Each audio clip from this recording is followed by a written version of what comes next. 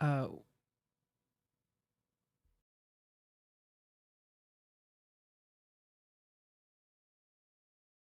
yes, we have started, but they can't hear you. They can just hear me. So, ha ha ha. Random voice at the beginning of the show that nobody understands the context for.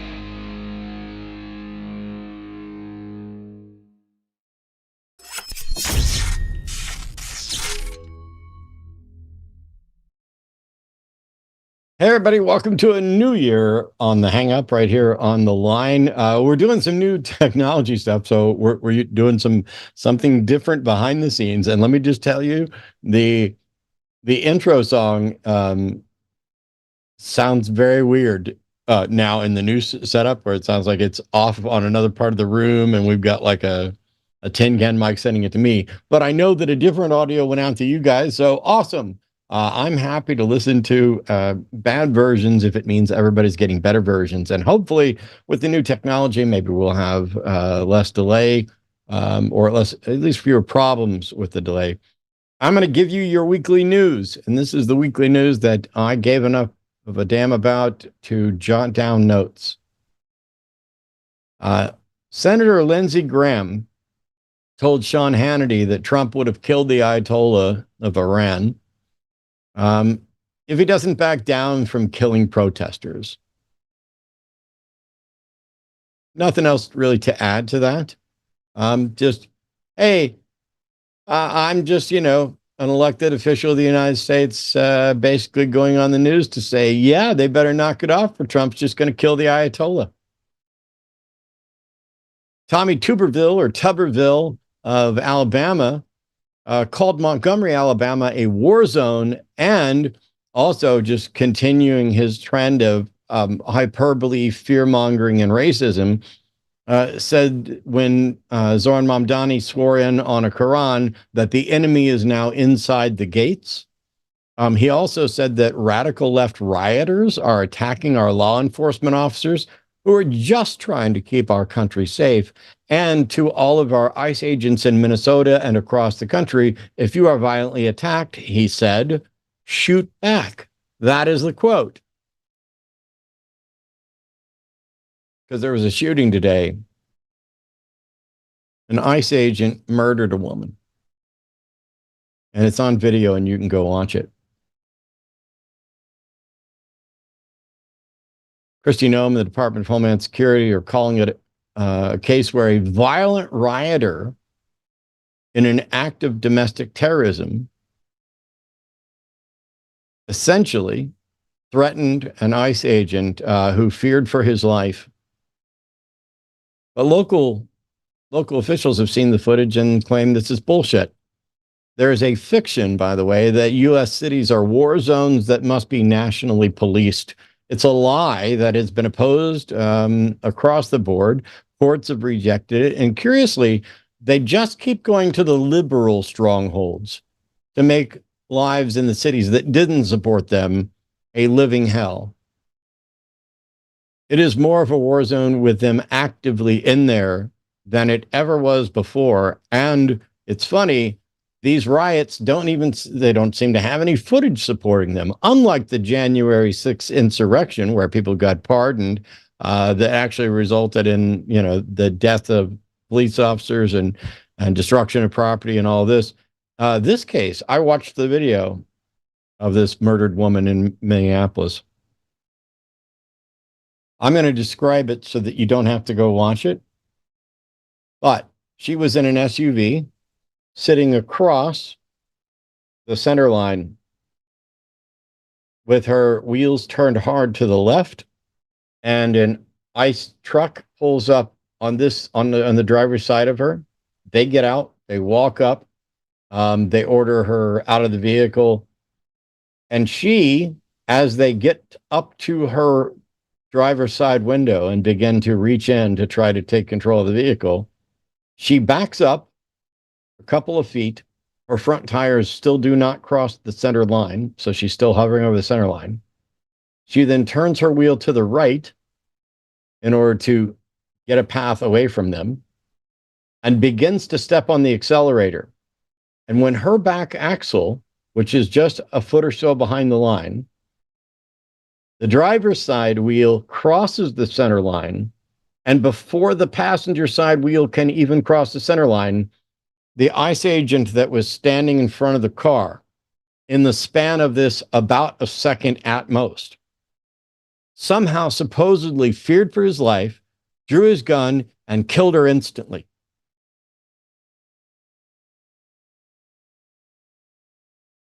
By the time she had stepped on the accelerator and moved less than a second, less than a couple feet, he had drawn his weapon, fired, and killed her. I don't see any justification for a weapon to be drawn. I don't see any violent act on behalf of the individual who's now dead. And I don't see how deadly force is even remotely authorized there. These people are protesting. They're trying to make things difficult, and you can arrest them. And you could even argue that she was resisting arrest, but that's not a justification to kill somebody, which is why they tell the terrible lie that this lying, murdering, fascist garbage feared for his life. They murdered that woman, and they're trying to claim that because the vehicle was starting to move forward, he feared for his life. There are also people who are editing that footage to change the order and timing of the audio so that when you hear a motor accelerate, and when you hear firing, reports are that those things are being changed and edited to pop up their narrative. So yeah, puppy killer Kristi Noem keeps pushing her Proud Boy murder for hire racists who jerk off to Soldier of Fortune magazine, who wouldn't qualify for proper law enforcement or the military, which is already a fairly low bar. These are the individuals that have no business in law enforcement, and yet there they are. It reminds me of one of my favorite songs from 1989. Concrete Blonde is one of my all-time favorite bands, and they have a song called God is a Bullet. I think I've read part of it before, but I'm going to read real quickly, like just the first couple verses. There's a green plaid jacket on the back of the chair. It's like a moment frozen forever there. Mom and dad had a lot of big plans for their little man. So proud. Mama's gone crazy because her baby's cut down by some teenage cop chase wore out of bounds. It was the wrong place, wrong time, wrong end of a gun, son. Shoot straight from the hip. It's all forgone in a trigger slip. All gone forever in a trigger slip. But the second verse is basically one of these Proud Boy Soldier Fortune types joining ICE. And they're going to call me, son. They're going to stop picking on me. I'm a high school grad. I'm over 5'3". I'll get a badge and a gun and I'll join the PD and they'll see. He didn't have to use the gun they put in his hand, but when the guy came at him, well, he panicked and ran, and it's 30 long years before they give him another chance. We are taking untrained, unqualified people and putting them in terrible positions of law enforcement that may actually violate U.S. law, posse comitatus, principles of due process, and more. And now, a protester who may have been resisting arrest is dead instantly. Governor Tim Walz, who, by the way, is not seeking re-election as he's focusing on a corruption case in Minnesota, issued a warning to ICE and President Trump and Secretary Puppy Killer. Mayor Jacob Frey, Minneapolis, went on the air and told ICE to get the fuck out of Minneapolis. We're living in a new world where the president tosses around, F-bombs, and you know what? So's everybody else. And my answer is good. It's time for some fucking adults to throw some fucking language around in the room, at least to look serious if you're not actually going to be serious. I mean, you can at least pretend at being serious if you're not actually going to do anything. But hey, that's what's going on here in the United States at the beginning of January. I would imagine there'll be several more shootings, and probably some that will ignore and do nothing about involving schools at some point. Who knows? Well, let's see what's going on in international news related to the United States. Speaker Johnson dismissed the notion of any military action at all against Greenland as not a thing.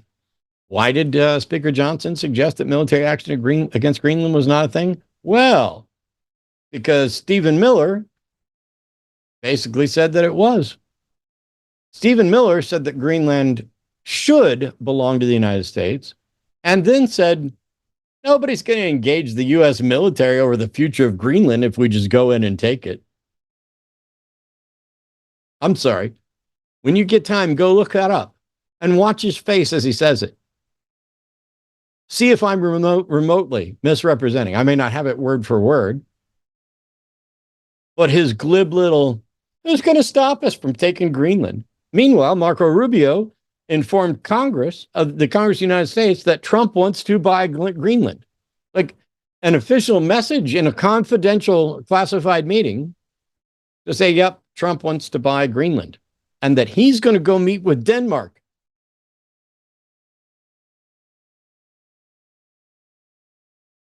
And when Stephen Miller says, who's going to stop us? They're not going to stop us. He's right. They're not stopping us. Trump secretly attacked and invaded Venezuela and kidnapped the leader of that country and his wife, brought them back to the United States to face trial on some charges related to drug stuff in New York. We'll see. I mean, don't get me wrong, Maduro is awful. And based on everything we know, he's probably guilty of countless things and should be facing trial.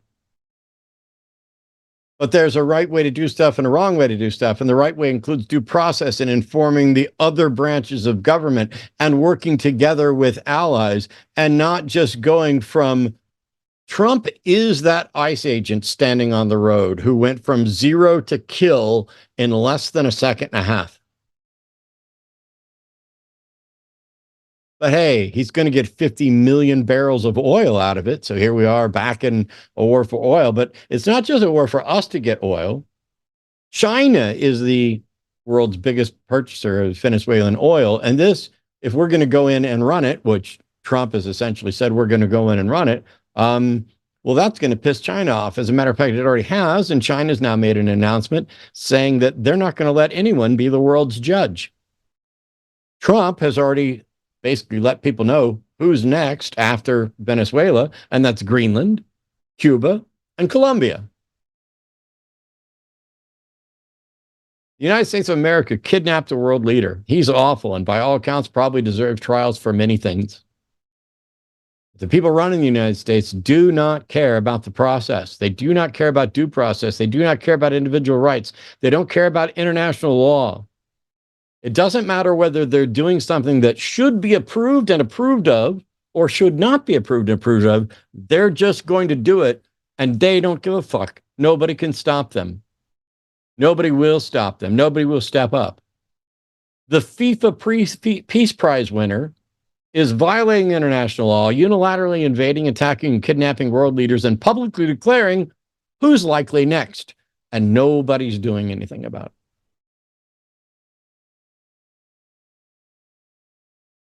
Good job, MAGA.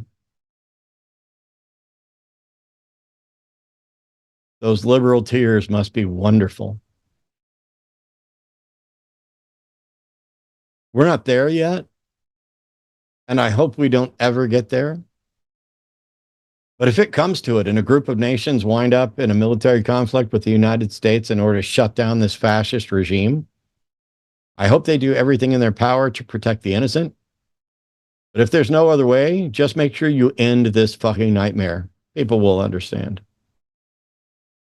And then, coming back home, I've been getting reports, although I haven't been able to verify any of it or if it's real, which is why I included this for last. It may not be real.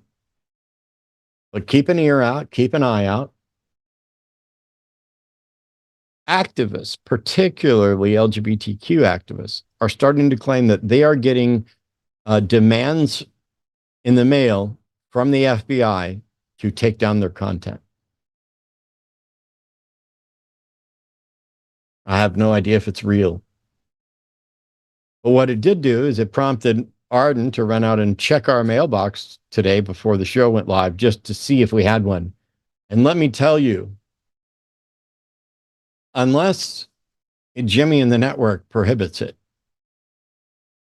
if we wind up getting letters from the FBI to take down content, I'll be going live and showing those letters. And if I can't do it here, or the risk of potentially damaging other people, I will do it on my channel. That's a promise. Whatever it costs me, if this is how they're going to do it, I'm going to use that platform to blow up the biggest video ever and maybe get one last Google paycheck before the FBI comes to take me away and take down my channel and everything else. But at least they'll know. At least everyone will know. Oh, comedy's legal again. No, it's not. Speech is free again. No, it's not. We're the law and order group. No, you're not. We're the people of peace. No, you're not. You are vile, hateful little children who are terrified and pissed off that there was a black president and that there's queer people running around free and that Christianity and Islam and all of these religions are obviously in decline. You cannot even begin to defend any of them, which is why you don't bother calling in anymore. You guys know. You would rather. Have you seen the debate organization that I used to be associated with? The ad for their latest one has got 3 Christians, one of whom's an ex-Muslim, all working together. One of them's an admitted child rapist. I mean, it is absolutely embarrassing. And we're here doing multiple shows all week, or multiple shows throughout the week, most of which are ready for any sincere believer to come in and justify either their religion or, in the case of the political shows like tonight, how they can still be supporting the MAGA movement. Either of those, I'd love to get defenses on. But I'm pretty much convinced that all the people who still support those things, they have no interest in convincing anybody. They have no interest in defending their views. They have no they know. I mean, it's not just like there used to be, and there still are, communities of people who want the best for everyone, but they don't necessarily know and understand all the right details and the right methods to build towards what's the best for everyone. And so they're going to make the mistakes, but there are genuinely people out there who don't want the best for everyone. There are people who want the best for their billionaire pedo friends. There are people out there who want to keep the Epstein files hidden. There are people out there who know when Trump says my friends will get hurt to Marjorie Taylor Greene, what he's talking about. And you can go, Mr. President, and you can steal the president of Venezuela, and you can invade countries left and right, and you can, act like a pirate and take oil vessels from all around the world. And it's not going to make us forget the fact that there's still over 1.5 million Epstein files still waiting to be released with details that we know you've already said will hurt your friends, and I'm pretty sure they're going to hurt you too. Some of us can't wait. Tonight's guest from the Deconstruction Zone, Justin's back again, and Justin's going to be on regularly with me because you guys love him. We love him. He's great. But Justin and I were talking right before we went live about the process of us finding our way out of religion, and how in both of our cases, we made a political, a moral, a change of heart came before a change of mind. I've wondered, since while we're getting calls and everything queued up, Justin, if you'd take a couple minutes and talk about what that process was like. And welcome again, like always. Oh, I can't hear you. Oh, sorry, that was muted while you were on your intro. There we go. So, like, everyone knows I was a Christian for a long time, but what people might not know is I was a Republican, because where I grew up, like a lot of rural areas, you kind of have to be a Republican like before they even allow you to be a Christian. And during Bush #2's term in office, as a Christian, I came to the conclusion that a Christian couldn't support the right wing. It's just not possible, especially if you believe Jesus's words and you believe in nonviolence and you believe in treating everybody equally. Like, you just cannot be a member of the right wing. So, I deconstructed from Republicanism probably by age 18 or 19, somewhere in there. And it wasn't that hard. But you know what is painful is the same pretzels we see Christians do now when you bring up, well, listen, the Bible, God says that, like, hey, you can own slaves. I'm going to cause you to cannibalize your children as punishment, all kinds of horrible stuff. And Christians will turn themselves into pretzels trying to justify these atrocities. Well, they do the same things in politics. Something horrible will happen. We'll invade a sovereign country, kidnap their leader, and then the sycophants for the administration will go into apologetics mode, and they'll literally twist themselves into a pretzel trying to figure out how they elected a president of peace, but now it's okay if he invades a sovereign country. It's crazy.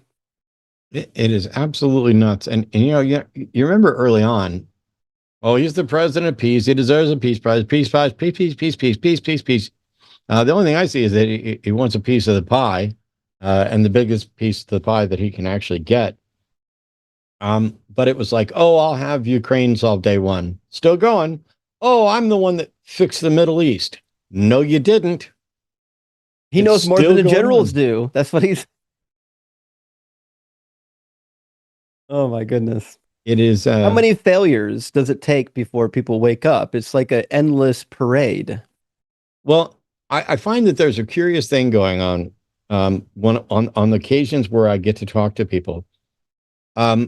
They acknowledge, it's like that book, Mistakes Were Made, but Not by Me. They've taken that idea, and when things go wrong, they buy into Trump blaming everything on Biden, everything on the previous administration, everything on the Democrats. It doesn't matter if none of them have any power. It doesn't matter if his name, not auto-pinned, is literally on the documents that caused the problems. Mm-hmm. It doesn't matter what he said he would do. That's part of it too, is it turns out there are people who think all politicians are liars, and they're not wrong. Everybody's going to lie about something. And there's, it's a mess of a system. Things are broken. Things are corrupt. I'm not saying go Democrats or go Republicans at all. I'd like to get honorable, ethical people in, no matter what party they're associated with, and lock up all the, in the corruption, lock up all of them that are guilty. If Walz is involved in the corruption there in Minnesota, he should have to pay. As is the same for the people who basically siphoned money from DHS and falsified documents while Biden was president. That is what's supposed to happen. And yet people are looking at this and saying, oh, well, I didn't believe him when he said he was going to do that anyway. Oh, wait, so somebody made a claim or a promise. You didn't care if they meant it or if they had any chance ever of implementing it, but you voted for him based on it. And then when it doesn't happen, you're just like, yeah, I didn't expect it to happen anyway. Okay, why are you voting based on things that you don't expect to happen? And the truth is, they wanted certain groups to pay. And they didn't know or care about the specifics related to it. They took a narrative about, oh, the illegal aliens are coming in, they're stealing your job, and they're getting free healthcare, even though that's absolutely not what's happening. Not the case. And so that gave them somebody to pay. What happened to all the stories about they're eating the dogs, they're eating the cats? Boy, that stuff vanished as soon as, and none of it was real. It's not easy to get into this country and survive as an immigrant. In fact, I've got quite a few of them in my neighborhood. And what people don't realize, so we've got a program where I live in Ohio where we have an agreement with a couple different nations where we, I don't want to use the word import, but we accept a certain number of asylum seekers every year. And what people don't realize is these people that are coming over have to repay, they have to reimburse our government for some of the benefits that they receive. So they get some benefits for the first 7 years. And then after that 7-year period is over, they have to start repaying some of that stuff back. They don't just give you free stuff. That's not how that works. And I realize if you don't know anyone who's gone through it and you've just listened to the talking heads on TV, you might get convinced that something untoward is happening when we let people into the nation, but that's just not the case. And even if they come in illegally, I worked with illegal immigrants at one point in my life. Guess what? They pay taxes too. Every state in America, we literally cannot pay you. We cannot send a paycheck to an individual until we've been given a valid Social Security number. So even if it's a wrong Social Security number, taxes are being withdrawn from that check under that Social Security number. So it doesn't matter. They're getting paid. We're collecting taxes. It's going to be okay, I promise. And we're all fucking immigrants anyways. We stormed into this country. None of us belong here. We stole it. That's just, it is what it is. And we can't fix the past by trying to be assholes to people coming over to better their lives now. Yeah. I tell you, I was looking for some actual data sheets, but I think we've got a caller ready to go. So we're going to start making calls. Let me make a couple quick announcements out of the way. This is like all the other shows here on the Line Network, a call-in show. You can call 720-619-2288, or you can look down below in the description for a call-in studio link that you can call from a web browser. We are always going to prioritize theist calls on shows on this network and definitely on my shows. And I'm also going to be prioritizing actual phone numbers as opposed to the web client in a number of cases. But what we want is someone to call in and say, hey, I believe in a God. I believe in something supernatural. I believe in something you guys don't believe. And I think there's really good reason to believe it. And I'd like to share that because I think you should agree with me. And that could be for a God. It could be for, I don't know, something related to political stuff. We had a theist caller on and they dropped. So, I mean, we were here just for a couple minutes. But That's we do have some atheists lining up as well. And listen, we can be convinced. For people who know our backgrounds, we were once in the opposite camp. We were presented with information that changed our minds. And we're here admitting if you can present the right information, maybe the best argument to change our minds, we're willing to do this. If you drop the information that could only result in theism being true, I'll be on my next live stream saying theism is true. So, I mean, it's not going to affect me. I'm going to be out there trumpeting for the truth, no matter what the truth is. It just happens to be that like the non-God hypothesis seems to be the true one.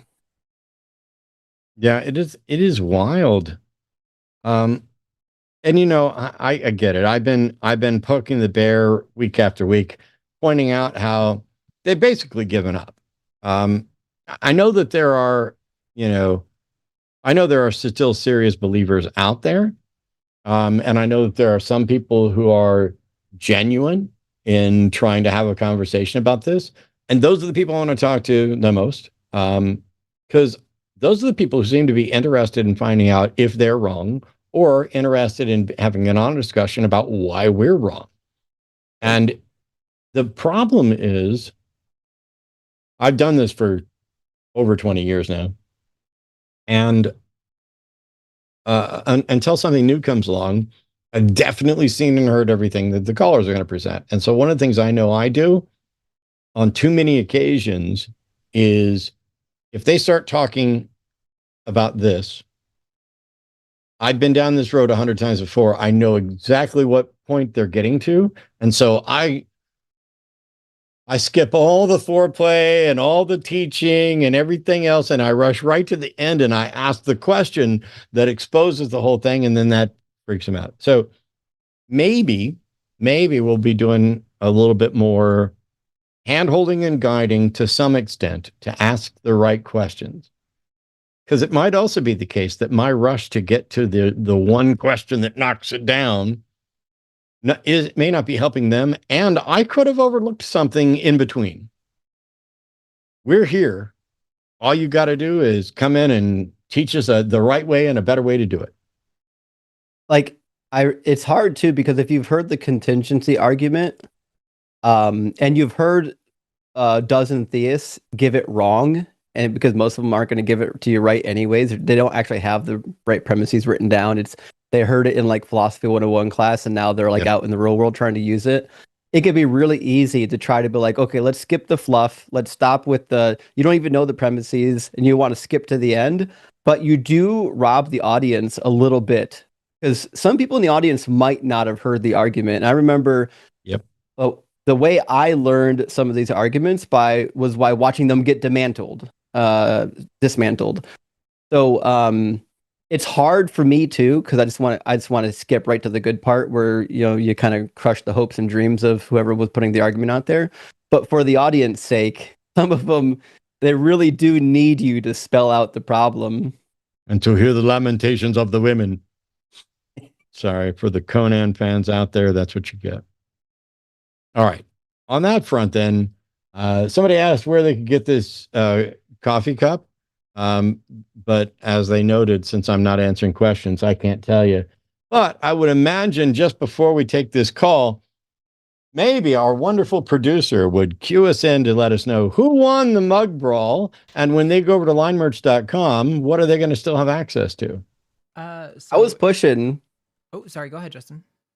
So I was pushing. Listen, Deconstruction Zone members, if you didn't buy enough mugs to get me in the top 3, it will break my heart a little bit. I'm just saying. Currently, Jimmy was the winner of the official challenge, so his merch will get turned into merch for the whole year.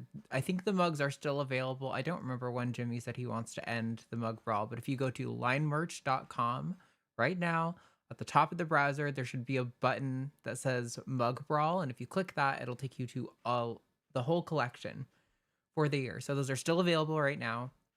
If you want to sneak in and grab those before they go away. I think they'll be going away definitely by the end of the month, probably like middle of the month. But I don't know. Jimmy has not conveyed his wishes on that matter, or I didn't pay attention when he did.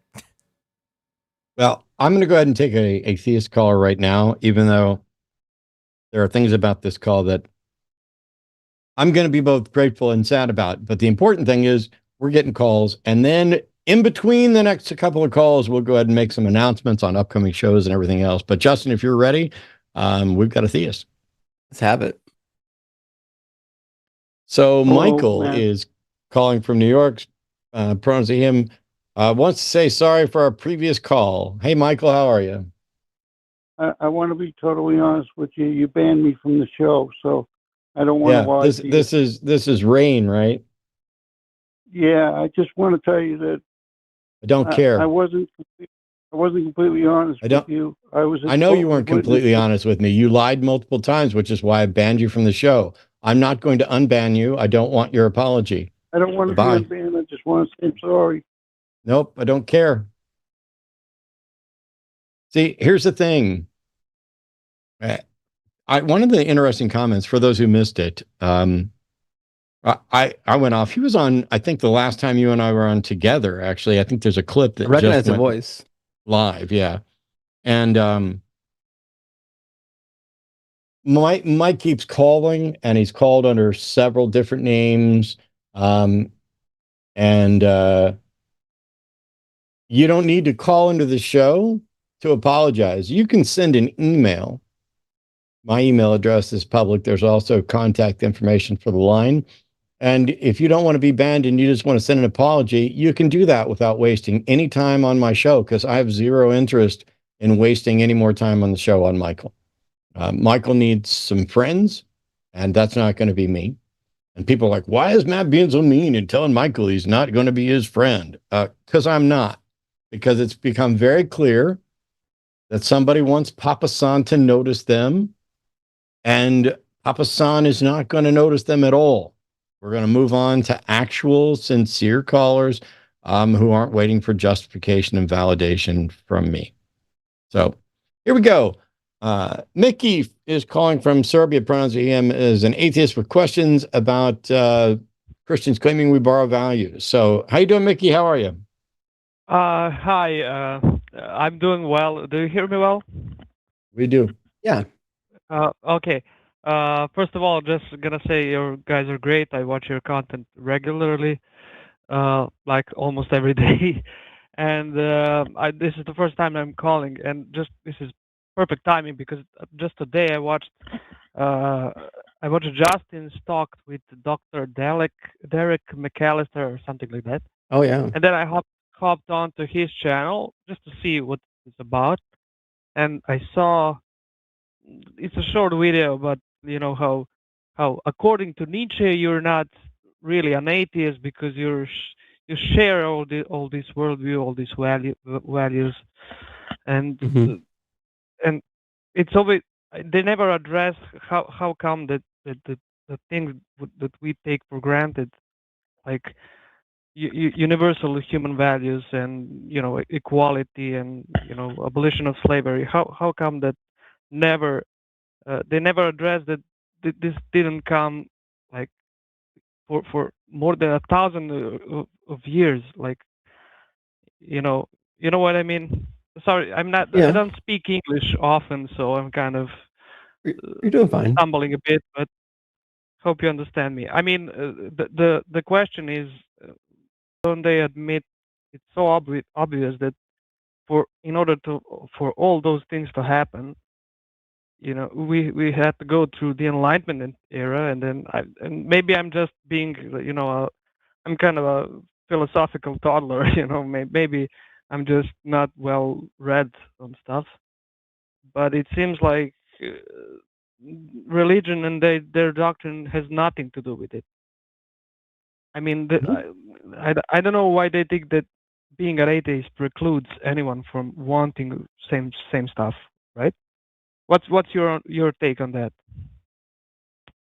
Well, I suspect that the thing that they are saying we're borrowing is typically their objective morals. Like most of the time, when people say atheists steal from the theistic framework, it's because we have like moral framework.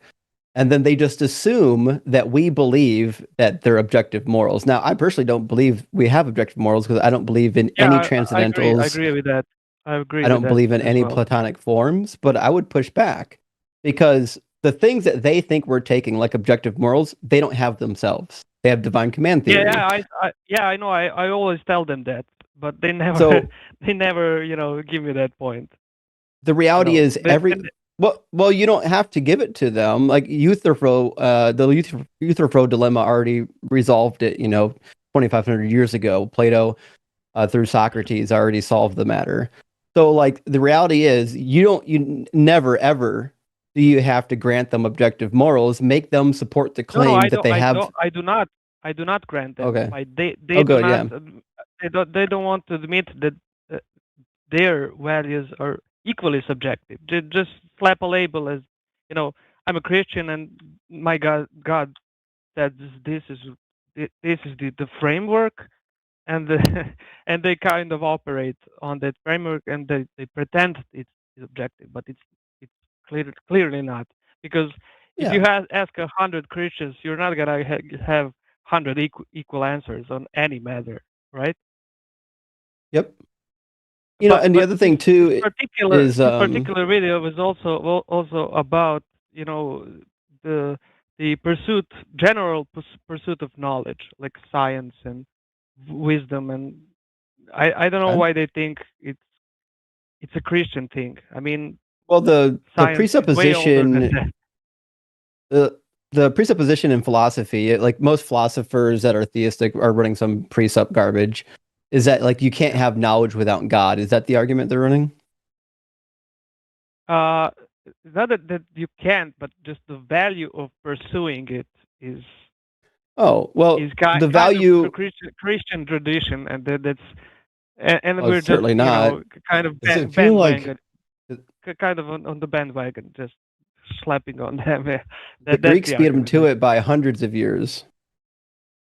Yeah, I'm Sorry, wondering. can you repeat that?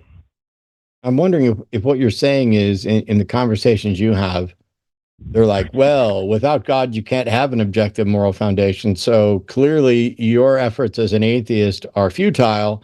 And if you think that they're not, then you must be borrowing from our worldview. Except I'm not, as Justin was pointing out, I'm not having to borrow from their worldview because I'm not necessarily asserting an objective moral foundation. Yeah. But I'd I'm also not point either. out that I'm not. I always openly state that morality for me, and I don't think it's objective anyway. So I I didn't immediately say you always did. say to them that it's I'm clear, just never mind. Do you want me to continue? Well, maybe Do if you whatever you could need to do. better define the problem, because it sounds to me like we don't really know what your complaint is with the theist yet. My complaint would be how to get them to admit that it's only a matter of labels. Like if Well, you be say you're a specific. Christian and I'm not, Which entity, which thing are we stealing specifically, and we can address this specific thing. let's say knowledge, just the truth. That's just Okay. the definition of truth. Okay, so they're going to say without Christianity, there's no reason to value knowledge, right? Yeah, and know Okay. if knowledge can be possible without God. Well, that goes back to you need God to have knowledge, Yeah, which yeah. was what I said Yeah, a yeah. minute ago. You said that wasn't it. So I guess I'm. I mean, it's part of it, but I was referring to this specific video, so it's part of it. Yeah. Okay, so the reality is, like, even in the theistic framework, you have no idea whether or not you have correct knowledge. God could literally be deceiving you for reasons that are beyond your understanding. In fact, God's ways are higher than yours, anyways. And so the knowledge worldview for Christians has to collapse back into like global skepticism, anyways. But knowledge isn't like a thing. It's not a substance. It's not a platonic form. Yeah. It's not a thing that you Process, can yeah. possess.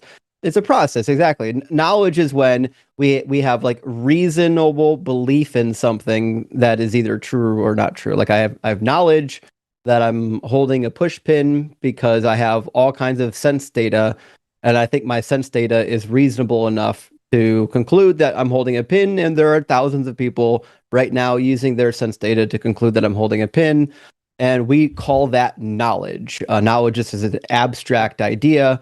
So the reality is, like, you don't have to have a God in order for knowledge to be knowledge, because knowledge isn't a thing that exists. It's not a thing that I have to give like some sort of an ontological argument for. It's just a process like science. Science is the thing that we engage in.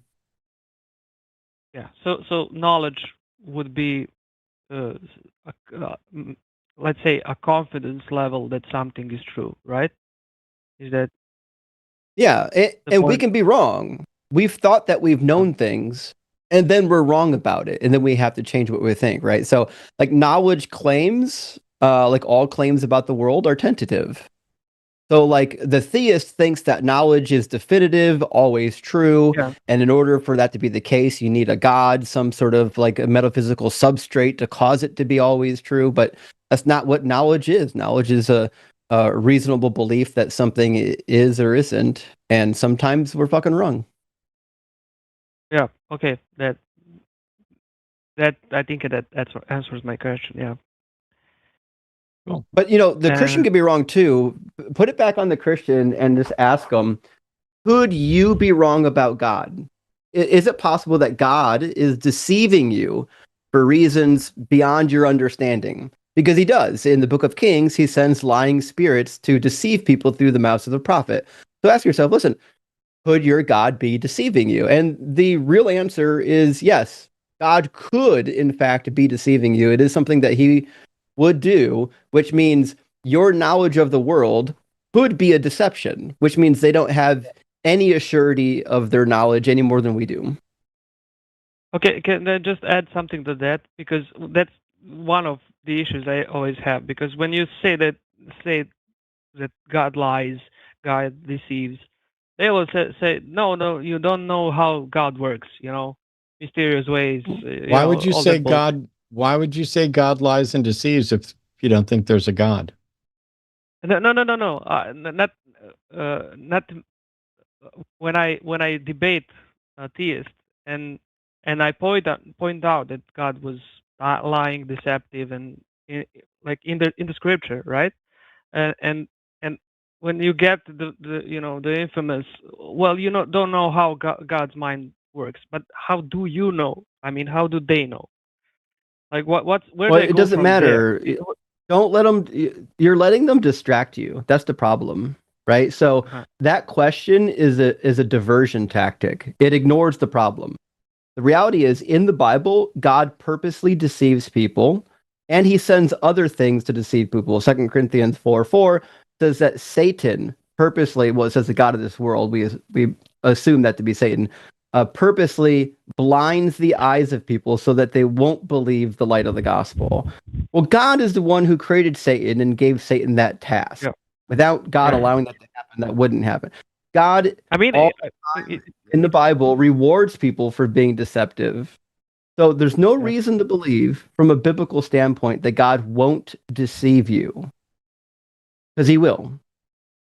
Yeah. I mean that is clear to me, but when I say that, I always get like, but you don't know why God would do that. God, you don't What have does it the matter mind of a why? God. Again, that's a diversion. It doesn't I matter know, I why. know. I just So don't know how to the get them question to isn't like why God does it. The attribute. question is, does God do it? Right? So if God does in fact deceive people, what that means is that he could do it when we don't even know he's doing it. There's no reason to believe right now that God's not deceiving all of us. We could literally be deceived to be in a matrix right now. We could literally be deceived to be brains in a vat. We have no idea. We have no idea if God is deceiving us or not. Yeah, of course. But then you get that I'm reading the scripture wrong, and it turns out that I've listened to I haven't known you, until recently, and I started watching your content, and all of it boils down to exactly that: distractions, distractions, distractions. It's always you read in the scripture now. Oh, you're not thinking of like God does, and I don't know where to go. I'm kind of got to the These are point all where just thought terminating distractions. You have to yeah, hold their feet to the verses. Tell them whatever yeah. your Okay, answer is, whatever your response is, it needs to be in this passage. Tell me what your response is. Don't let them ramble off on some other nonsense. If they ramble off, bring them right back. Say, hey, this verse says this. If it doesn't mean what it Yeah. says, then tell me which word in this verse needs translated differently and how you know. Okay. I'll admittedly, I will need to brush up on scripture. I'm pretty weak there. So, I mean, I watch a lot of content, but without the content, I can't do it on my own. Yeah, I'm not yet. So, You Right. just I keep mean, practicing. We're gonna I move on will. to some I theist will. colors now. You Yeah, can maybe they'll say some of the same things, and you'll get some tips to help you do similar okay. conversations. Thanks for taking my call. Please, thanks so much, Mickey. Take care. Cheers, Mickey. Best of luck. It's a difficult thing. I mean, especially if you're really nice, if you're nice and you're new to this and you're wanting to get involved, but you haven't dealt with everything. First of all, best tips: listen, take notes. Don't try to give answers to things you don't know or don't understand. You can always just say, I don't know, let me think about that and get back to you. And then you should think about it and get back to them, because you should do what you say you're going to do. But you don't have to have an answer for somebody right here, right now. And one of the best things to do is something that I'm going to do on several of these calls here coming up soon, which is, I have no reason to think that's true, but if it were true, how does that make your case? But we're going to start with an individual whose name I'm probably going to have difficulty with. I think it's Sarsatem. Wait, what happened? Oh, I think it just dropped. Sarsatam was calling from Nepal, and they said that God came to them with a message for me. It seems It wasn't that important. it seems that you've dropped. Hopefully you'll get back, and maybe we'll find out what God's message was for me. All right, let's try a different theist. So George is calling from Greece, and says the Jordan River reverses its flow during the Feast of the Epiphany. Hi, George. That's not true, not reported or recorded in any scientific or responsible news source. But if we pretend that it is true, what does it prove? That there's a supernatural force that, because the river wouldn't do that naturally. So the fact that it does it, it proves that there's someone else out there that's more powerful than us that's doing. So first of all, it doesn't do that. But if it did, how would that prove that there was a God? First of all, there's so many videos of it happening. Like, you can search it up. Yes, and YouTube. the scientists doubt the videos, just like they should doubt the videos, because there's been no scientific observation or confirmation of it happening at all. There's just reports over and over again around the Feast of Epiphany, and it's been that way for ages. Rather than sitting here arguing about whether or not it happens, I'm saying let's pretend that it does happen, and you explain how that proves that a God exists. Okay, I guess it doesn't prove that there is a God, but what does it prove? That there's someone. Maybe it's an alien. I agree with you. Maybe an alien does it, but it says it proves that. How did you determine that some person, an alien or a God, is doing it? Because it happens only when the priest throws the cross in the river. So since it happens that specific time, then whoever does it or whatever does it wants it to happen when the Orthodox tradition is about to. So you're saying that a priest can come over and throw a cross in the river, and that causes something to make the river flow backwards. That's what you're saying. Yeah, there's so many videos of it happening. So I don't need you to tell me about videos, and I don't need you to expand. I'm asking questions that lead toward a conclusion. So why don't the priests get together and invite down the scientific community and have them take measurements of the flow of the river before, and then have them throw the cross in there and have these same scientists take measurements of the flow of the river, and then you would have a scientifically documented river reversing. Why haven't they done that? They don't have to. It's free. Whoever wants to go, they can go. So it's not their job. I'm sorry, George, but if the goal is to demonstrate a miracle to the world, why would they not be actively getting people down to confirm it? Because right now it's bullshit. Why don't they take some That's step not to their make it goal, not because bullshit? that's not their goal. It's not the priest's goal to do that. It's just It's they not the want priest's to. goal. Wait, hang on. It is not the priest's goal to convince the world that their purported miracle is real. Yeah. Then they're liars who are useless. They don't care about the truth. Okay, but my question was about the videos. I've seen them, and I don't care. river. I do not believe that the videos demonstrate a phenomenon that confirms anything supernatural.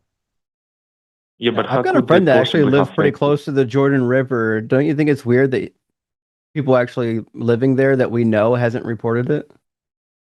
I can go ask. You want me to go ask him? Yeah, you can do your research, but I've I'm already not- done my research. I'm I not did sure. it years ago when this first came up. And I also did research into epistemology. And the question is, even if it were to happen, what would that confirm? And the answer is, it would not confirm a thing. You think it would confirm that there's some agent or alien or God doing it, but you haven't demonstrated that that is the probable explanation for this, nor have you demonstrated that it actually occurs. Instead, you want me to go watch YouTube videos. Well, I've seen all kinds of YouTube videos, especially since AI come out.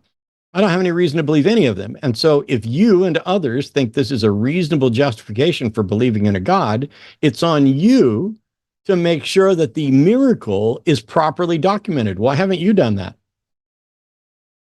Because in my opinion, it is properly documented. These videos were super old, way before AI existed. And I didn't say that they had to be clearly- way AI. It's funny how you keep making excuses for shit rather than answering the question. Why haven't you confirmed to the world that this miracle occurs? Because I'm too broke to go there, record it, and get a team of scientists to. So you've never been there and seen it for yourself? You've only seen videos on YouTube? Yeah. And you believe it? Yeah, because I don't These care videos why. clearly- The answer is yes, you believe it because you're gullible. okay. But can I ask, what did you find when you did your research about this topic? Did you find Yes. a reasonable explanation for that? I couldn't even find reasonable confirmation that it actually occurs, and no reasonable investment into the broad phenomenon to show with an explanation for something that you've never witnessed, never interacted with, and has never been scientifically investigated, and yet you want to say it's a miracle. Okay, fair enough, I guess. Thanks for taking my call, I guess. Have a good night. Okay. I don't have anything else. It's wild. Hey, I saw a video and people claim that the Jordan River reverses itself during the Feast of Epiphany. Okay. If that were to happen, what does it prove? I mean, if it actually happened, there would be an investigation and everybody would know about it. And we'd actually have the reason. And I'm sure the reason would be some sort of naturalistic phenomenon. Yeah, I mean, I just checked. This doesn't even make the list of curiosity entries for the Jordan River on the Wikipedia page. Like, there's not enough people who have bought into this to even include it. There's a listing in there about the religious significance. There's a listing in there about how it's referred to in the Bible, about, being opposite Jericho, all this stuff. And yet there's nothing to lend any credence to these videos that people are seeing. And it doesn't matter how old they are. I'm saying that, at a minimum, I have no reason to think that they're legitimate, but also it's very, very easy to frame a video in a way that hides something else. And if his claim is true, or something that he hasn't seen, that the priest just throws a cross in there and the river reverses, how is that not something? Do you know how many believers? You know how much the Templeton Foundation would love to confirm that exists? These are people who have tested intercessory prayer and potential miracles around the world. This is less impressive than the various miracles about surrounding the Lord miracle water healing stuff, which also has failed to stand up to scientific rigor. This is a really bad, grainy video. It's super shaky. It's hard to make out what's happening. It looks like it was done in the 60s and then copied 100 times after that. So it would be degraded. And I don't know if people know this, but we've been doing this for a long time. You can take an album or a movie or a video and you can reverse that. You can just turn it backwards, y'all. Well, the other thing is that bodies of water. So I'm looking at a video from 2017, and there's some people standing on the bank, and the guy's got a camera, and he's pointing to the right and pointing to the left, suggesting that because he's seeing waves moving in a certain way, that's the way the river flows. Well, I'm sorry, but I spent 8.5 years in the United States Navy. I'm qualified to drive aircraft carriers all the way down to small boats, pretty much everything except for submarines, LCACs, and a couple other things. But I also had to drive small boats. And anybody who's driven small boats, especially on rivers, and especially where there are estuaries and other things, there are places in the river that during normal flow would move in one direction. But when the river becomes blocked, let's say, I don't know, by a few hundred people coming down for baptizing, you can locally create an eddy that changes the apparent flow of the river in some way. But the river is still flowing downstream. Local chaos and local reversals are something that you can do, just the same as if you get one of those above ground round swimming pools, like everybody had, all of my rich friends had. They had the cheap above ground pools that we couldn't afford, and we would go over to their house. And what did we do every time? There'd be 10 kids in the pool, and we would all start walking, clockwise or counterclockwise around the edge of that pool to get the water moving in that direction. And then once it got going, we were running along with it and having so much fun. And then you'd have everybody try and stop and reverse it and all this other stuff. You can move water. One person can move the water in that swimming pool with the effort. When you have a whole bunch of people down at a riverside, and let's throw a cross in there and we'll watch. And I'm going to bet you money that the cross is the thing that they're using to try to claim that the river's reversed its flow. Because they'll throw it out there, it'll float, and it'll start doing a circle thing and maybe start head upstream a little bit. That's because the surface of the water isn't necessarily moving in the same direction as the flow of the river. Probably the reason why scientists haven't gone to investigate it is because they have a basic fucking understanding of heat transfer and fluid flow and fluid dynamics, and are like, yeah, that's a nothing. It's only these scientifically illiterate and clueless that would think a miracle occurs when they throw the cross in and the river reverses. Really? That's a really long river. If the river reverses flow, does that mean at the point where it dumps out into a larger body of water, that dries up? Or are we draining a lake or an ocean? Ooh. It's strange, because this is one of those things where even if what you say is true, there's no reason to think it's a god. So I'm thinking about the position of the Jordan River, the camera position. I wish I knew if it was going north or south, because we know which direction the Jordan's actually turning. It's convenient that information is kind of left out of the video. You really don't know which direction it's turning. You don't even know what river it is, by the way. We have no idea what river this is. And the other thing too, I grew up close to a lake, and if you've known anything about the lake, there's quite a few situations where the waves are coming to the shore, and if you step in that water, you're going to get sucked 30 feet out from the shore real fucking fast because of an undercurrent. Just because a wave is moving in a direction doesn't mean that there's not a huge mass of water wanting to move in the opposite direction. Yeah. Anyway, we got a bunch of theists lined up. Let's get to it. Let's see if we can have some really good calls with a number of different theists. First up is Ryan from Canada. Ryan says he pronouns him soft theist. I think God doesn't reveal him or herself because they value faith. Hey, Ryan, how you doing? Hi, how's it going? I'm doing good. How about you? Well, I'm looking forward to this because my thought, well, no, I was going to cut right to the final question that would destroy everything you're going to say, and I don't want to do that. So, the floor is yours, Ryan. You're on with Justin and me. Okay, I'm like I said, I'm a soft theist, so I'm not that. I kind of go back and forth between agnosticism and theism at different times. I just think the most logical, I'm not saying this is necessarily true, but the most logical reason for why God doesn't reveal his or herself would be that to have proof of God, you wouldn't have faith anymore, right? It would just be knowledge. And I think if you could prove the existence of God, it would be pretty coercive to people, right? That you would be acting out of fear of a creator or a higher power rather than out of your own free will. And I realize that that's kind of what the Bible wants you to do, anyways.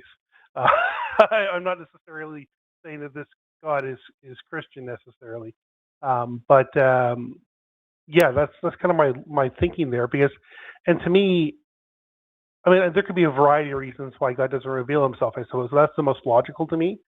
And Like it's clear not that God existing. doesn't just. Why is it more logical that the answer for the absence is a value for faith than non-existence?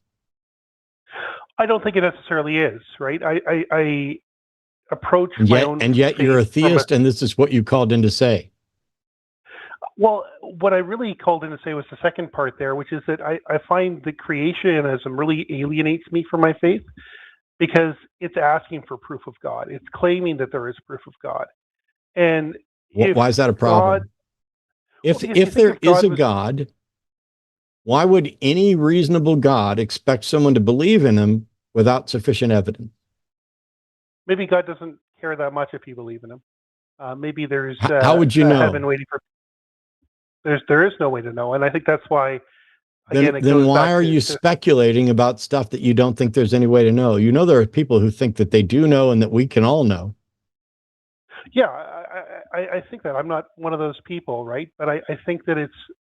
I guess what it comes down to is I don't necessarily believe in God, but I hope for a loving God, and I emphasize the loving part If there there because was a loving God, why wouldn't it reveal itself? again, because maybe they value free will. Are you familiar with the show The Good Place? Yes, I'm familiar with it and all the philosophy behind it before the show ever existed. Um, the the issue here, though, is that you're like, oh, maybe he values free will. How is it a violation of free will for someone to know that a God exists? For example, in your model, is there also a Satan that knows God exists? I don't know. I don't. I mean, I say my own personal beliefs, and I don't claim that my beliefs are like authoritative in any way. I don't really believe in a Satan. Like, I don't think that's part of a loving God, unless like Satan is just a tool of that God. That like I also don't think even biblically, and I have my issues with different parts of the Bibles being inconsistent and being. I think there's clear polytheistic elements in the Old Testament. Ryan, But Ryan,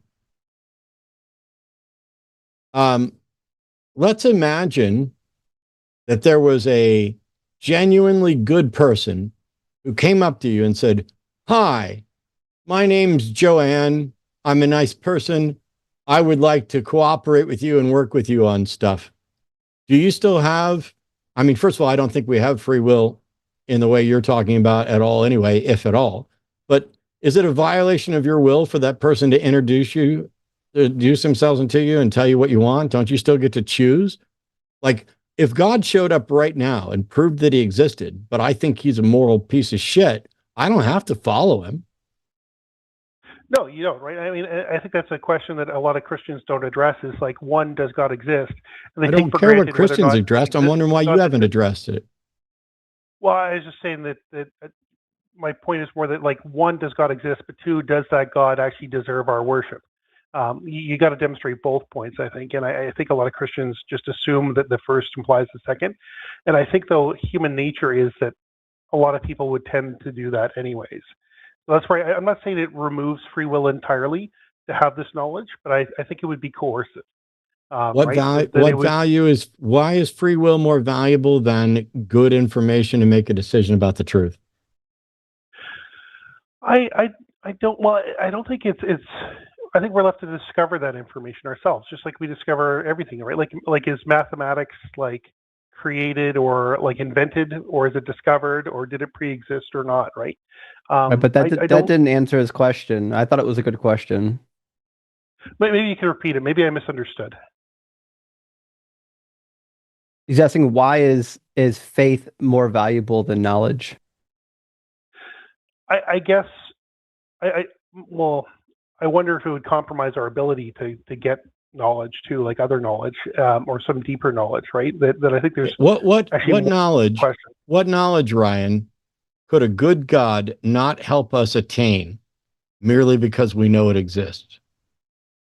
I guess the underlying implication to what I'm saying, which is different from most Christians, is that I don't necessarily believe God is all powerful either. I didn't ask anything at all about all powerful. I didn't ask anything at all about other Christians.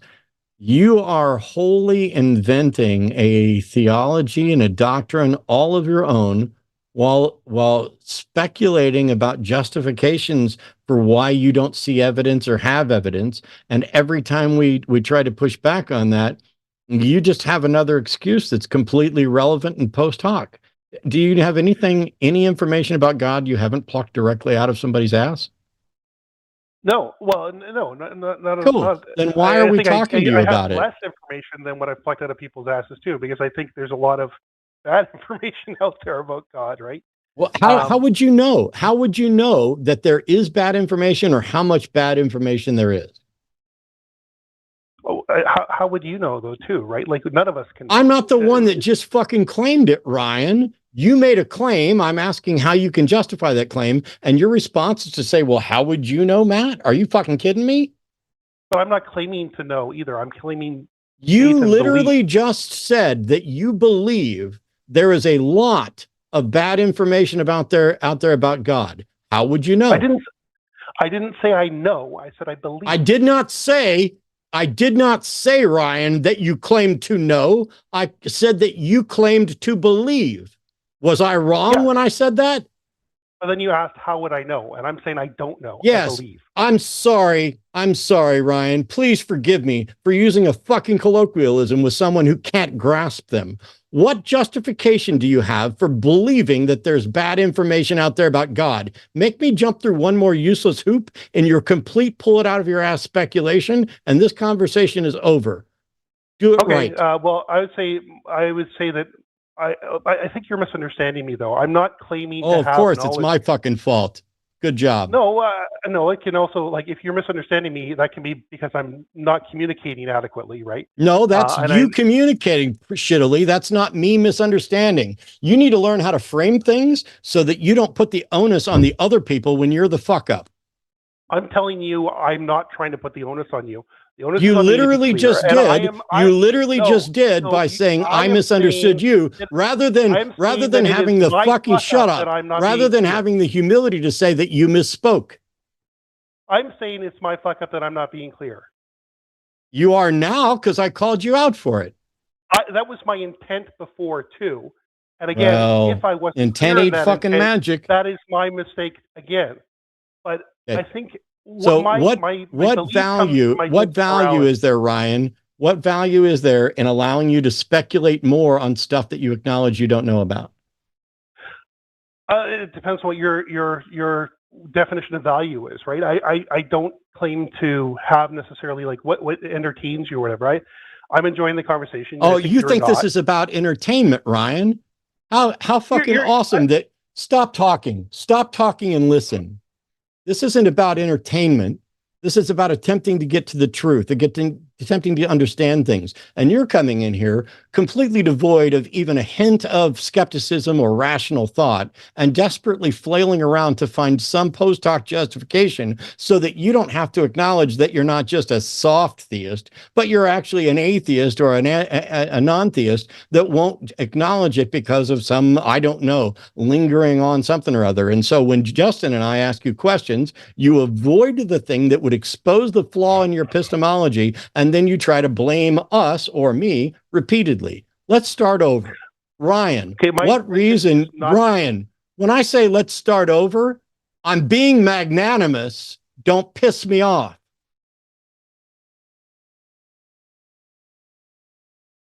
Would you like me to start over, or would you like to start over?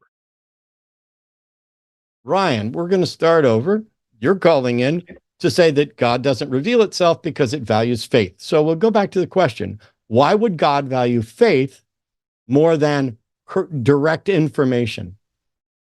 And I think my truthful answer is I don't know. And I then think, why on earth, if you don't have a like justification, when you say you don't know, that doesn't mean you're talking about knowledge. You're saying you are unaware of what the justification is for that, correct? Correct, yeah. Why are you advocating for things that you willingly acknowledge you cannot justify? How is that rational? Can I just, I know you said start over, but I want to acknowledge that your point about me probably being an atheist in denial is a very fair criticism, and I wonder that about myself. I don't care. I would like you to stop deflecting from the questions that I ask that you're too afraid to answer. What did I just ask you? The value is it gives me comfort. That's the value. I'm not claiming that it's value because it's the truth. I'm saying that, you know, we all want to I'd like to understand, Ryan, I'd like to understand how believing something, admitting that it's irrational, admitting that you do not have a rational justification for it, how does that bring you comfort? I'll get a little more emotional here, but it's because I'd like to see my mother again. So I get it. You picked a really bad day for this, Ryan, because my dad just got out of his second cancer surgery about an hour or so before I went live on the show. I'm fortunately, I think, going to get to see my dad again at the end of the month. I can fully understand, but I don't need a fantasy about an afterlife. I definitely cannot believe something for which I don't have a rational warrant. There are family members and people I love who I would love to be able to see again, but I don't have any reason to think that's real. Am I more likely to treat people better, people I care about, if I think I'm going to get to see them in an afterlife, or if I think the end is the end? Well, I don't think, I think there's a lot of evidence that people believing in an afterlife doesn't make them any better human beings.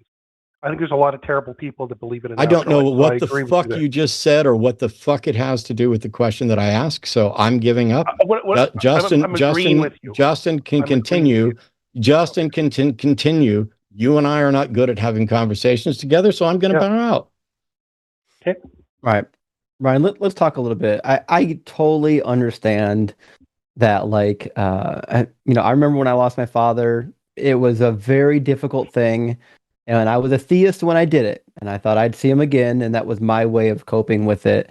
When I became an atheist, that wound got ripped open again, and I had to deal with it. Now, here's the sad reality, though. That's one thing we have to go through if we love the pursuit of truth. If we really want to believe what's true, if we really think that society is best when we believe things that are true, then we have to confront the difficult parts of life. And people have been wrestling with this for thousands of years. One of the oldest stories ever, the Epic of Gilgamesh. The majority of that story is really addressing the fact that we're mortals, the fact that we're not immortal. In fact, Gilgamesh cries out, who can ascend to heaven and live forever like the gods? And he's in anguish when he sees his friend Enkidu die, that he realizes, I will one day die too, right? And that's the end. What of it? But the reality is, we can't move society forward. We can't move humanity forward if we continue to hold on to lies that don't serve a purpose for us. You understand? I do, yeah. Think about I remember the 90s when we were trying to do stem cell research and Christians were nearly single-handedly holding back stem cell research. This is what I mean. When we live in reality, we can work together as people to move forward. Why would we want to live in something that's not reality, even if it might bring us some momentary comfort? It's a good question. I don't know that I have an adequate answer, which I know is what was frustrating that. But I just know that I think even false hope is sometimes nice. And I don't think those beliefs. I guess maybe I have unrealistic expectations. Like your stem cell example, I think is an excellent one. Is that where belief that could be benign is taking a turn that is actively hurting people, and I would never advocate for that, and I would never support those kinds of policies. And I'm very much supportive of any kind of scientific inquiry and anything that can help people. I just don't see. I don't see theistic belief as necessarily the enemy of that. It can be the enemy of that, but it's not always the enemy of that. Does that make sense? Well, the problem with theism is one, you're training people to not regard the truth. The minute you teach a child that it's okay to not regard the truth and that it's okay to indulge in things that are not true as long as it makes you feel good, then you open the door to all kinds of absurdities. There's no limit to the absurdities. The pursuit of truth should be the most capital investment we ever make. Yeah, what's the saying that anyone that can make you believe in absurdity can make you commit an atrocity? Yeah, and I don't know if you've watched my show before. I do this thing where when I get people that I know are really deep in the cult, I'll walk down the road of divine command theory and I'll ask them increasingly worse questions. If God told you to do X, would it be right to obey him? And the reality is they have to commit to it. The minute you commit to something that is transcendental, that is unquestionable, and is untestable, now you've got people that are primed to be robots for complete nonsense. They don't have the ability to think for themselves. They don't have the ability to use rational thought in the world that we live in, and that affects me. The people around me who have disengaged with reality, they affect me. I'm living in reality, right? And so the reality is, if we want to advance as a species, if we want to do what's best for everybody, I think everybody deserves to be in the same pursuit of what is true rather than trying to wear comfortable band-aids that we know aren't true. We're human, right? Like We are human. I can agree with you that it's like the pursuit of truth is valuable, and I value the pursuit of truth for reasons I can't fully explain, and I'm sure that's probably, but am I strong enough, right? You are strong enough. I would suggest this. One of the things I didn't really value until I was older was talking to a professional therapist, because one of the reasons why we engage in irrational thinking is because we're afraid, we're upset, something has alarmed us. And sometimes we need to talk through this process with somebody. Do you have a therapist? Do you have someone you can talk to? No. Okay. I'm going to give you a recommendation. There's a good friend of mine that specializes in deconstruction therapy. Her name's Dr. Joanne Ketch. She's phenomenal. Love her to death. Give her a buzz. Okay. If you don't have insurance, track me down. I've got buckets. I'll make sure that it gets taken care of. But the reality is getting therapy and working through some of these issues is going to be better than trying to hold on to what is untrue. Because when you hold on to what is untrue, you're holding all of us back. We're only as strong as our weakest links here. Yeah, I suppose, and our loudest links sometimes. But yeah, it's just. Let me put this to you though. Like, The excuse I give myself that it's not a complete self-deception, or that it's only, is that we live in a reality where we can't prove the existence of God, or at least no one has. I mean, for all we know, we'll pick up a rock on Mars and it'll have the Bible on it, but until that day happens, we haven't done that. Whatever the creationists want to believe. But we also can't or haven't been able to prove the non-existence of God. It might never be able to. Well, I disagree with that. You can't really prove it. I don't think you can really prove a negative, right? It's not testable. You're wrong. It's trivially easy to prove a negative. I can prove to you there's no body in the trunk of my car. True. So I just proved a negative, right? But do you think the existence of God is testable? Justin? Yeah. So there's lots of good arguments to test the claims of God. In order to do that, though, you have to look at some of the properties of God, right? So, for example, we know that contradictions don't exist. Squared circles don't exist. Married bachelors don't exist, right?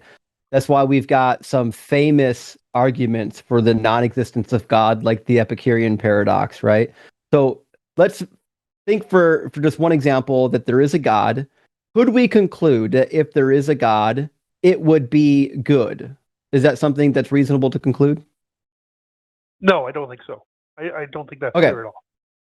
Okay, so let's imagine then that there's a bad God, right? So if there is a God and that God is bad, then number one, you shouldn't trust that motherfucker.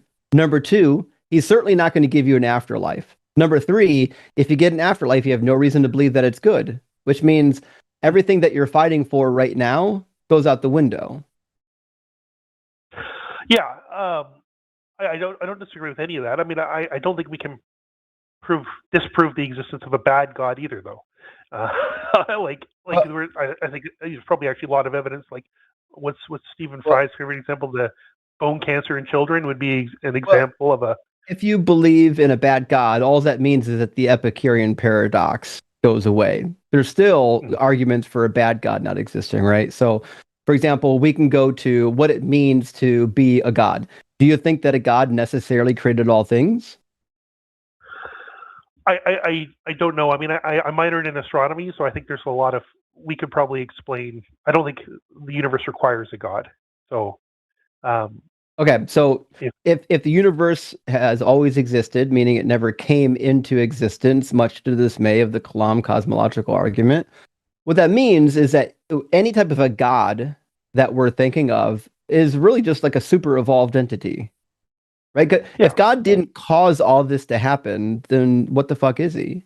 That means he's just part of nature, right? Well, I think even if God did cause all of this to happen, that doesn't necessarily mean that God is all powerful or all knowing either, right? Like if I set up a I didn't ask that. Nope, I didn't ask that. Oh, sorry. Right. So just try to track with me a little bit here, right? So if in fact a God didn't create all of this, like we have, before we move forward, we have to decide on your concept of God. Did God create this or not? I don't know. Like I try to. So I would say like my concept of God, I'm just not going to claim that I'm like 100% married to it. It's all this. Yes, there's a God that created the universe, and yes, that God is good. Okay. But I don't think that concept of God is all knowing or all powerful. I think even the Bible, if you actually read it, I'm not suggesting that the God has to be all knowing or all powerful. All I'm trying to determine right now is, does your definition of God include that he created everything? Yes. Okay. But I'm not like now. This is where we can start talk about arguments for why that's nonsense. Argument number one: for God to create all things, that means he had to have created time. Creating time is preposterous. All acts of creation are sequences of events. There's a state in which there wasn't something, and then there was a change of state in which there was something, which is a sequence of events, which requires time, which means, number one, God couldn't have created time. So we have to at least seed that God didn't create time. We get that far. Next, we know from science that space-time is a continuum. They coexist together, right? Which means God didn't create space either. If you believe in a God, it would be irrational to think that that God could create time and space when we know that space and time can't be created. And it's irrational to say that God could exist without space. There's nowhere for it to exist. Things that exist in no time and no space simply don't exist. That's the definition of non-existent, right? So that God is impossible, which means we got to go back to the drawing board and ask ourselves, okay, maybe there is a God, but it's not that kind of a God. What could we put up next? What kind of a God could we turn to? Well, suppose I think in a previous color, like the Matrix was used, or like Brains and Vats was used as an example, right? Suppose, just theoretically, that we are in a simulation and someone created that simulation, and then they would have created time in the simulation and space in the simulation, but there would have been a higher level of reality that God didn't create. Right? I mean, I don't think it's necessarily. I wouldn't take for granted, even without the existence of God, that there aren't parts of reality we don't really connect with outside of space and time, or that we don't understand outside of space and time. I think there's logical issues with simulation theory, but even if we granted that we're in a simulation, like I'll give you as much ground as possible. If we grant that we are in a simulation, there's no reason to believe that the simulator is a god. Simulator could very well just be aliens that have already advanced beyond technology that we have and is capable of creating a simulation the same way we create sims. This doesn't get you to an afterlife, and this doesn't get you to a god. This just gets you to better evolution. I guess I would consider that being a god, right? Like I guess like that would, and I think if we created a simulation, suppose you created a simulation of a complete world. We don't need an example. I get you. I got you. You don't have to give me an example. I totally get it. Well, what I'm saying though is like now that what you've got is a simulator that didn't create all things. All it did was make a simulation. See how your definition of God has to get smaller and smaller and smaller? Now your God didn't create all things. Your God only created this little simulation. Is it possible that your God is also in a simulation, a higher being simulated your God that simulated this reality? Sure. Okay, so now you got your God has a God, right? And then it could be just an infinite regress of gods and simulations all the way back. It leads to really weird, absurd conclusions. Yeah, I don't think. I don't know why that's weird or absurd, though. Do you think there's an infinite regress of simulations? I don't know. I'm just saying that like the being you're describing would qualify as God or a God to me, and I think that our impulse to create. I'm aware. Did you hear the logical conclusion to that statement? That there could be an infinite regress? Yes, because if the thing that created our simulation is just a simulation creator, it's no longer a god. It didn't create all things. It's just what you're calling a god, which means your god could be inside of its own simulation. You have no way of knowing. And if you have no way of knowing that, then that god and that world could be inside of a simulation. It's an inception of simulations. It becomes utter nonsense. But Ryan, listen, we spent some time. We got other callers waiting to get in, and I don't want to make them wait forever. But please track me down on Discord if you need resources. And I think Matt's got some final words. Yeah. Here's something to think about, Ryan. All God claims are either testable or not testable, correct? Yes. Of all God claims that are testable, none have been demonstrated to be true, correct? Correct, yeah. And of those that are testable, that have not been falsified, I'm aware of no justification for why those gods haven't been confirmed. Are you? No, I'm not. Cool. Of all the gods that are untestable and unfalsifiable, those are useless propositions that are a complete monumental waste to spend any time on until somebody can find a way to falsify and test them, right? That's where I disagree, like where it comes down to comfort. Okay. That's because you are not interested in the truth as much as you are interested in feeling good, and I am exactly the opposite. I'm never going to fucking pretend like I believe something just to feel good.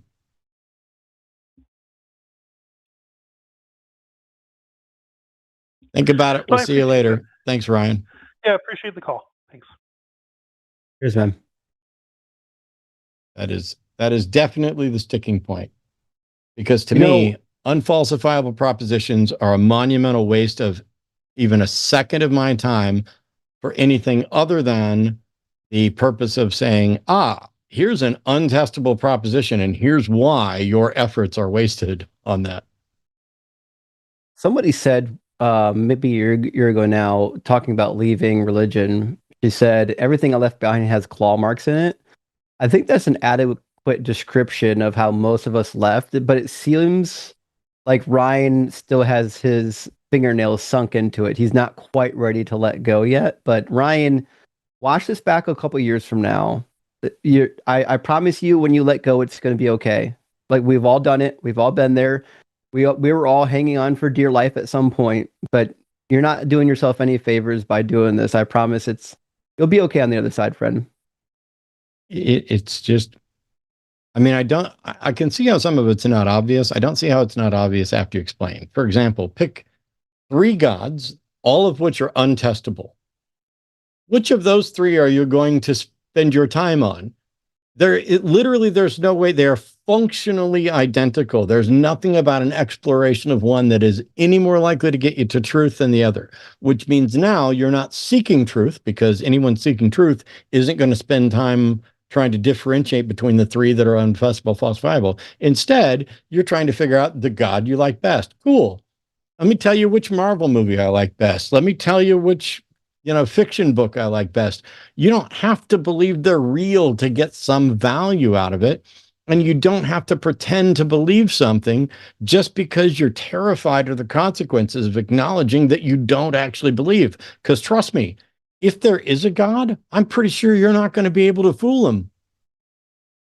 Yeah, that's the crazy thing about Pascal's wager is like, well, you should just, pretend you're a Christian anyways, just in case. Well, listen, God's not going to want your ass. He already told me a lot of people are going to come and say, Lord, Lord, and he's going to get out of here. I didn't know you. So listen, if you don't really believe this thing, you're toast. Yep. We got a couple more theists here.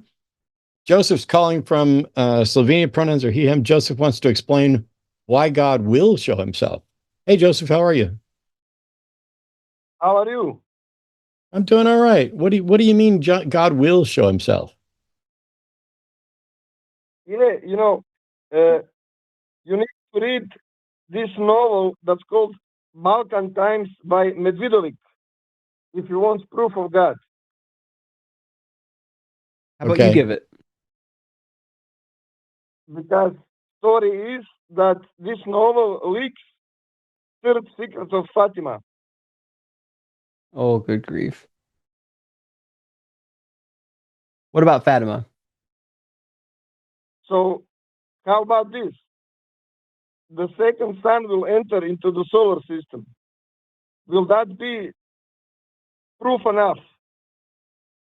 Hey, Joseph, what happens when you stare at the sun too long?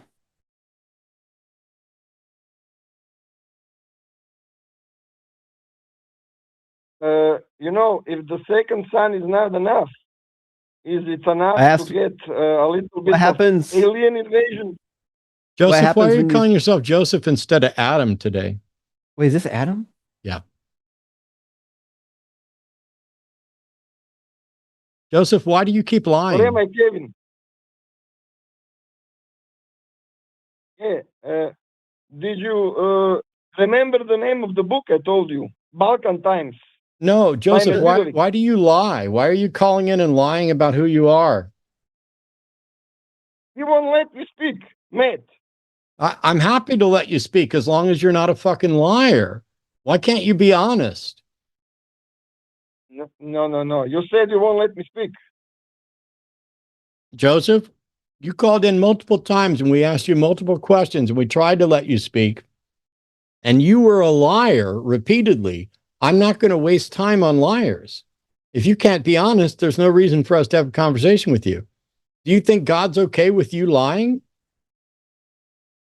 Yes. Okay. Then your God is just as broken and immoral as you are. No. Why would I care about a broken and immoral God? Hey, listen. If God showed himself No, Would no, he Joseph, speak? Adam, the question was, why should I care about a broken and immoral God? Who says he is? You did. What is more? You did. You said that God Yes, is but okay with you lying. That is immoral. so you are saying that God doesn't have explanation for his moves. What is more No, that plausible, is that not he what I'm has saying. Why explanation is it for that you're his trying to moves? paraphrase what I'm saying and you get it completely wrong? I'm saying you're a liar. You think God is okay with lying. I'm not okay with people advocating for lying, so I'm not okay with you or your God. What about that isn't clear? What isn't clear, that you are lying, that I am lying. I am not lying. No, I'm no, just no. trying to get No, the Joseph. phone. What's your name? Kevin, Sorry, what? Kevin, I can't hear you. What is your name? Kevin, I can't hear you. Kevin, Kevin? Evan? Kevin. And yet you called in today and said your name was Joseph. You called in the other day and said your name was Adam. So you're a liar. No, I'm just trying to get on the line. Yeah. And Oh, you're you're a doing liar. that by lying, correct? You're doing that by giving us false names, correct? No. You're a liar. Yes. Because you, No, you're muted and you're not going to get to speak again today because I want you to know what you just did. There were 3 people on hold. There were you, an atheist, and one other theist. And because you lied about your name, because you're a fucking liar, we decided to go ahead and take you. And then it became clear that you're just a liar, just trying to get in.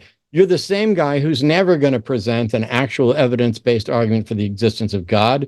You just want us to recite this prayer or go read this book or what. I don't give a fuck about any of that. Your proposition is for a useless God. You do not understand the basics of epistemology. You do not care about the truth. And now you are lying about lying and pretending that I'm the one that's lying. So I'm going to unmute you. And when I do, you might want to get a pen and write this down because what you need to say is Matt lied when he said, and then follow that up with whatever you're saying I lied about. Here we go. Matt lied. Okay, Matt lied because you misrepresented our conflict. Initially, I'm not lying. I'm just trying to get to the phone. Oh, Just by lying. I'm sorry, you little liar. You just said initially you weren't lying. I didn't say you were initially lying. I'm saying you lied repeatedly, and you're accusing me of lying. You're never welcome to call me again, Joseph, Adam, liar, pants on fire. As a matter of fact, you might have just gotten most of the people calling from IP addresses in Croatia banned, but at least we will remember your distinct voice, even when you once tried to put a higher voice on it. You're a liar. And I gave you an opportunity to defend your accusations that I'm lying. And then you decided to try to parse it out as, well, I wasn't initially lying. Well, congratulations. I'm glad you graduated to the point of being an obvious liar when all of your attempts at supposed honest conversation failed to produce any results because you are terrible at this and nobody should spend any time listening to you talk. So we're not. Hey, Joseph, Revelation 21:8 says that liars go to the lake of fire. Just so you're aware, your holy book isn't in your corner. That's all right. He's got his own version of God who's okay with it. To be clear for the audience too, you're totally allowed to do pseudonyms if you need to protect your privacy or to put yourself as anonymous. That's totally fine on our network. The problem is when you repeatedly call and call back in after a call has ended under different names to try to evade call screening. That's where we start to have an issue. But you're welcome to use pseudonyms on the network. Yes, I don't know or care what somebody's actual name is. I'm happy to call them by whatever name they want. I'm happy to call them by whatever pronouns they want. I'm happy to call them by whatever nickname they want, within reason, obviously. I'm not going to say things that are going to get us demonetized. But if you've been banned and you're lying about your name in order to avoid a ban, that's where the problem is. I don't care what Adam, Kevin, Jason, Catholic, whatever's name actually is. Don't care at all. Use whatever name you like, but you're a liar. Yeah, and Arden's mic's a little low. I didn't even hardly hear you interrupting at the beginning. So, Oh. Yep. Let me fix that. that's all right, because we're going to go to, is it Marine in Netherlands as an atheist with, I guess, a palate cleanser. So welcome, Marine. That'd be mine, but good evening, gentlemen. Oh, did I say it Pleasure to be wrong? aboard. How should I pronounce it? Marine. Marine. Yeah. I'm very you. used to Sorry. it. I grew up in the States, so yeah, the IJ sound is not easy for Anglophones. Yep, I will try not to butcher it, but welcome. I appreciate it. Yeah, so as I said in the prompt, this is a bit of a palate cleanser. So one of the things that, a lot of theist callers get into is, the the the joy and wonder they experience from divine revelation, et cetera, et cetera. But religion doesn't hold a monopoly on wondrous revelation. So, as this palate cleanser prompt of mine, what would you say was a realization or revelation, if you want to call it that you had in the past that really filled you with a sense of joy and wonder, that really like hit you with amazement that, hey, this is how the world works and it's pretty awesome? I have no answer to that because I don't consider any of those kind of aha moments to be revelations, because that suggests that it's being revealed from someone. Oh, okay. But Yeah. there are loads of epiphanies and discoveries about the way the world works that are counterintuitive and awe-inspiring, and but I'm not going to remember one because I don't do this show to be quizzed on epiphanies in my private life. I can tell you. Fair enough. I think mine. So I remember the day my son was born, and I remember, the minute you put your eyes on your newborn baby, there's so many biological things happening inside of you. I personally was, I was full of just wonder and love, and it's one of those things like most parents, unfortunately, there are some terrible parents out there, but I think most parents kind of understand the feeling. It's something for me that the only way I could explain it is, well, this is just an evolutionary biological fixed trait. Without these chemical reactions, maybe we wouldn't care for our young. But for me, that's the moment I would reach back to and say I was so full of just awe and joy and wonder and love.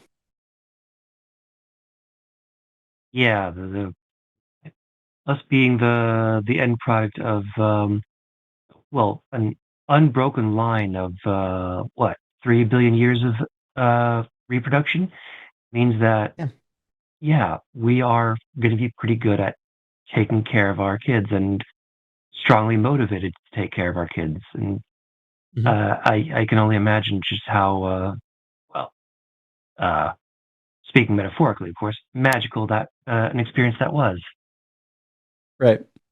Yep. And Matt, of course, entirely understandable. And yeah, revelation's a bit of a iffy word choice, I will admit. Realization is much more what I was going for here. They happen all the time, both about scientific facts and art. Oh, cool! That's the way that works. Oh, I'm an obsessive learner, so it's nearly constant. But it's at some point, the way DNA worked was a thing. At some point, discovering that snakes have hemipenises was a discovery. Learning that different reptiles still currently can reproduce asexually, because that makes you, I wonder questions about, okay, from a creationist standpoint, there's sexual and asexual reproduction. And so if there's parthenogenesis, that results in very specific findings. Here's a thought. Why would God create humans with sexual reproduction, allowing for that to be weaponized, when he could have made us asexually reproducing, and then there would be no such thing as rape?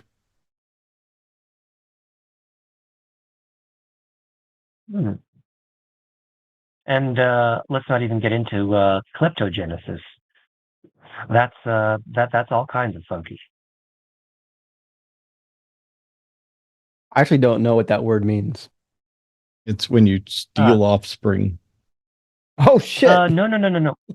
It's not stealing offspring. It's more like stealing DNA. So this is certain species of salamanders. I'm about to have the realization. Reproduce through parthenogenesis, are capable of mating with males, and then I don't know the specifics of it, but basically taking the male's entire genome and incorporating that into their offspring. So at a certain point, a salamander has like the DNA of several entire different salamanders inside it. Not 50-50, but like 100, 100, 100. It's wacky.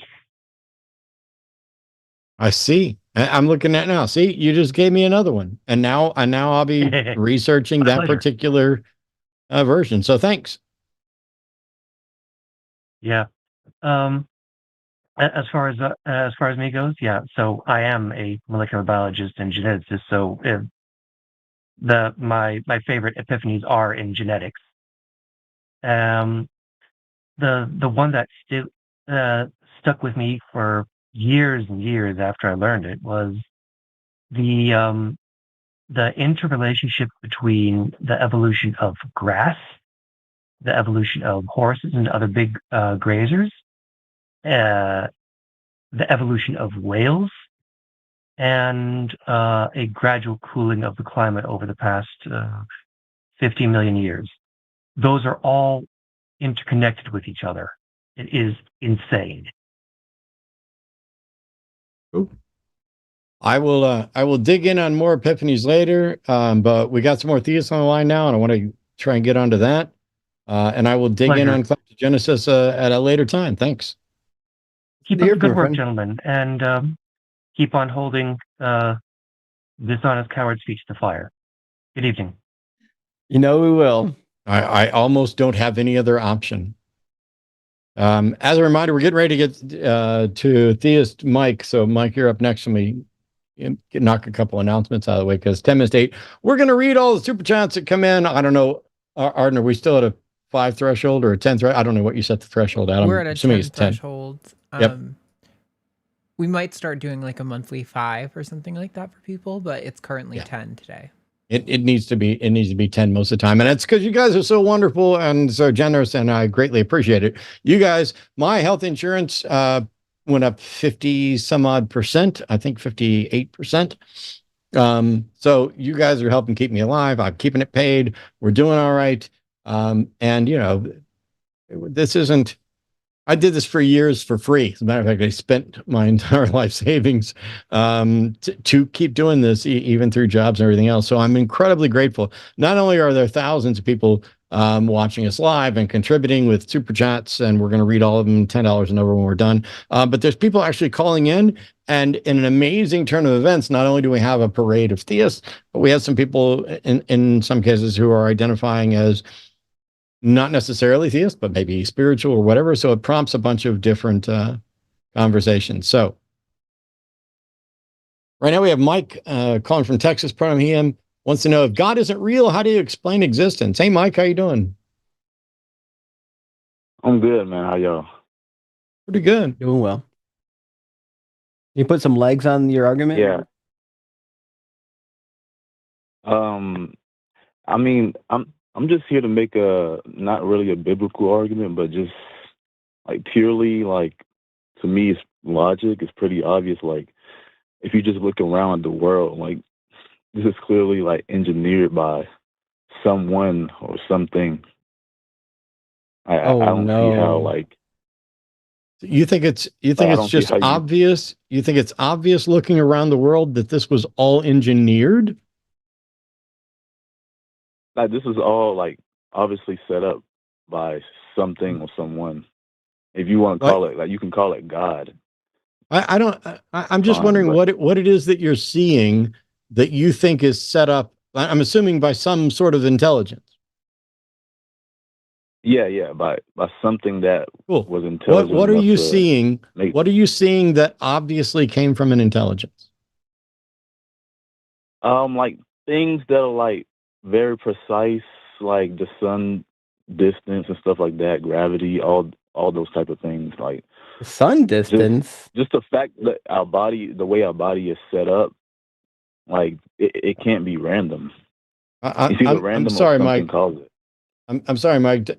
Justin and I are very confused because you started with the sun distance, but the sun just exists in space and it is a variable distance, not only between different planets, but even between the Earth.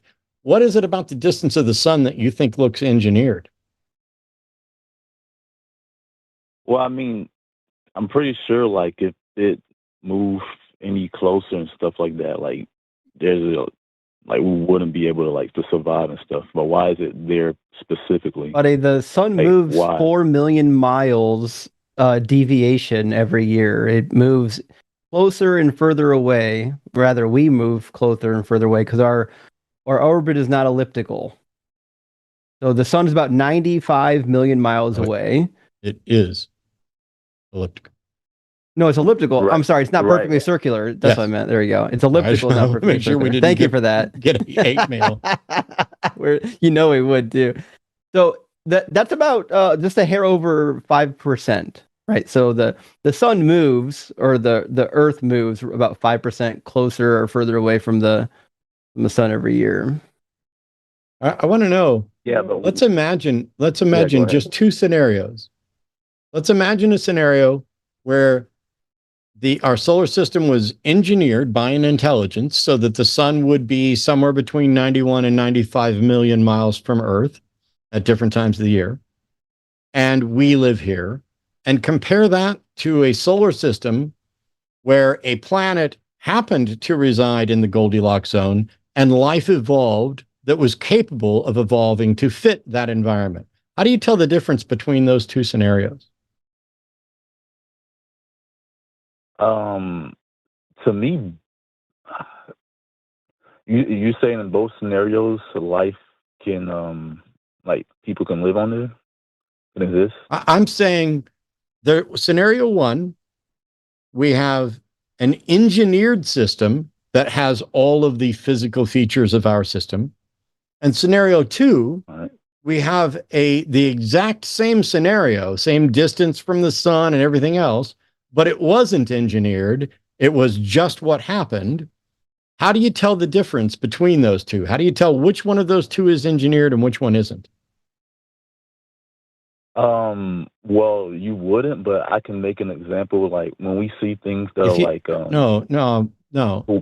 If you can't tell the difference saying, between, if you can't tell the difference, Mike, between the system is engineered and the system isn't engineered, then you have no justification to say that this looks engineered or obviously is engineered.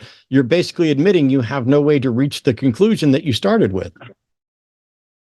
no, I mean, but we will base it. We don't know 100%, but we'll base it on probability. No. Nobody said anything about 100% or probability. I asked how you can confirm.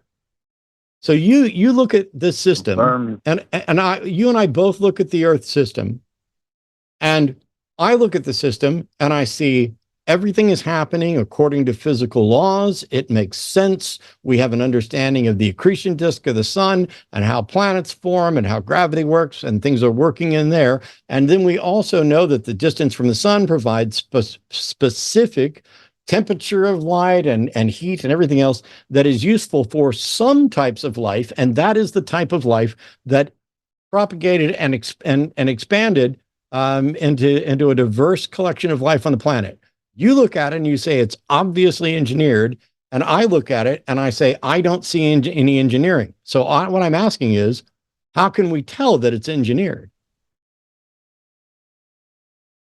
We want to know 100%, but we go by probability. Mike, I feel like Mike, both can be. Mike, One, I Mike, think both can be true. Mike, please stop saying 100%.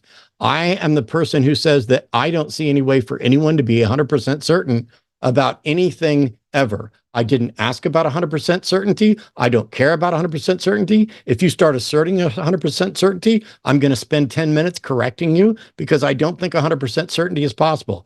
I didn't mention it all. I'm asking you, how can you tell the difference between an engineered system and an unengineered system? But you're asking me that you're not asking about 100%, but then you asking me I'm how done. I can tell. Go ahead. Show Like, me how I to don't do it right. How that's. I'm not understanding to me, it sounds to me like you're asking me how do you tell 100%? Well, you're just not using the word or the phrase. Mike, 100%. No. Mike, I've literally. Tell? Mike, I'm going to stop talking now and let Justin, he may take it in a completely other context because I'm sick to fucking death of hearing 100% come out of your mouth after I've corrected it 4 or 5 times. So I'm failed here, and I'm sorry for that. I will let somebody else try. Mike, you said a buzzword that I can't ignore. You said engineered. And as it happens, I spent 20 years working as an electrical engineer. I know a thing or two about electrical engineering and designing, right? So I used to design machines for a living. If I design a machine where the safety can be easily bypassed, and I know for a fact somebody out there is going to bypass that safety eventually and lose their hand. Am I making a good design or a bad design? Yeah, it's not a good design. Like, it's not the best design you could possibly make. That's right. It's bad design. Now, when I look at the habitation that we have, I see a planet where it is constantly trying to execute its inhabitants. It's not safe for us. 97% of the water is undrinkable. Babies, about 40% of all inseminated eggs won't even make it to birth. And not even all eggs make it into the fallopian tube because the fallopian tube doesn't catch all the eggs because they're not actually completely fucking connected at the top. It's crazy. So I see a world that is so poorly designed. Whoever designed this thing must be incompetent or evil. But all conceptions of God that I've ever heard of is that God is competent, he's good, he's all loving, he's all knowing. What's more likely, that there's an all good, all knowing, all powerful God that created all this nonsense here, or that we're a product of chaos? Which, remember, if the odds of life arising on its own is anything but 0, that means it's inevitable to happen eventually. Yeah, I mean, you're saying like there's some bad parts, therefore it's just bad. I wouldn't call it bad or good. It's just like it's just there. It's like we can't really determine whether it's good or bad. It's not. It's imperfect. I'm agreeing with you on that. Is it bad that that babies are born with diseases like bone cancer, Lesch-Nyhan syndrome, so on and so forth? Lesch-Nyhan is a syndrome where babies they claw their own eyes out. Are these good or bad? Yes, that's bad, but I can ask you, is it good that now, like love hold on. exists or something Hold on. like that? Why Like, is it why is it bad? Why is it bad? Because it's uncomfortable and it harms people. But there's also because it causes harm. You got it. Now, when we as human beings cause harm to others, are we good or are we bad?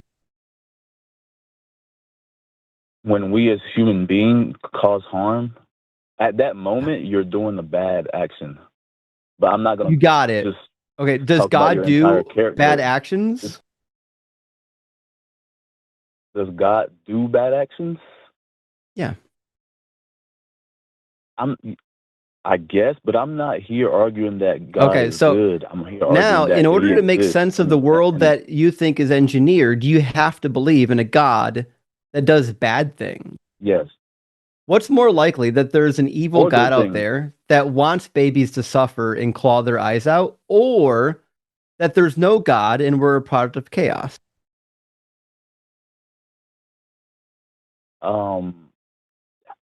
That to me is like, that's two bad choices. Like, that's like a biased question you're doing. Like, you're only looking at the bad part and saying he's all bad. Well, you're But I'm saying, claiming that like, it's a there's false both. dichotomy, but it's not a false dichotomy. I'm not asking about the good parts yet, right? If listen, if I spend my whole life being philanthropic and helping the poor and donating to charity, but then I murder 10 people, it's irrelevant. Me murdering the 10 people are still bad actions, right? I'm not asking you to judge God's entire character based on one action. I'm asking you to judge the action. Saying what's more likely, that there's a good God that wants babies to claw their eyes out, or that we're a product of chaos? And when you say product of chaos, does that not include God, or?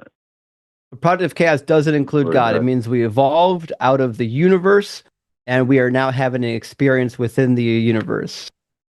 What's more likely, that there's a God that wants babies to harm themselves, or that there is no God? I don't understand how we would like measure that because of the two bad choices. Like, it to me. Again, I didn't ask you about two bad choices. I'm asking you to wager two competing hypotheses. Which is more likely, right? It doesn't matter if you believe my hypotheses or not. Which one is more likely, right? That there's no God, or that there's a God that wants babies to claw their eyes out? Okay, no God, or there's a God that's okay, that will allow things like that to happen. No, I didn't say allow. I said wants. That wants, but the thing is, I'm not saying he wants.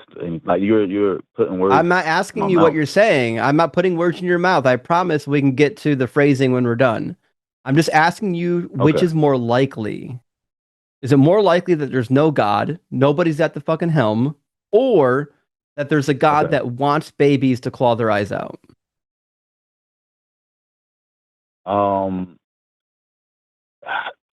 That's just very hard to choose, since I don't. It's hard to choose. You think it's reasonable to believe in a God that desires to see babies claw their eyes out? That's something a God desires? No, I don't believe that. But I also don't believe okay, the other one. So then we'll try this again. If you don't believe that, again, I'm not asking what you believe. I'm asking you which is more likely, right? Based on what you believe about God, what's more likely, that there's no God, or that there is a God that wants babies to claw their eyes out? Which one's more likely? How do you want me to measure that? I want to answer, but how do you want me to measure that? The same way you measured that our world is engineered.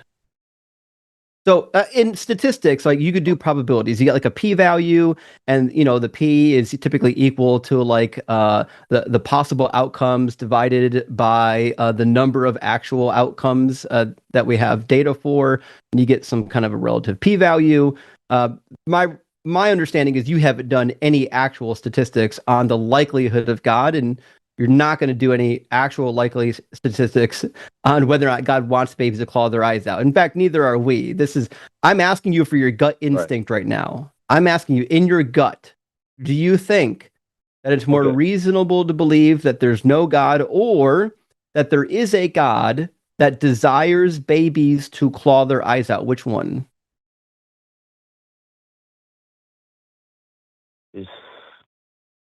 And if I just say it's very tough, and it could be either or. Like, it's crazy that you think it's tough. I don't know. But if you say that's crazy, just to be clear, if there is a God that desires babies to claw their eyes out, that God is an evil fuck, and you should stop worshiping that thing. You should stop giving it your time and attention. I mean, good. I mean, I'm not worshiping that thing because I don't believe it. But I'm saying, how are you measuring that? That's less likely than the other. Because if you had is a it just because you because go ahead? if you had a Sorry. God, first of all, by the classic definition of God, God would be transcendental and he would know all things. God knows all things, then I have no reason to believe that he would favor the bad things over the good things. Because in the reality we live in, right, we have a thing called empathy. If God is perfect and he has all things, that means he has empathy as well, which means when he sees people suffering, he should also share in that pain. So if you believe in a God that has no empathy, then first of all, it's a silly God. Second of all, there's no point in believing that in that guy. There's no reason why you should be fighting in the arena ideas for a God that is evil. If that God exists, I don't give a fuck to care if he exists. Right. I mean, and what you're saying would make sense if that's the God that I believed in. Like, but like, well, that is the like God you argue. believe in. You just don't realize it yet, Mike. Do you want me to give you the argument for why that is the God you believe in? Yeah, because I just believe that there's an intelligence that made all this. So the reason why you believe in that God is because that is the state of affairs on the planet. We live on a planet right now where babies get Lesch-Nyhan syndrome and they claw their eyes out. Now, what that means is that if your God created this and your God knew what was going to happen and your God had the ability to make it so that babies don't get this horrific disease, and he chose to do it this way anyways, that means that your God desired this world as opposed to the world without this horrible disease. Do you grasp it? I get what you're saying, but that's just focusing on the bad part. Like, no, I'm not good focusing on parts the bad that part. It's a logical deduction. We'll try this again. If your God is all powerful and your God is all knowing, and this is the world he created, did he have to create the world this way, or could he have created the world without Lesch-Nyhan syndrome? Sure, like if it's all powerful and can do anything, then there's no rules apply to him. He doesn't have to make it this way. So I agree to that. Did your God have the option to make a world without Lesch-Nyhan syndrome? I don't know. My God is just intelligent. You don't know if your God is powerful enough to make your God made biology. He designed the earth, put us in it, made biology. He engineered us. And you don't know if he could have engineered us differently. What tied his hands? Was there an accounting firm above him that said that design is going to cost too much fucking money? We're not gonna push that one out the door. You got to cut budget. What was keeping him from doing the good design? Yeah, I get what you're saying, but your whole argument is God is most likely not real because it would be evil. Like, I don't see how evil has to do No, that's not his argument. I've now far. unmuted myself, Mike. You woke him up. You rattled the cage, buddy. You're done now. Every single fucking time we've asked you a question that would expose the flaw in your thinking and the fact that you have nothing to demonstrate the truth of what you believe, you deflect and pretend that we made an argument that we didn't make, or that you understand something that you definitely do not understand. So I'm going to make this real simple because Justin's asking you the same line of questions that I've asked in the past as well. Do you believe that God created everything? Yes or no? Yes. Do you believe that God is good? Yes or no?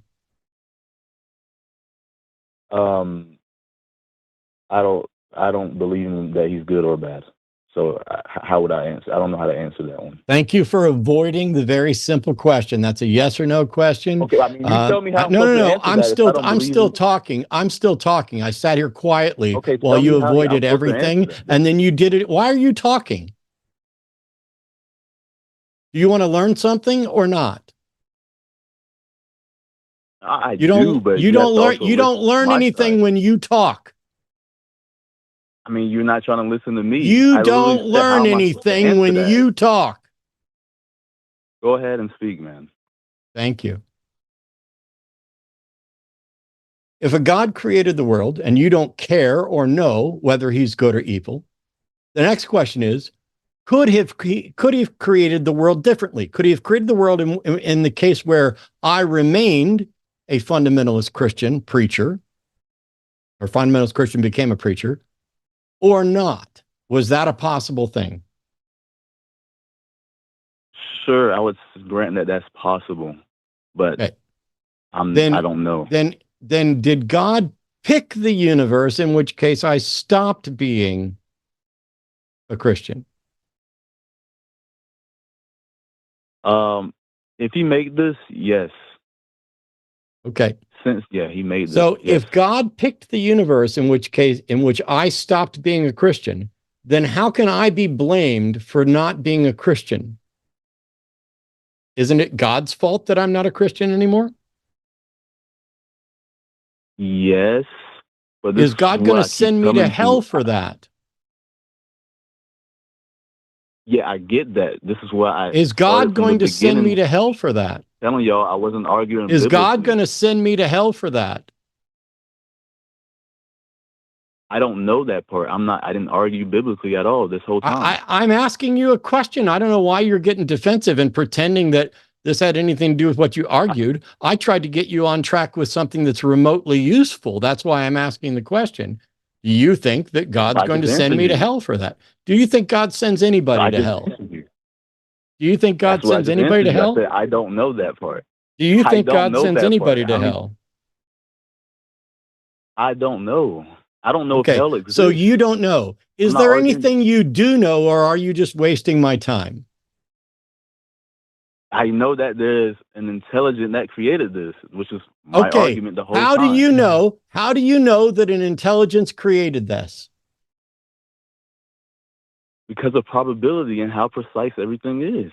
Okay. It's either that or it's random. No. What's the probability that there's a being that exists outside of space-time who engineered things? What's the exact probability? I don't know the exact probability, but I don't have. What's the approximate probability? How do you know that that is more probable than that it didn't happen? P-value would be nice. Just based on your ass that you pulled it out of? Things are. Yeah, just how precise things are. Cool. I mean, is it more likely the case? Is it more probable that we are the creatures that evolved on a planet where we could evolve, or is it more probable that this planet was specifically engineered for us to evolve on? Okay, are you going to allow me to answer this the way I literally just asked you a fucking question. It's the same fucking question I asked you 20. Stop talking. I know that. I literally just asked you the same. Okay, I'm going to mute you. I'm going to mute you. And then I will unmute you so that you can try again and fail again to answer the same fucking question I asked you 20 fucking minutes ago.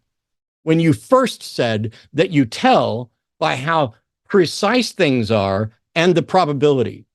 I'll donate $1,000 to the charity of your choice if you can do a probability calculation on the probable difference between a solar system with our solar system's configuration being engineered by an intelligence versus a solar system with our solar system's configuration not being engineered. Here's your chance. Go. So you want me to give an exact probability? You're not serious at all, Mike, are you? Literally every time we ask anything, you repeat it, you repeat it, and paraphrase it, and refuse to fucking engage. You're saying it's more probable than not that our universe was intentionally engineered, and I'm saying, show your fucking work. Oh, I'm saying, why would I have to show the exact? Okay, Mike. Well, we're going to say goodbye here in just a second. I'm going to not drop this just because Justin. I'm sorry. I jumped back in and tried. When somebody says show your work, it's because you're starting with this and you're jumping right to a conclusion and not doing one fucking thing to present any sort of reasoned argument or anything. I don't need you to do a calculation. I'm happy for you to do an approximation. I'm happy for you to show that you have a fucking clue about epistemology. I'm happy for you to show a fucking clue that you have any understanding of what probability even is. Because there was an answer to one of the questions Justin asked you earlier that was in fact about simple probability. And that is this: is it more probable that some God exists or that some God who wants babies to suffer exists?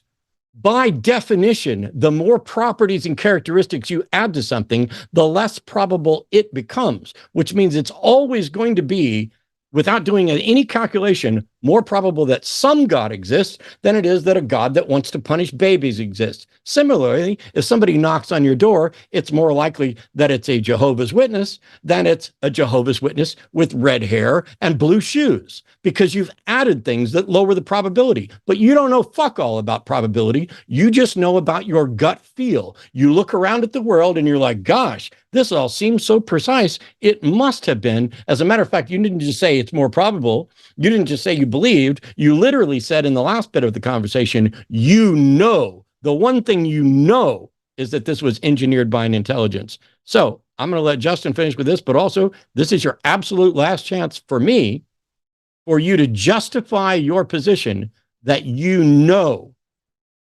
this was all designed by an intelligence. It's Go ahead, not Mike. always.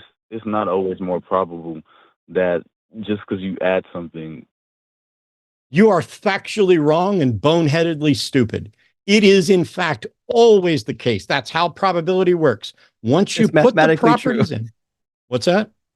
It's mathematically true. The probability is based on the number of possibilities over the number of actuals, which means the more your possibilities go up, the lower your p-value becomes. But thank you for showing everyone on the planet that you don't have the first fucking clue about probability. What else have you got?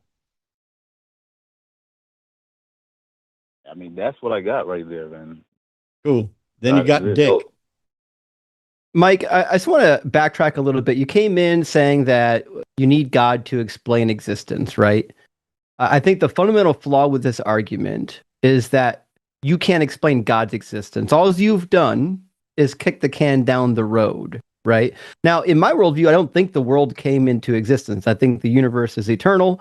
I think we've got good scientific principles to believe that. The majority of cosmologists believe that today.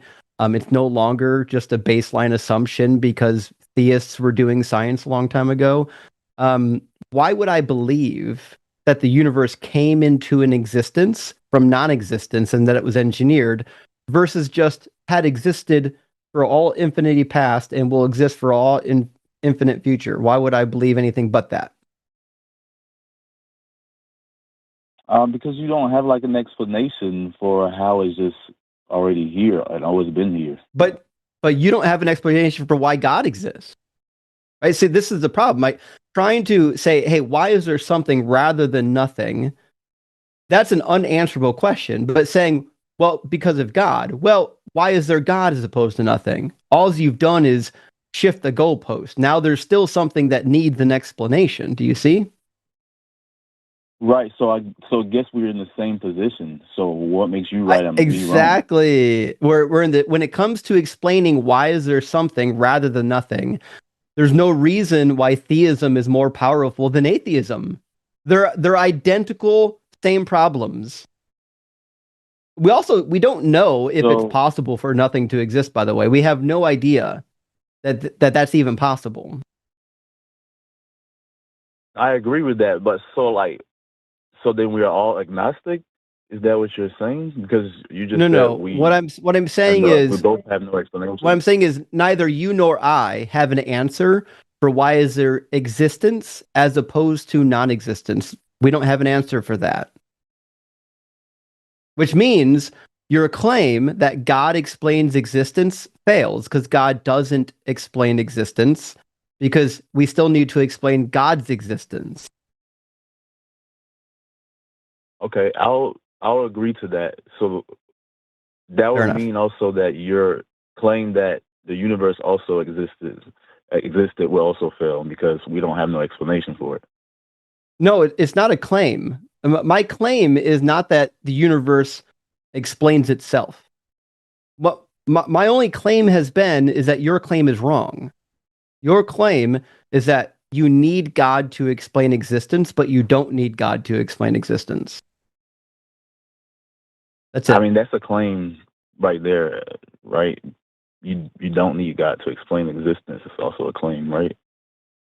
Yeah, but I can support mine, right? So in order for me to explain existence, have the same explanation you have, which is that it always existed.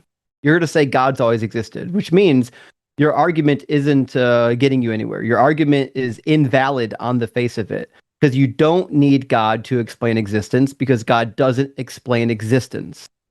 Do you see the problem? Okay, yeah, I get that. I just want to know if, like, as an atheist, are you guys saying that the universe? Are you guys making the claim the universe always existed? 'Cause to me, that just sounds like what I'm saying.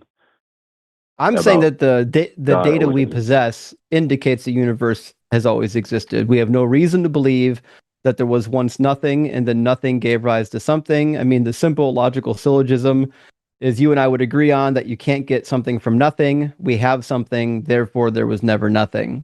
Principles of science agree. We have the conservation of mass and energy, which would lead one to believe that the mass and energy within the universe is always conserved and always will be conserved and always has been conserved.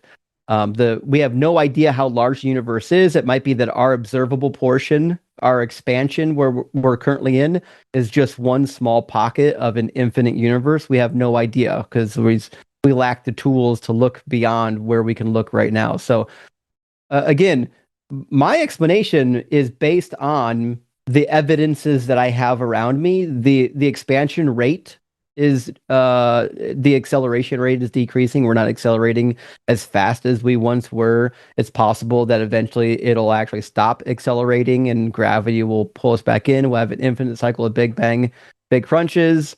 There's lots of concyclical models of the universe. We're not pushed into a corner in science anymore into believing that the universe came into an existence. That's something that you would have to present evidence for. What would be the evidence that would convince somebody that the universe once didn't exist and then it came into existence? Yeah, I understand. Basically, yeah, I am not able to explain like how that happened, other than just saying I believe someone did it. No. And I'm for you not guys, asking you how. I'm asking you why. Why would one be compelled to think that the universe once didn't exist? oh, why would I think that it didn't exist before? So what data do we Okay. have that would compel someone to believe that the universe once did not exist? Well, I don't have data, but to me, the way I think about it is either it used to not exist and now exists, or it always existed. And I don't see why leaning one side or the other is better than the other. Because we've got data for it, and I already explained it, but I don't want to rehash and beat that No, horse I get it. completely I get it. dead. Call back again I agree with you. Have more sometime data and on chat that. with us, and we'll talk about the data for why there's no good reason to believe that the universe never existed. But Mike, thanks for calling in, and I'm sure we'll hear from you again in the future. Yeah. See you, Matt. Cheers. I like how I got to see you. Sorry, Justin. That was fun. I was expecting some sort of wrap up conversation. I do have notes. Sorry. No. If you guys have something you want to talk about, go hit it, and then I'll have some announcements and stuff. I was just saying, it sounds like Mike's operating on incredulity, and he hasn't stopped to think about it yet. Yeah. I mean, when the question is, what reason do we have to think that there was ever a moment when the universe didn't exist? And if the answer is, I don't know, can't think of anything. Yeah, me too. Well, then why not not pick a side? I have no idea. I'm not the one saying this all began. And I think it was done by Magic Man beyond reality. I'm not the one making any proposition at all about the origin of the universe, or even if there was an origin in the way that it's being described. That's the thing. You're saying we both observe reality. We both like an explanation for reality. I don't have one. You're saying you got one. I'm asking, what's the reason we should believe yours? And you're saying, I guess I don't have a good reason. Cool. Yeah. Then why do you still believe it? Oh, The feels, bro. yeah, because I don't care if it's true. I'm just tired of not having an answer, so I'm going to go with one. Cool. Well, I'm not going to do that. I did that shit when I used to believe that. And then I realized that those beliefs, not only do they have consequences, because what you believe about humanity and reality and gods and morals and all that is all rolled up in that and impacts how you interact with people. But also, here's the thing. What's it feel like to be wrong? It feels exactly the same as it does to be correct until you know. See, you don't run around thinking you're wrong about God. You think you're right. But if you're wrong, then that means that you now are in a position where you think you're right, but you're not. And if you think you have the right answer, how much time do you spend looking for another answer? Because I don't know about you, but if I'm pretty sure I got the right answer, I spend almost zero time investigating for a different right answer. Yep. And so my position is one of skepticism, which is I'm not going to believe things until the evidence compels it, and not just give up because I'm frustrated because somebody didn't already hand me the answer. But you definitely shouldn't be doing that if you don't understand the basics about probability, to start talking about what is more probable when you get that, like, this is day one probability 101 sort of definitional stuff, that you're wrong. And I get it. It's not your fault. We don't do a good job of teaching this stuff. But what is your fault is being convinced that you know enough to determine what's more probable when you don't even know the basics about probability. And I think you can learn, and probably learn really easy. But the thing is, when we made a statement about, oh, here's like, I don't know. I don't know enough to know if that's like one of the top 5, top 10, is it really day one? But the issue here is I'm not running around claiming to be an expert on it or to even know enough to do certain things. And yet I know that much. And if when faced with someone who clearly understands the subject better than you, and they tell you this is how it is, especially if you're on live TV and people are laughing, you should go look up. Just go to the Wikipedia article. Matter of fact, I'm going to do that a little bit during this next call. I'm going to look at the Wikipedia article on probability and see if it talks about this, because maybe I'm overplaying what an obvious thing this is. But here's, to me, like, intuitively made sense right off the bat. If somebody knocks on my door, is it more probable that they're a person, or that they're a man person, or that they're Obviously a man that they're person? a person. Huh? Obviously, number one, there's less probabilities. Yep. And if it's a man person with blue hair and 4 teeth, that's more specifics that make the pool, the selected categories of the pool. There might not be anybody on the whole planet that is a man person with blue hair and 4 teeth who is in any position to ever knock on my door forever, which means the probability of that is incredibly unlikely. And so what if tomorrow, after saying all this, some man with 4 teeth and blue hair knocks on my door? Should I consider that a sign from God for taking the example that I pulled out of my ass in the middle to explain stuff and then presenting this incredibly unlikely scenario? Matt, I'd be careful. You're in the South. Somebody with 4 teeth might actually show up at your door tomorrow. I am the guy with 4 teeth. All of mine have been removed but 4. The rest of these are dentures. That's why I used me as an example. And blue hair could be, we call gray hair people blue hair. So maybe I am the blue hair dude. Maybe I am he who knocks. Blue haired liberal. All right. Justin, I know you need to step away for a sec, so I will hit some announcements while you do that. All right. Hey, everybody. Hopefully my audio is a little bit better. I tweaked the volume device setting. So hopefully you can hear me a little bit better. So tomorrow we have an episode of TACIS at 2 p.m. Central Time with Josie Caballero and Alexander. Saturday, there will be a Cus I Wanna with Justin and allegedly Ian.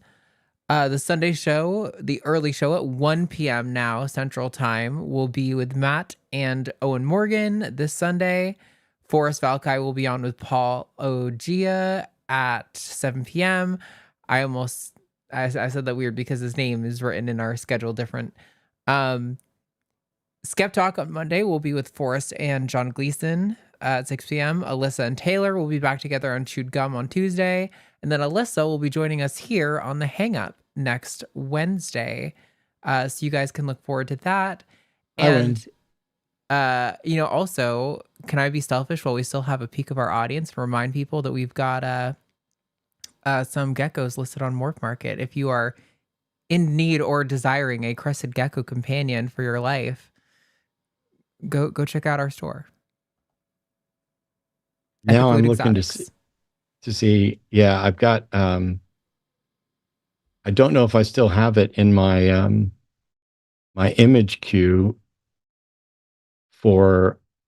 I've got Black Non-Believers. I've got a Ukraine flag. I've got all kinds of other stuff. I do not have an Epic Loot Exotics thing set up in here because I'm not Twitch streaming right now. But yeah, I know what I'll do. I'll pull it up and in between the next two, I'll show everybody our store because, damn it, I get to do stuff like that on occasion. Let's get on. We've got theists waiting, and some of them have been waiting incredibly patiently. Like Greg in California, pronouncing him, wants to defend the view that God exists in a fruitful manner. I'm going to assume, Greg, that you want to defend in a fruitful manner that God exists, and not that God exists in a fruitful manner. But I could be wrong. Welcome.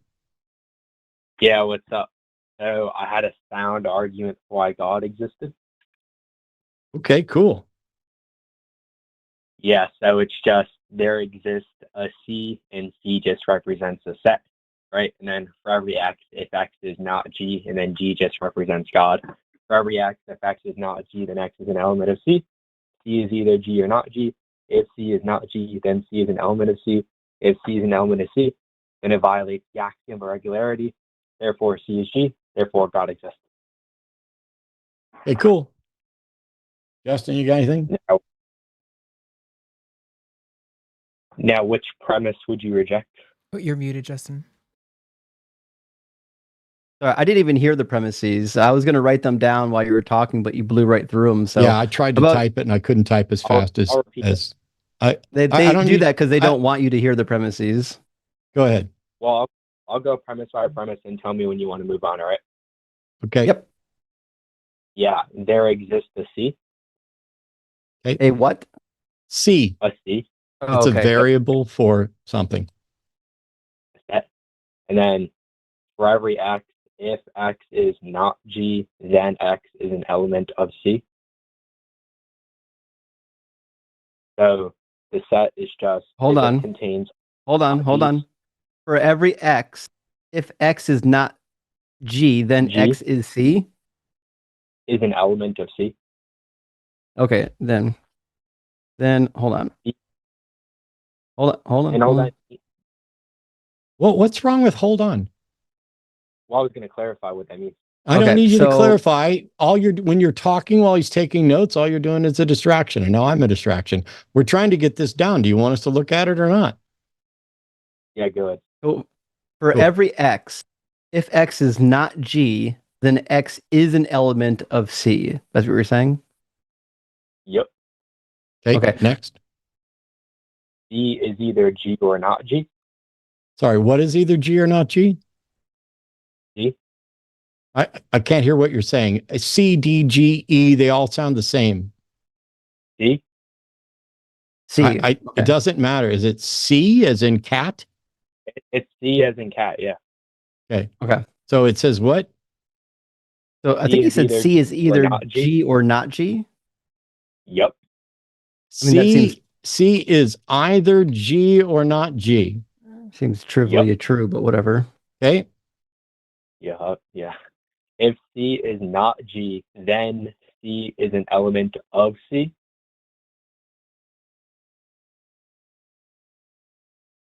Okay. If C is not G, then C is an element of C. Seems like we've got some equivocation stuff going on here, because I'm not aware how C can't be an element of C. Wait, do you want the rest of the argument real quick? There's only like 3 more. Oh, no, keep going. We'll get it. Yeah, because I already disagreed back at premise 2, but I want to get the whole thing written. If C is an element of C, then it violates the axiom of regularity. If what is a...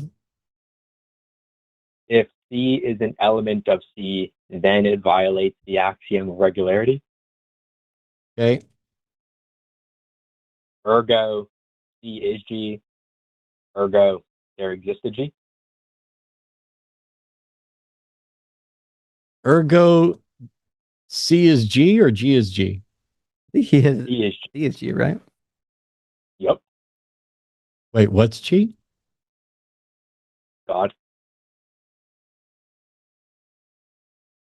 Okay. What?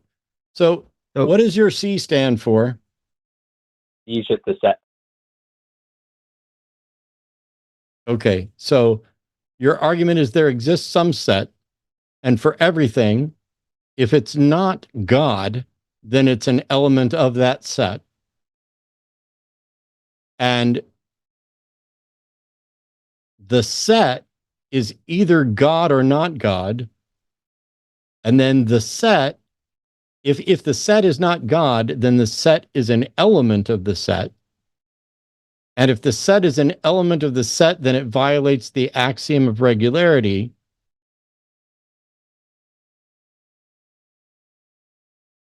Okay. Are you done, or I don't? Yeah, I want to clarify on C, though. If C is a set, are we assuming that it's the set of all things? No, it's just a set of all not G's, which is just it's everything that isn't God. Yep. Okay, so it'd be a set of all things except for G. Yep. There we go. That needs to be clearly laid out in premise number 1 or 2. Okay, so there exists a set of all things other than God, which I could agree that. I agree that there is such a thing as all things. Premise number 2, for every X, so X I assume is a thing. For everything, if the thing is not God, then it's a set of C, or it's an element of C, which is all things. Agreed so far. Premise number 3, C, which is the set of all things minus God, is either God or not God. We agree that. By the way, that's all it is. Just a set of all not G's. I know. I'm walking through it with you. Okay, so C is either God or not God. I would agree that it is not God. Okay, so premise number 4 is if C, the set of all things minus God, is not God, then C is an element of C. And that's where I'm going to draw the first point of contention. I know a little bit about sets. So I think if something is a set, it's not an element. The set of all things can't be an element of itself. Wait, to be clear, you reject if C is not G, and remember C is just not G, then C is an element of C. That's just trivially the case. No, it's actually not trivially the case, because if C is the set of all things, then it can't be an element of itself. An element is a subset. I'm sorry. The laughing is confusing me. What's funny? I don't know why you keep changing it. It's just a set of all not G's. No one said C is the set of all. I think the problem is that you use the word element. Maybe that's not the word you want to use. An element refers to a subset. So if C is the set of all things, then C can't be a subset of itself. It's just itself. If C is a set, C can't be an element of itself. Wait, to be clear, C is just all not G's, not all things. I don't know why you keep changing what it is.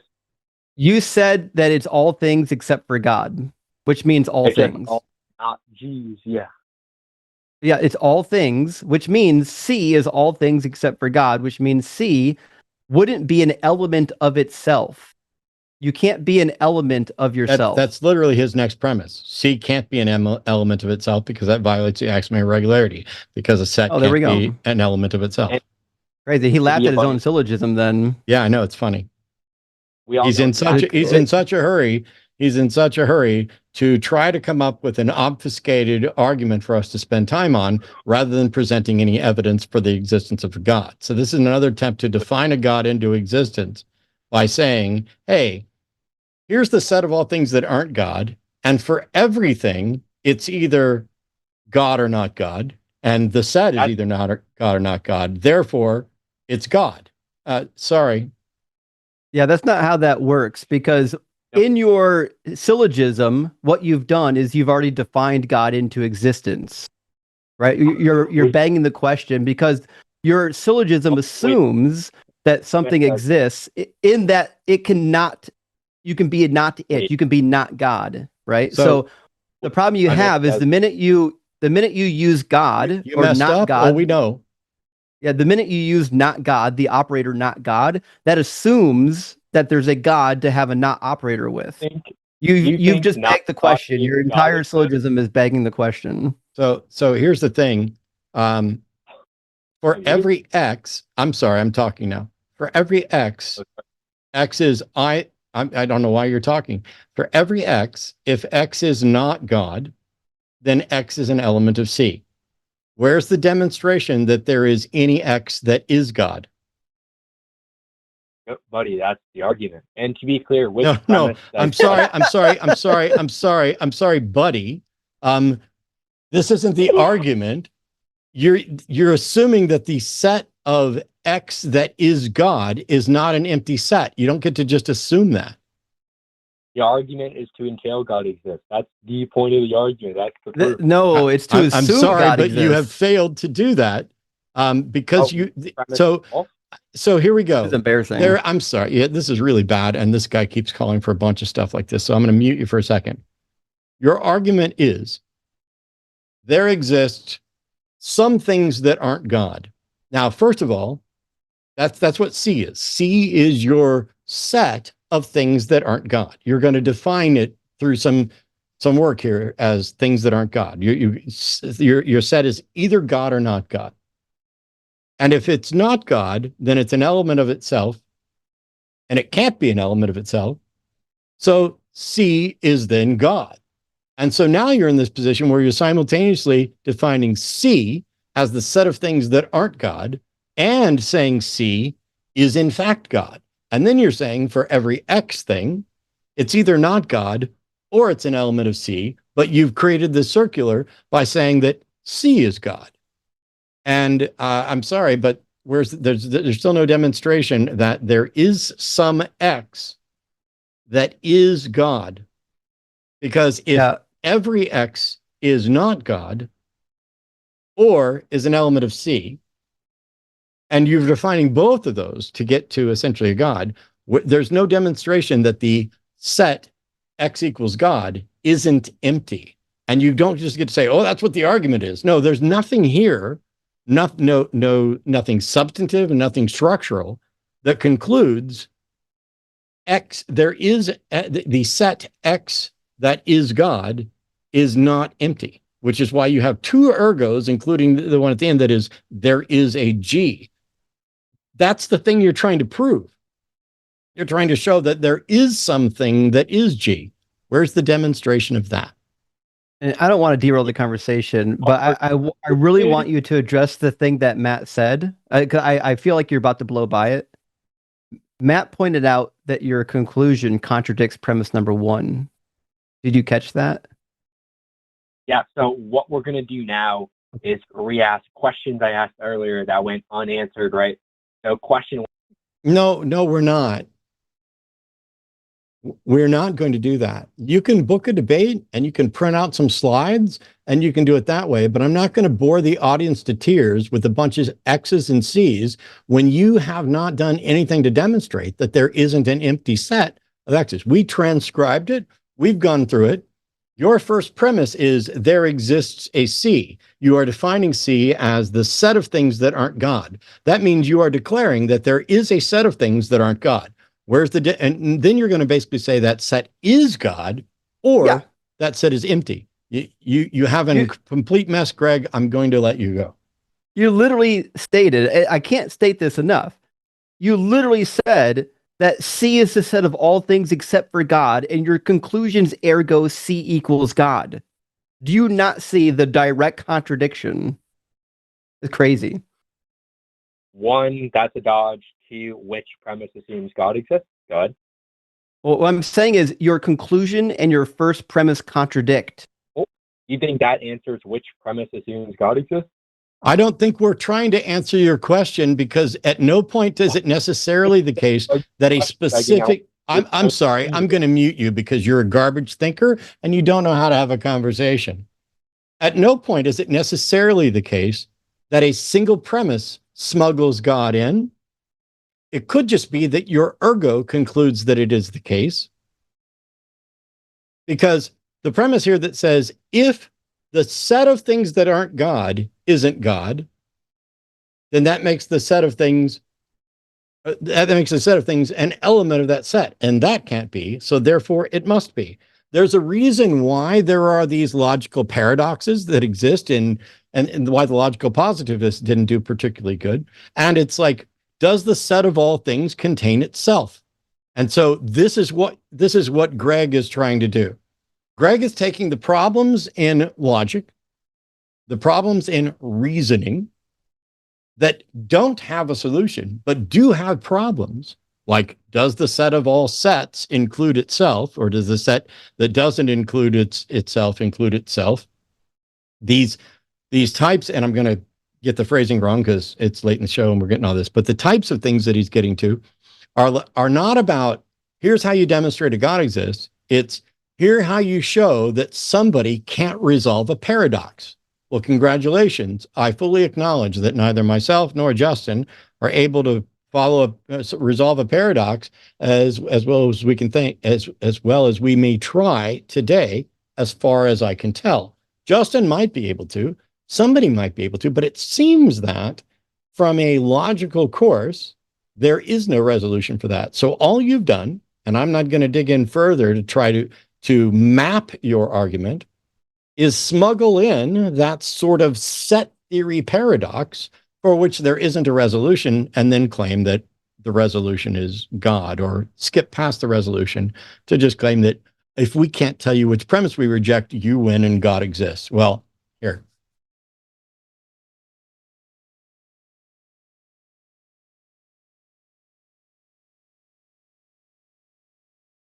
Congratulations. That's amazing. You said a whole truckload of words that had no meaning. So the reality is, Greg, listen, what you've done there is you've used words improperly. Your conclusion contradicts your first premise. And you're trying to say, hey, if you don't have a solution to this paradox, therefore you have to accept my conclusion, which contradicts my premises. It's a no-go for all of us. And I think 15 minutes of this nonsense, and our audience already wants you out of here, and I don't blame them. This is childish. I wouldn't want to sit through this either. So we're gonna move on. Yeah. By the way, you can map that out, and you can look at it and say, okay, premise one is there exists a set of things that aren't God. And then his two conclusions are, the set of things that aren't God is God. Therefore, there is a God. Because if the set of things that aren't God, then the set of things would include that. And this is why you don't have self-referential sets. That's one of the potential solutions to those paradoxes. But I'm not a mathematician, and I'm not convinced that that solves it either. I'd recommend, is it Jeffrey Kamen? Maybe Jeffrey Kamen, I think, did a walkthrough of this particular problem and the various proposed solutions to it. But here's the takeaway. This is not someone who has or cares to defend. Well, they may have a sincere belief in God, but they don't care to defend a sincere belief in God, honestly. And instead, they want to get airtime to spew forth a bunch of philo bro stuff that is ultimately dishonest because it includes a paradox of a self-referential set that doesn't include a particular item. So does the set of things that don't include God include itself? Ooh, and that leads to, yeah, there's some really good videos on that. What a waste. And they engage in these ridiculous gymnastics because they know deep down that it's weird that they go to a church on Sunday morning and they believe that they're eating the literal body and blood of a guy that died 2,000 years ago who was also 100% God but distinct from God. And also you can't see the face of God, but Jesus is the exact imprint and face of God. It's crazy, the logical contradiction. So rather than defending what they actually believe, they go to ChatGPT asking for bad syllogisms. Yep. That one he might have spent time on. Anyway, we have two more callers we want to get to. I'm looking forward to both these calls, and then after that, we're going to get to supers. I'm going to take them in this order. Tim is a deist from New York, pronouncing him, and says totally selfless behavior can't be rationalized under an atheistic framework. Hey, Tim, is that correct? You're saying it's not possible to rationalize selfless behavior under an atheistic framework?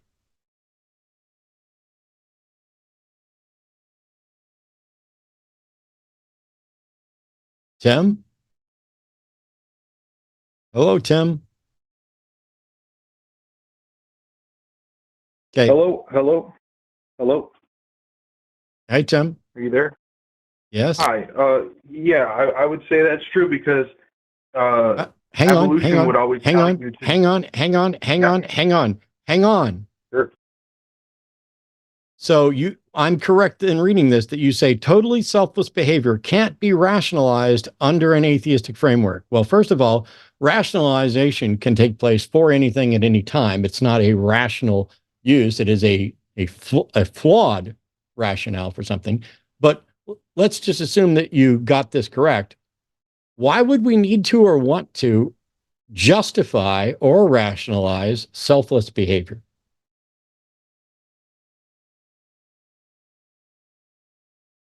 Well, don't you think that it's good, personally?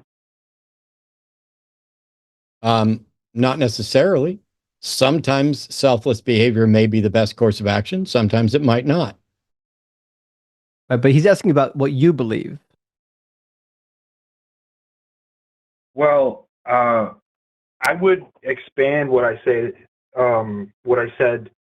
to there's a certain set of morals, such as selfless behavior, such as the value of human life, that come from religious principles. Question to you. No. I can take an apparently selfless act through purely selfish motivations. For example, would it be? Oh, you said true? Yeah. There's performative. So now, Tim, you've literally said that it is possible for someone to take a purely apparently selfish or selfless act for purely selfish reasons, which is the exact opposite of what your thing says. So let's start over. What is it that you think we can't do as atheists? I don't think you can justify through evolutionary principles reasoning your brain to do something that is purely selfless. Okay. Unless name something, Tim, name something that is purely selfless. Sacrificing your life for 1,000 unrelated people. Cool. I can absolutely justify that, and it's not even a rationalization. Rationalization might be something like, ooh, I really want to do that, whether it's good for me or not. But a justified, rational reason for me to sacrifice my life for 1,000 people is that I know if I sacrifice my life for 1,000 people and I do it in the right way, I will gain public laudits and statues, and my name will live on for ages. And the people that I care about will be able to exploit that and benefit. So even me being purely selfish, wanting only nothing but fame and glory for me, and having some fame and glory that lasts longer than I do, I can then use that justification to sacrifice myself for 1,000 people. You're wrong. Yeah, but however, would you say that's going to disappear? Back in the days of siege warfare, people would fight over who gets to climb the ladder first and become the first martyr of the war, because their body would be sent back home and they'd be known as a martyr forever for their community. So there's so many different rationalizations. But I just provided a justification that you said I couldn't do. Are you going to acknowledge that or skip past it? Well, would you say that that's going to disappear because I'm sorry. I just gave you a rebuttal to your argument that shows that I can do something you said I couldn't do. Are you going to acknowledge that or skip past it? Sounds like you're trying to skip past it. Yeah, it's more so I'm sorry. Are you going to acknowledge it or skip past it? I'm sorry. Are you going to acknowledge it or skip past it? I guarantee you, you will not get to say another fucking word until you answer that question. Yeah, I acknowledge it. Thank you. Continue. Okay. So you can rationalize it under your own. That wasn't a rationalization. Your own motives, but under evolutionary principles, won't something like that necessarily disappear? Well, No, I don't know what the fuck you're talking about. What evolutionary principle says that individual motivations will disappear? It's literally the thing that helps us to live. We're herd animals. But that's not prudent for the passing down of your own genes. No. The herd. I'm already done passing on my genes, Tim. First of all, I can't have kids, but even if I could, I'm 56. I'm done passing on my genes. I've successfully passed on my genes in this scenario, and I could then sacrifice myself specifically when I gave the example so that my family could benefit from it as well. So now it's not even purely selfish because I actually give a shit about the family, but mostly because it's going to put me up. You've already conceded that I can do it. I don't know why you're still asking about it. So you care about your family because they're genetically related to you? I care about my family because they're mine. I don't care if they're genetically related to me. I have an adopted niece and nephew that I love. They are family. You're family if you act like family. Family is the category of people who are close to me that I care about.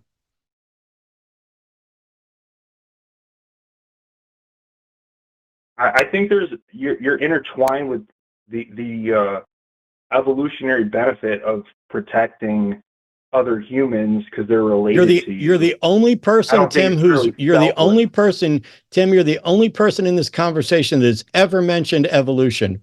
How is evolution relevant to whether or not I can, as an atheist, take an action?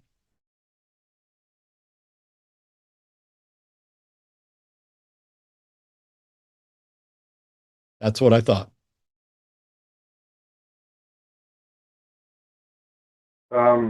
I guess you can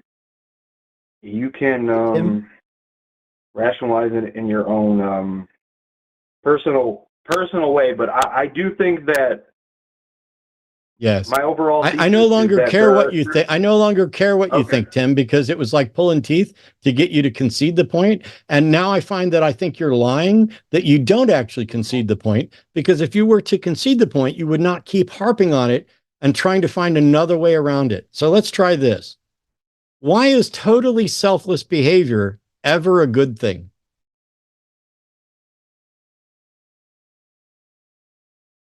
Because it may lead to less suffering.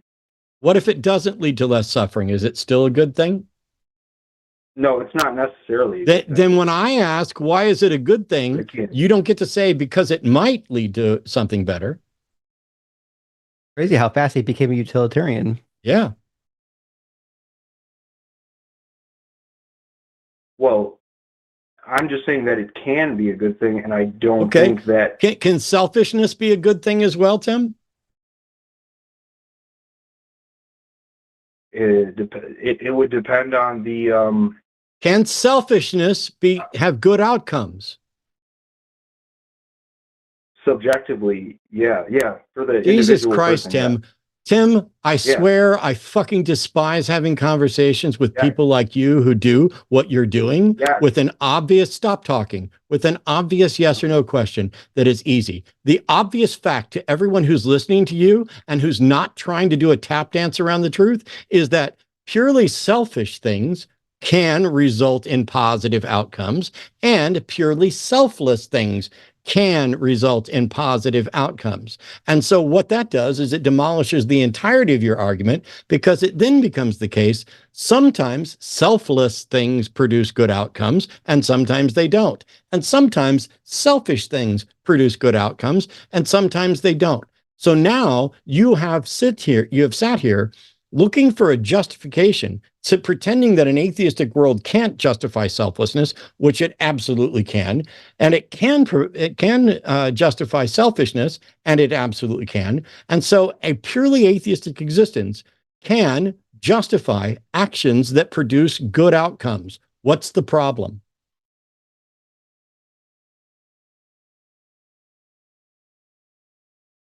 Well, my opinion is that the moral systems don't hold up when you have a purely What's the atheist problem? society. What's the problem? What moral system? Well, look at China and Soviet Russia. Look at what happens to. I don't know if you know Look much at the about value of Russia, human but life. Russia literally has a state church. They do now. They're not atheists in Russia. They were, and they were forced to stop believing No, they in God. weren't. There was one guy. There was one guy in charge of Russia for a short time that was an atheist.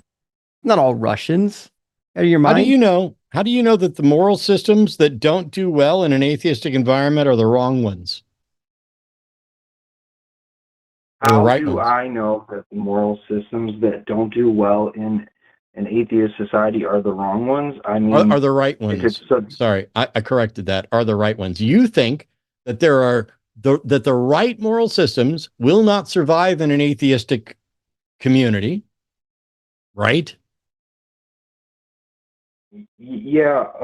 So how do you know those are the right moral systems?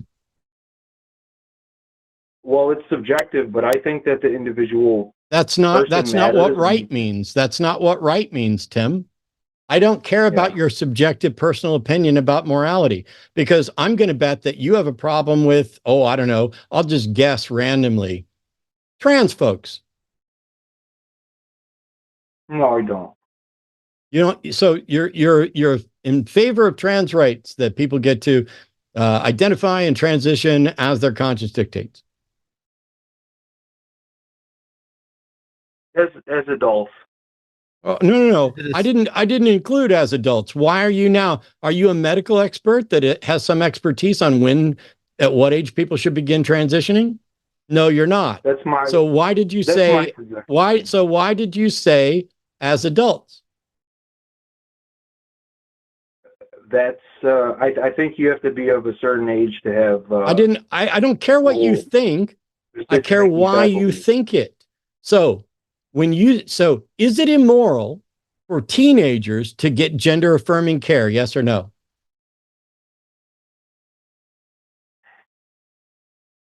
Sometimes. I guess you guys may not hear my audio from that in the new Zoom thing. So sometimes, when is it immoral for teenagers to get gender affirming care? I believe when they're 13. I don't think they have the decision-making capabilities. Hey, Tim, go fuck yourself. You have zero Okay. expertise. You have no say. Nobody should give a shit what you think. And thank you, though, for admitting that your bigotry, Why? that your bigotry and Yes. your version of a moral system is not actually the correct one. It is not based on good science. It is not based on empathy. It is not based on How the do you best prove that information. objectively? I'm sorry. I'm still fucking talking. Your And I opinion. will be talking right up until I hang up on your bigoted dumbass.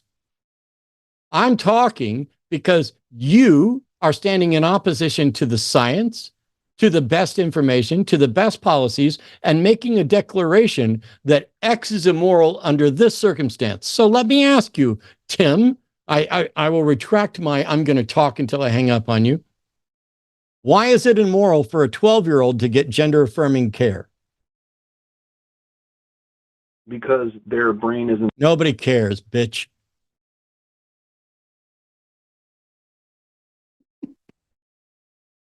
How you like them apples?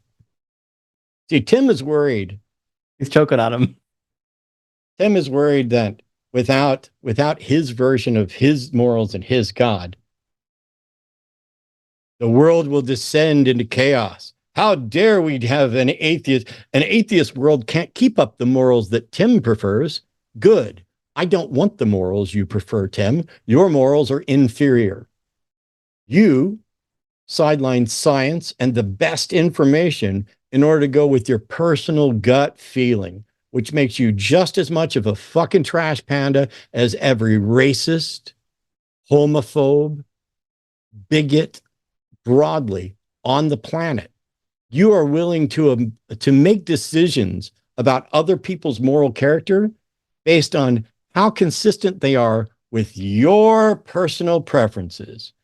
Rim me after tacos, dude. You failed and you did it big time. Oh, sorry, bigly. All right.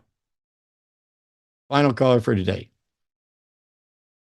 Hello. I'm going to try desperately not to be monumentally irritated. So Douglas is calling from Connecticut. Douglas is spiritual, pronouns are he, him, and never mind. Justin. Hello. How you doing, Douglas? Can you hear me okay? That is the case. We can both hear you. Douglas, Okay. it sounds like you had a near-death experience, and we're delighted that I you had survived 14 it. of them. I'm sure you did. 14. We're delighted that you survived it. What did you experience? My question. Oh, you mean generally? what? This is my first time doing this, so bear with me. Well, I don't know where to start. I'll just make it quick.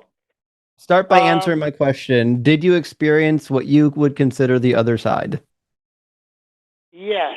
Fantastic. And yes. did your experience follow any of your expectations? Did you see a white light? Did you see a God? What kind of a God was it? Was it the Christian God? Any of those? No, it was just a period of intense darkness, and then a feeling of like going around a wormhole, kind of with rocks, rocky, but I didn't see a actual creator. It was just a feeling of being transformed into another world. Yeah, I mean that's what happens when you hallucinate, right? You can get similar experiences on different types of hallucinogens that we probably shouldn't mention online. But I ask those questions because every near-death experience is different, and I've had multiple myself. Now, mine were mine was I went unconscious and I woke up later somewhere else. There was no experience while I was out. I was dead. I was gone. Okay. Now, some people in the Eastern world will experience Brahma or Vishnu. Some people in the Muslim world will have a visitation from Allah. The variations are endless. There's no end to the variations of near-death experiences. And I bring this up because the fact that our near-death experience seems to typically have some sort of cultural relevance indicates that it's something that our brain is up to. Our brain is giving us some sort of feed. It's not completely off. In some cases, it is. Like my case, it was gone. But in some cases, some activity remains, and it does the same thing like when we dream at night. Yeah, well, our dreams often are preposterous, and our near-death experiences are often preposterous, but they typically still incorporate images that are vaguely familiar to us from the real world. You understand? Oh yeah, I mean I wasn't even a believer at the time, so I didn't grow up in a religion, so I didn't know what to make of it. It was. I don't want to get too dirty here on this line, but it was. I didn't believe in anything, and I didn't know what to make of it. But I have suffered all my life with brain damage. I was born brain damaged, and unfortunately, when I started getting into substances, drugs, and things like that, I tried to end my life, and then I ended up getting caught into Christian fundamentalism, which Oh no. 2 years later, I ended up threatening suicide at another evangelical church, and then for some mysterious reason, I ended up in the best hospital in my state, and they tried me on a psychotropic drug, and within 2 weeks, I had no more interest in drinking or doing drugs. Yeah. And so, Well, what's I that? give you my 2 cents. Some people, there are two things, and sometimes they go together. One is that people with brain irregularities, we might call it brain damage, they do quite often experience what we call spiritual experiences more often than the general population. For example, people with prefrontal lobe issues are more likely to have these mystical spiritual experiences. And it's interesting because typically with the right medication, they go away. It's a good indication that it's something our brain is doing. It's not something that is spiritual. Well, I have Mhm. I have a lot of psychiatric help over the years, and pretty good psychiatric. But what happened to me was last year, with all the craziness in our world right now, it came to my conclusion that the idea of one God, Jesus, and all that is a lie. Yeah, it And is. Yep. so, huh? I agree, hands down. Christianity is dead on arrival. The Trinity is logically incoherent, Yeah, and I Jesus couldn't fulfilled figure it zero out for 40 prophecies. years. 40 years, I kept trying to figure this out. And then, I was accused of being possessed by evil spirits and all this other, I was bullied in the church. I was pushed around because I'm That's what different. happens when you, when you don't fit into the church box. You make people in church uncomfortable, and then they have their own existential crisis because you're around, and so they make you feel bad. Yeah. So I left the church a little over a year ago, but I have to admit, all the trauma I had, it probably will never go away until I'm gone. But I joined this. I don't know. Maybe you guys never heard of it. Is Matt there? Yeah. Yes. Oh, he is. Okay. But I've survived car accidents. I've survived fires, 2 attempted murders, and I was just kind of wondering, how come I survived all this stuff, and and so many other people have one thing happen to them and they're gone. And that's sort of what I was Why trying do good to. things happen to bad people? Yeah, kind of. I guess that there's a book or something about that.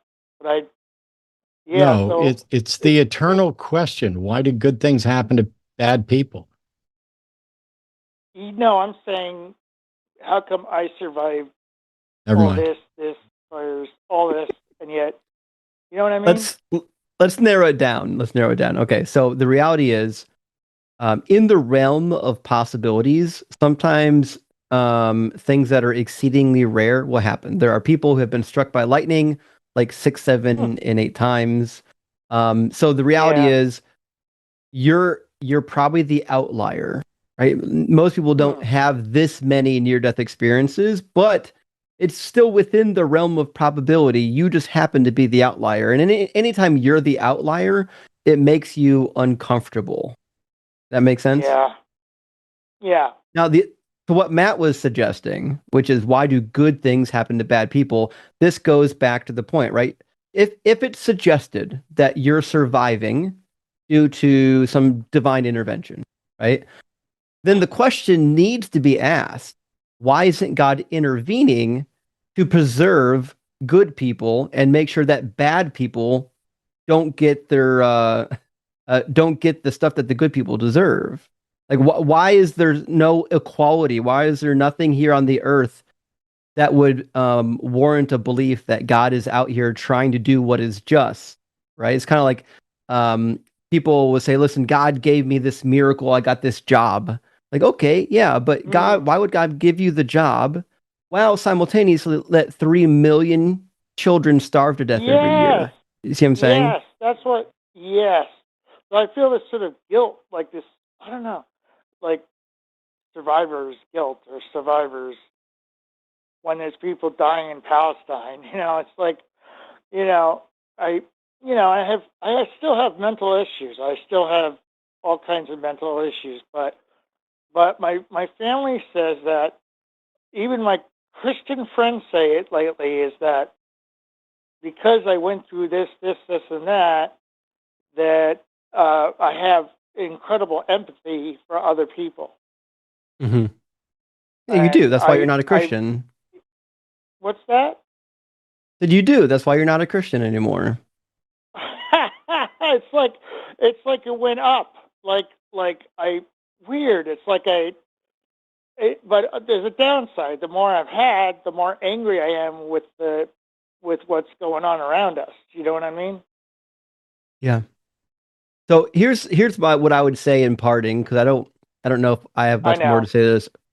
I would say, if you're the person, you're the outlier, you've been given a lot of luck in the ability to stay alive, just fucking cherish it. Take the time that you have here and be thankful that you're here and not 6 feet under, because tomorrow we could both be 6 feet under. We don't know. So every day I wake up and I think to myself, I'm fucking happy to be alive today. I'm going to live the shit out of this day, and that's all I can control. Okay. Now, what's your opinion? Last thing. When I was Christian, they were against the 12-step program, and I was in the 12-step program before I was Christian. But when I became a Christian, they were not happy about it, and I was convinced that it was wrong. And then now I've gone back to it. Is that it keeps me from going out and drinking? Is that a controversial thing? I don't think so. Listen, if the AA program helps you to stay sober, I love that for you. I realize that AA is traditionally, a theistic type of organization. They want you to believe in some kind of a higher power, and it sounds like your prior church was probably some sort of fundamental independent Baptist. They hate every organization that doesn't believe identical to what they believe. But they can go fuck off. We don't care. Listen, if AA keeps you clean and they happen to typically believe in a higher power, listen, do what you need to do to stay clean as long as you're not hurting people, because the best thing for you and for your loved ones is for you to be clean. Yeah. Because I watched you guys for on and off for a long time, and I sometimes feel like it's either or. Like there's no room for adjustment. Maybe I'm wrong, but it seems like either you believe or you don't. You know what I mean? Yeah, you can be agnostic. But listen, Douglas, you're a really nice guy. I'm glad that you are still working through some of these ideas, and super thankful that you called into the show.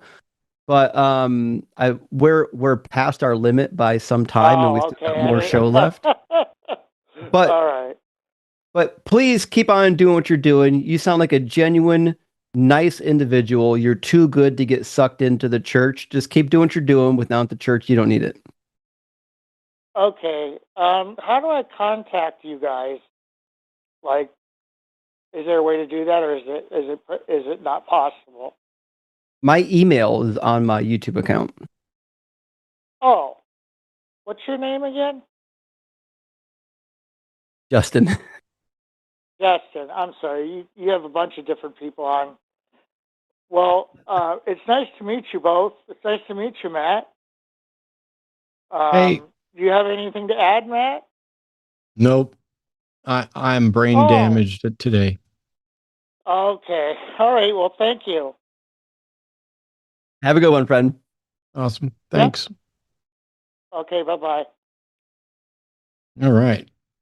That is the final call for today. And I know that the producer's sitting over there going, yeah, it is. Why didn't you note that beforehand? And we're going to read a bunch of super chats. Before we do, while our producer lady is getting everything set up there, Arden, you want to go through the schedule one quick last time? Yeah, sure. Thank you. Also, I can't help but notice, Justin, do you do art? Because you've got Micron pens, and I'm like, those are very art focused inking pens. Sorry.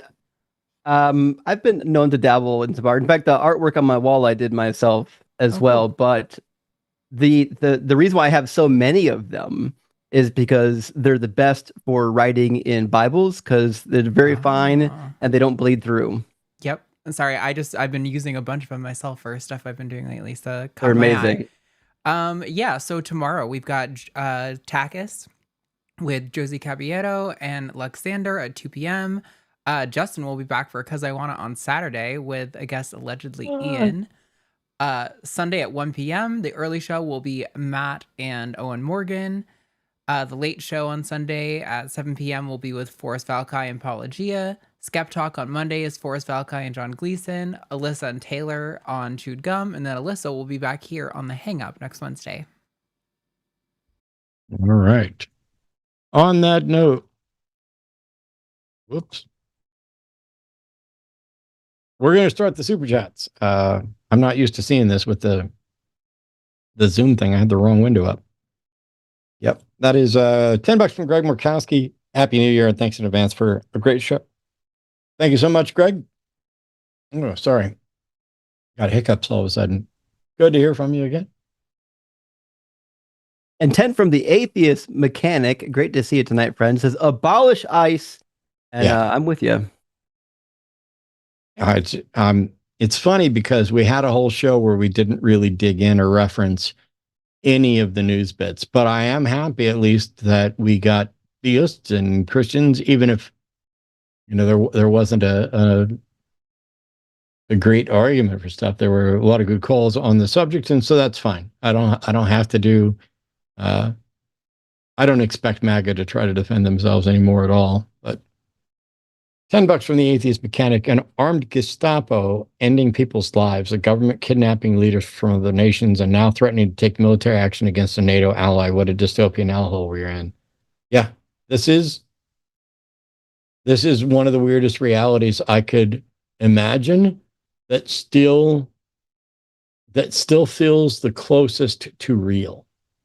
Like, I can imagine things like daily. It's like, okay, am I being punked? Am I in a simulation? Has somebody turned the weird knob up way higher just to be like, let's see how long Matt will go before his brain explodes or he has to go into a rubber room, because it's really wild. And from Misha says, great pairing. Everyone's always rock hard for Doug, but I wanted to appreciate the holy rock mama, Sharon Stone. And listen, she's right behind us looking over the live stream. Next to her Valentine's mailbox, you can send her spiritual letters and she'll appreciate it. Sweet. $20 from Based Airlines. Today's my birthday. Well, happy birthday. And for my birthday, I'd like for Matt to explain in at least 5 sentences just how sopping wet he is for Sharon Stone, and for Justin to do likewise for Doug. Well, I'm going to be mildly disappointed because I am absolutely so sopping wet for Sharon Stone, but only right now at this moment because it's a little extra warm in here, and I think I might have a bit of a fever. And I realized that it got worse the instant Justin pointed behind at Sharon Stone because she's partially blocked. And so I can't see if her, rock hard legs are being crossed or uncrossed, a la Basic Instinct or anything. And my glasses aren't working well. And so as soon as he pointed at Sharon Stone, I immediately began to sweat because I was very concerned that I wouldn't know enough or that I wouldn't be able to see enough. And yep, you're right. I am absolutely sopping wet for Sharon Stone, and the listen, Philo Bros too. Listen, everyone knows the miracles of Doug, how he cured all of our ED. So that's all we have to say about that. Gotta have a talk with Doug after a few drinks. And 10 from Dr. Dave Deconstruct. He says, "Hi, Justin and Matt. Great job, my friends. It is 3:45 a.m. here. Watching this and your individual shows beats the exhaustion of jet lag and insomnia. Keep cooking the truth into people. Fuck God." And thank you so much for staying up late and watching. Listen, you could have went to bed. You could have done anything after that. You stayed up and watched and supported the show. We appreciate you for it. Keep fighting the good fight. You are a better person than I am. $10 from the Atheist Mechanic. Again, no one needs a God, especially when that God is a moral monster that needs us to inflate its ego. F God, F ICE, and FDT. Fuck Donald Trump. Yeah, the thing is, I mean, you're making a point we all talked about, and obviously we're in agreement with. What I find funny is that it doesn't seem to be obvious. I mean, you can literally read, "Let God be true and every man a liar," and then you think that you have the truth in your book, even though it was written by men and not God. And somebody made an amusing little post, which is, "It seems that God's always asking for money. Satan's never asked me for a penny." And it's like, what? You get back to, Star Trek, the motion picture, where it's like, what does God need with the starship? What does God need with money? Oh, he needs the money in order to spread the word, except that he's not spreading the word. He needs the money to pay people to spread the word. Why does God need to have people spread the word? Why can't he do it? Wouldn't that cause, by definition, less miscommunication? Wouldn't it be much easier? Why is the Damascus Road experience good enough for Saul, but not all the rest of us have to trust somebody who heard about somebody who ran into somebody who knew Saul, and they have it on good authority that he had some good information? It reminds me of something that happened today. I was playing EverQuest and was watching in Guild Chat, and somebody in Guild Chat was talking about how they were taking their young child to the doctor for vaccinations, but they decided to frame it as, "We're going to go to the doctor to let him know which vaccinations we don't want."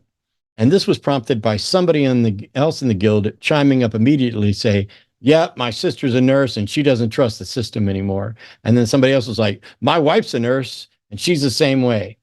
And I sat there for about 30 seconds trying to figure out exactly what I was and wasn't going to say. Do I want to start a fight? Do I want to call something out? And what I ended up saying is, measles is on an epic rise, and I have anti-science and anti-vaxxers in chat. Time to invest in tiny coffins. That's the message that I decided to send, and that's when they decided that maybe Guild Chat wasn't the best place for them to spew their information. Because I put up with racism and I put up with, just assholes in chat. But misinformation that results in dead kids, you're not going to get me to shut up. You'll have to boot me out before that happens. And homophobic, transphobic stuff in Guild Chat, yeah, you're going to have to kick me out for that too. If you just want to say that you're, right-wing MAGA, I'll probably largely ignore that because I know you're stupid and not just immoral. Anyway, sometimes I start fights outside of TV shows. I can envision that. $10 from President Starscream says, I've said it before and I'll say it again. Eventual non-existence is far more comforting to me than the idea of an eternal afterlife. I wish I could impart that feeling to folks like Ryan. And I would say this. I would prefer a temporal existence over an eternal existence, but I would also prefer more than like 75 years. If I could live a couple hundred years, experience all there is to experience, and then fuck off, I'm down with that. But living forever, dude, you would get bored. You'd run out of things to do. What are you gonna do for all of eternity? Eventually, you're just like, listen, I've played chess in heaven for the 30 trillionth time. I can't make one more move. You're just gonna get bored eventually. I used to think that, and I still do to some extent. But it was pointed out to me that the universe is dynamic, and since you're already starting at a deficit, you may not ever have the capacity to catch up. But I'm like, do I really need to watch this flower grow its offspring when I watched the 5 billion flowers in that line before then? What new am I going to get out of that? And so, much like Justin, I think the right answer is I'd like to live for exactly as long as I actually want to live, and not a second longer. And what's wrong with that? Right. It's funny that people who are advocating for forever, who can't even grok living 100 years, and then start thinking about, ooh, what am I going to do? I don't know. For about 7 million years, you're going to sit at the right hand of the Father, praising and trying to learn stuff. There's no guarantee that God's going to teach you anything, by the way.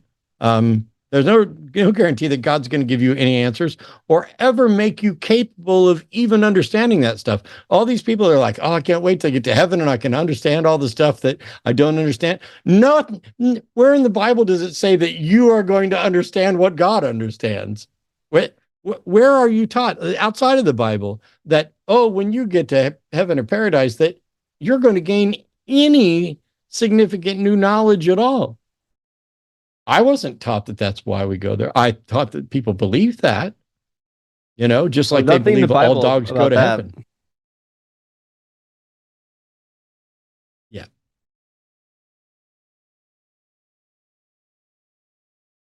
Oh, I have to go back. I think I just read the last one. Yes, eventual non-existence. There we go. Sorry. $10 from Dr. Joe, executive sober coach. Wow. I thought it was executive sober code because of the lining the carriage return there. So Ryan, I'm here. I'm Dr. Joanne Ketch. You can find me using that. Take Justin up on his offer to help. Awesome. And thank you, just an absolute truckload, Dr. Ketch. And Dr. Ketch also so she's working with our nonprofit now, and also is with the Secular Therapy Project. So yes. This is kind of in her wheelhouse, y'all. If you're deconstructing, we've got a member in our community this is her specialty. So please take advantage of it. This is I not only am not qualified to do that, I know that I am not especially good at it. On rare occasions, I'll find the spoons and the right thing to say to maybe steer somebody, but most of the time, the best I'm ever going to be able to do is refer people to recoveringfromreligion.org and seculartherapy.org, and just making sure that they're able to. Now, I can't do anything I'm glad other organizations have ways to potentially offer financial assistance, because I can offer financial assistance to me and Arden, and that's about the extent of the financial assistance I can offer. And I'm lucky that I don't have to offer Arden financial assistance. So anyway, huge thank you, Dr. Ketch, for doing stuff I suck at. We've got 729 THB from Science Lover. Good to see you tonight, friends. Says Matt and Justin. Atheist Dream Team. Love you guys. Well, thank you, Science Lover. Good to see you tonight. Appreciate that. Thanks for supporting the show.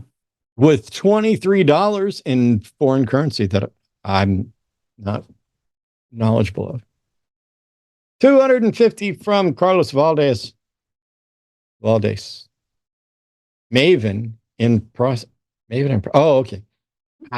The spacing on things today with names is really, I don't know. Maybe my brain is completely off today. There was a period of time the other night where I couldn't think of John Stewart's name for quite a while, and I was like, "Don't help me." I'm sitting there looking at him and going, "That's John." And I'm like, here's a guy I've watched since short attention span theater on Comedy Central in the early '90s when he's introducing Blackadder clips, and I can remember all of that and get it all right, and yet my brain was sitting there going, "It's John." Yeah. Swammy, Anyway. Swampy. Oh, Samsonite. Thanks again for today's host combo special. Seems the Christian theists are afraid of engaging while you're live. Actually, they did great today. I mean, the number of times that I didn't have to wait. There was a theist on the line. There was a theist on the line. So good for them. And it doesn't matter how it ends or what's irritating. I'm thrilled when people are calling in because let's be honest, if they wind up being good at it, we all win because then we all get closer to truth. And if they wind up being terrible at it, we get examples so that the other people who are out there who believe for the same reason or have the same level of understanding, they get to experience what it's like to be called out, challenged, corrected on that without the extra baggage of actually being the one in the spotlight, which means they are less likely to double down than the callers are. We already know the callers are almost always going to double down. But. And also, Carlos, thank you for sending out 10 of the line gifted memberships. Big W. Ooh, nice. Gracias, Carlos. 15 from our friend Ryan Matthew Campbell. Says, I appreciate you guys taking my call. Justin, I've taken up your offer in Discord. Kind regards. Love to hear it, Ryan. All right, we'll make sure you get taken care of, okay? And I'm happy that I wasn't too big of a stumbling block in your quest towards progress. $20 from Misha. Again. Oh, these hiccups are terrible. Anyway, the line should make a bingo card for various shows. We need a theist bingo card with look at the trees, Kalam, etc. for some funsies while watching these silly people repeat the same dumb arguments. There are a number of different ways that we could potentially gamify some stuff. I don't know that a whole bingo card's the way to go. I love, for example, Paul's got the For the Bible Tells Me So mug, and it's great. I have the mug born of my frustrations. I'm not answering questions. And the nice thing is, this is what's going to get held up at the window when the FBI shows up to tell me that I need to take down my content. Bingo cards are tough too because you have to find a website that generates them online. And I used to do that when I first started streaming. And most of them max out at like 100 or 200 bingo cards. Then they run out of like combinations and they have to keep getting larger and larger. But when you've got 3,000 people watching, the bingo is no longer really, you can have 15 or 20 winners all at once. Yeah. Well, at least if there's 15 or 20 people paying attention, which hopefully there would be. Hey, $50 from Bobtail Trucker says, thank you for being,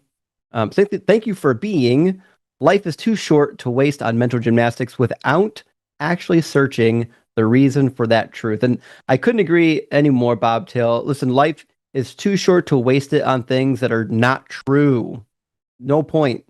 In fact, that's one of the things I hear the most when people deconstruct and leave their religion, that I wasted so much time. I would have lived my life differently if I wasn't wasting it following this nonsense deity. So the quicker we can get people into reality, the better they can actually make decisions for themselves.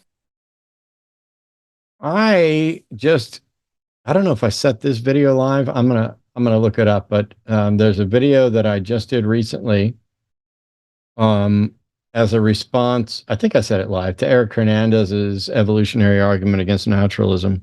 His version of planting his thing with Superman in there. Somebody in chat will know that I've seen it.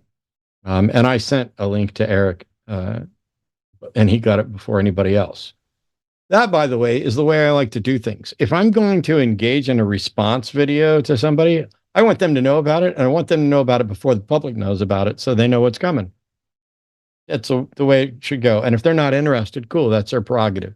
I don't know when or if Eric will get to it, but I will say one of the things that I pointed out, I think near the end, if I'm remembering correctly, is that there's this claim that they're trying to present that evolution has no likelihood that it is selecting for truth, which I think is false, but also the point was evolution only cares whether or not something promotes survival, which means there are true things that could promote survival, or there are false things that might promote survival. And I went through, gave a long talk about the how and why behind all that. But the point was, even if the only truths you can in a naturalistic world be remotely confident about are those that impact survival, why isn't that good enough? I don't need to know about a trivial truth on another planet that's never going to impact my survival. I don't need to know what you had for lunch yesterday morning unless it actually impacts my survival. So the main objection is that if naturalism is true, you can only be at most reasonably confident about things that matter to your survival. And I'm like, well, that's good to know, because that's the part they care about. Everything else is more of a curiosity. And the reason for looking into those questions that don't seem to affect survival is because we need to understand them in some cases in order to know, does it actually impact survival in a way we didn't know? Anyway, I gotta get back and look the next one. There we go. Is this you or me? I think it's you. Cool. Dr. Dave Deconstructee, how is Look at the Trees still an argument in 2026? Religions cause so much brain rot. These guys should listen to Let It Go from Frozen and let go of the lying piece of shit face fucking God. I don't know what the two F's are for. So okay, so that's the inside terminology in the deconstruction zone. Not my channel, but the area for all of the deconstructees. It's piece of shit fuck face. Oh, well, I was close. I went with face fucking. Yeah. I made him a top. I should. A guy named made him Joel a bottom. Reed's Bible came up with that. He's by the way, he's fucking hilarious. But it spread like wildfire now. $9.99 from Fat Jesus says the goats. I'll be listening tomorrow. Matt, I'm so sorry about your insurance. We need to have Medicare for all. Love you guys. Let's see. JGFY. Do you know that one? Jimmy, go fuck yourself. And listen, 1,000,000%, we need Medicare for all. I mean, there's no good reason not to, other than people are misinformed. That's it. Thanks, Fat Jesus. You're a good neighbor. There's a sound from the goat. $15 from Carverist. Thanks, Matt and Justin. You're very welcome. And thank you so much for the support. We greatly appreciate it. And we genuinely, like, even when it doesn't look like it, I am having fun here, or I wouldn't show up and do the show. It's just, you reach the frustration points. And I know some of you are sitting there, and the only reason you look at the screen, because you could just listen to us, but the only reason you look at the screen is because you're waiting to see which of us face palms, blows our poker face, has a reaction that makes you giggle, or where you're like, how are you not throttling this guy? And then when I lose it, you're like, yes, finally, I feel felt. Yes, I'm aware. It is fun. If anyone's wondering if this is a good time, the answer is yes, it's a good time. $10 from our friend Charles Better. Good to see you tonight. Beautiful puppy as always. Please, independent atheists, contact your representatives and stand up against ICE. If we don't stand up for our Constitution now, we may never get it back. Rock hard for Doug, justice for immigrants, and hell yeah. That's just burn down the phone lines. Endless calls. $10 from Space Barbarian. I didn't realize until tonight how little I enjoy hearing the phrase babies claw their eyes out repeatedly. Thanks for all your work. I know. Oh my gosh. It's preposterous that somebody doesn't know if it's if it's a likelihood that God wants a world where babies to call their eyes out is crazy to think about. This is one of those things where in the conversations, because it's a show, there's a suspicion that we're constantly laying a trap. And it's not a wholly unfounded suspicion because we're trying to ask the questions that will expose any potential flaw in reasoning so that we can either help them out or not fall into it ourselves. But we're not setting up trap questions. You are telling us what you believe and why you think other people should. And we are just asking the questions that are most likely, hopefully, to lead to an accurate either acceptance or rejection of what you have to say. If they feel like trick questions, maybe it's because you have shitty views that aren't supported by evidence and argument. You're never in a trap if you're actually on good grounds for argumentation. If you have a good argument, you can't be caught in a trap. People who get caught in traps are people with shit arguments. $15 from Harborest says, thanks, Arden. And we agree. Thank you, Arden. I agree more than anybody. You're welcome. By the way, Arden and I went for a walk today, and we went for a walk yesterday. We are on a trend.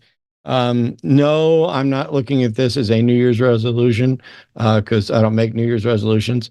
We actually started doing this a little bit before, but for circulation issues and general health and getting out of the house, because we're prone to like stay in way more than we should. So we had a really good walk today, although I'm very sore and tired. $100 from Appstrider. Matt and Justin, let's go. Two of my favorites together. Thank you so much. Now imagine the ordinary. Matt, Justin, Forrest, and Gutsick. That's too much. Like, I don't need to be included in that at all. I'm not even sure what I bring to that.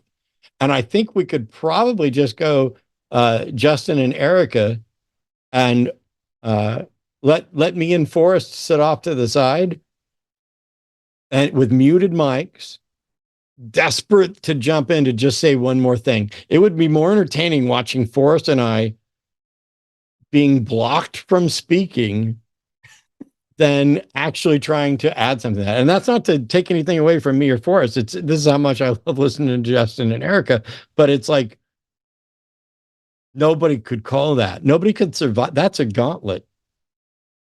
It's yeah.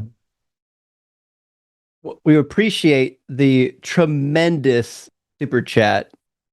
Big W. Also, praise Doug. 999 from Iantu says C can't be an element of itself, but it can be an element of unt. Rock hard for Doug. Simply wet for Sharon. Gay for Justin. Mingling with Matt. Whoop, whoop, whoop. I'm sorry. I like your joke, but C is not an element of unt. C would be an element of cunt. You left off the part of the set that exposes it, but yes. I know. $10 from Pyroform 42. Chat brought up that C is for cookie. Will we be given cookies? Let me tell you, C is for cookie, and that's good enough for me, but I'm not giving cookies away. Just like Cookie Monster, if the cookies get in front of me want cookie. Yeah, I have to purge my house. I can't have junk food in the house because like midnight rolls around and I'm like, I should be sleeping, but there's a fucking Oreos down here that need taken care of. Yep. And 10 from the Atheist Mechanic again says, sorry to be sending this in. Don't be sorry. You're supporting the show and the community. But I'm already seeing posts trying to justify the ICE shooting, saying that the woman brought it on herself. Mega keeps getting gross each day. At least we're watching them expose themselves on film publicly. That's the only silver lining. Yeah. Yeah. All right. Alias Shauna Silver Bow. Hey, thank you so much for the $10. Premise 1, C comes after I. P comes after you. U comes after C. Conclusion, I see you pee. Yes, I'm an adult. Also, my eyes are glazed over after Greg. Of course it is. And it's because Greg, we went ahead and did it. We've had Greg and several other people trying to do this before. Even if they were right, even if they had found a philosophical argument that confirmed the existence of a God, which they haven't, and they're not honest interlocutors, they're not trying to engage in any way that teaches or edifies. They're trying to do a gotcha, and they think that that's going to get them points. Ooh, I stumped the atheist. Well, first of all, stumping me, no, not really a problem. There's some areas where you're probably not going to stump me, but stumping me doesn't prove God. And every day older I get, the less it demonstrates there's a God to stump me, because I'm genuinely getting dumber. I mean, it's just an inevitability. There's a reason why Ben Feingold is, I think, still the oldest person to earn the Grandmaster title at like 40 or 41. You either get those titles in your teens, 20s, and maybe very early 30s, or you're just not going to get there because your brain doesn't function as well as it used to.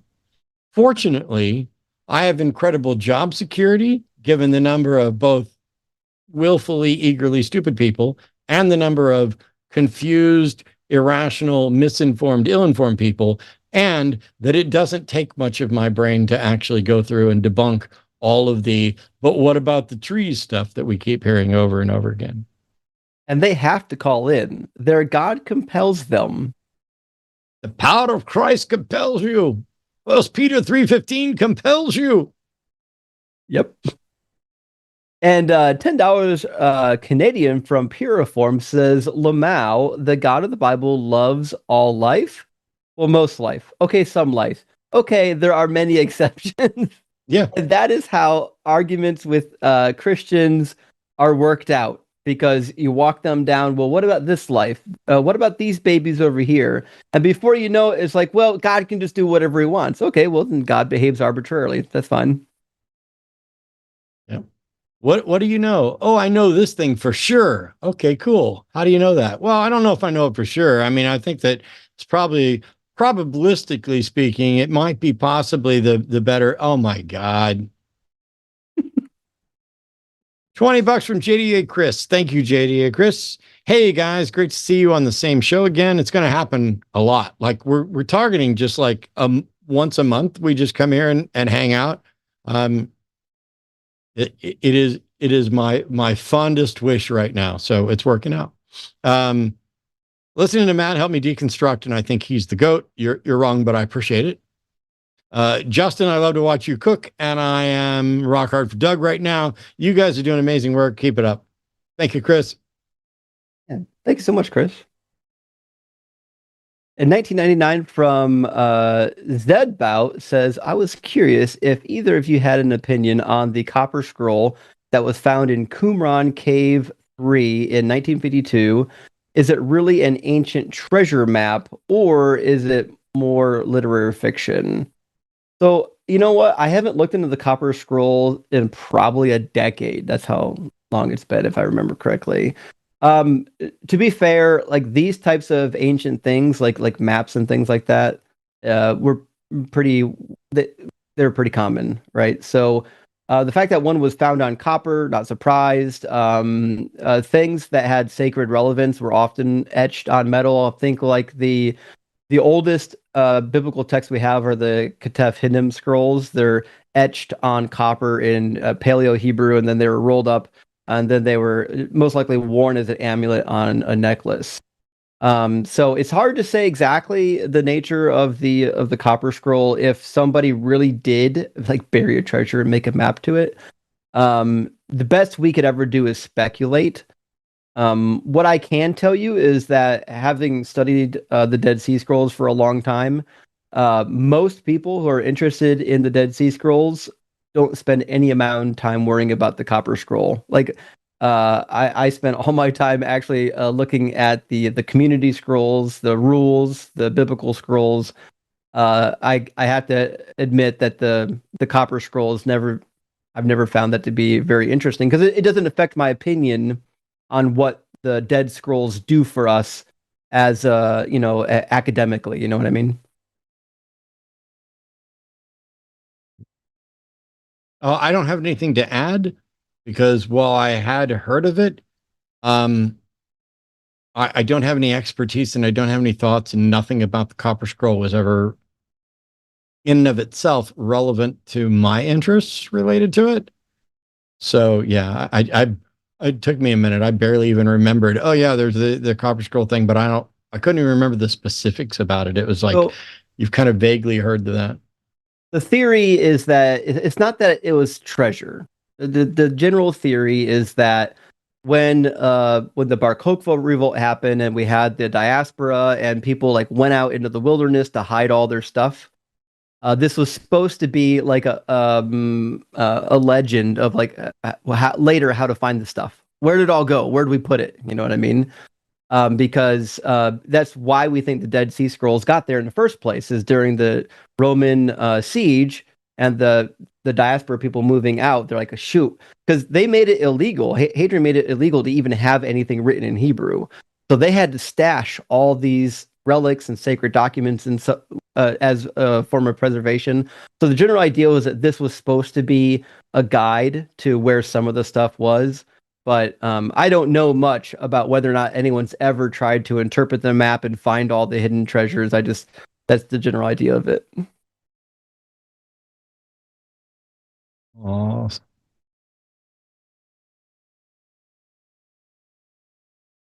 $10 from sorry, this is you. I lost track.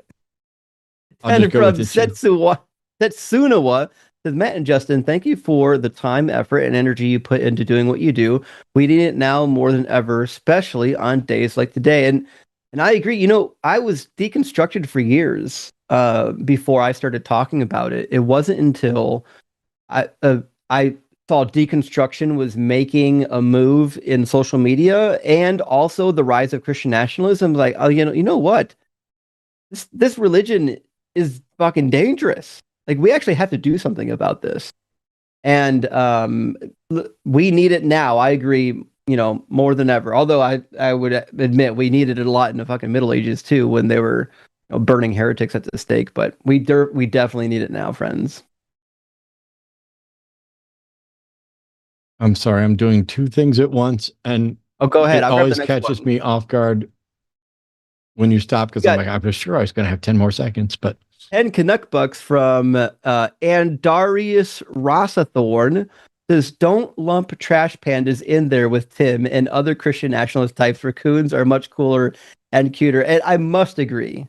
The raccoons where I live are adorable.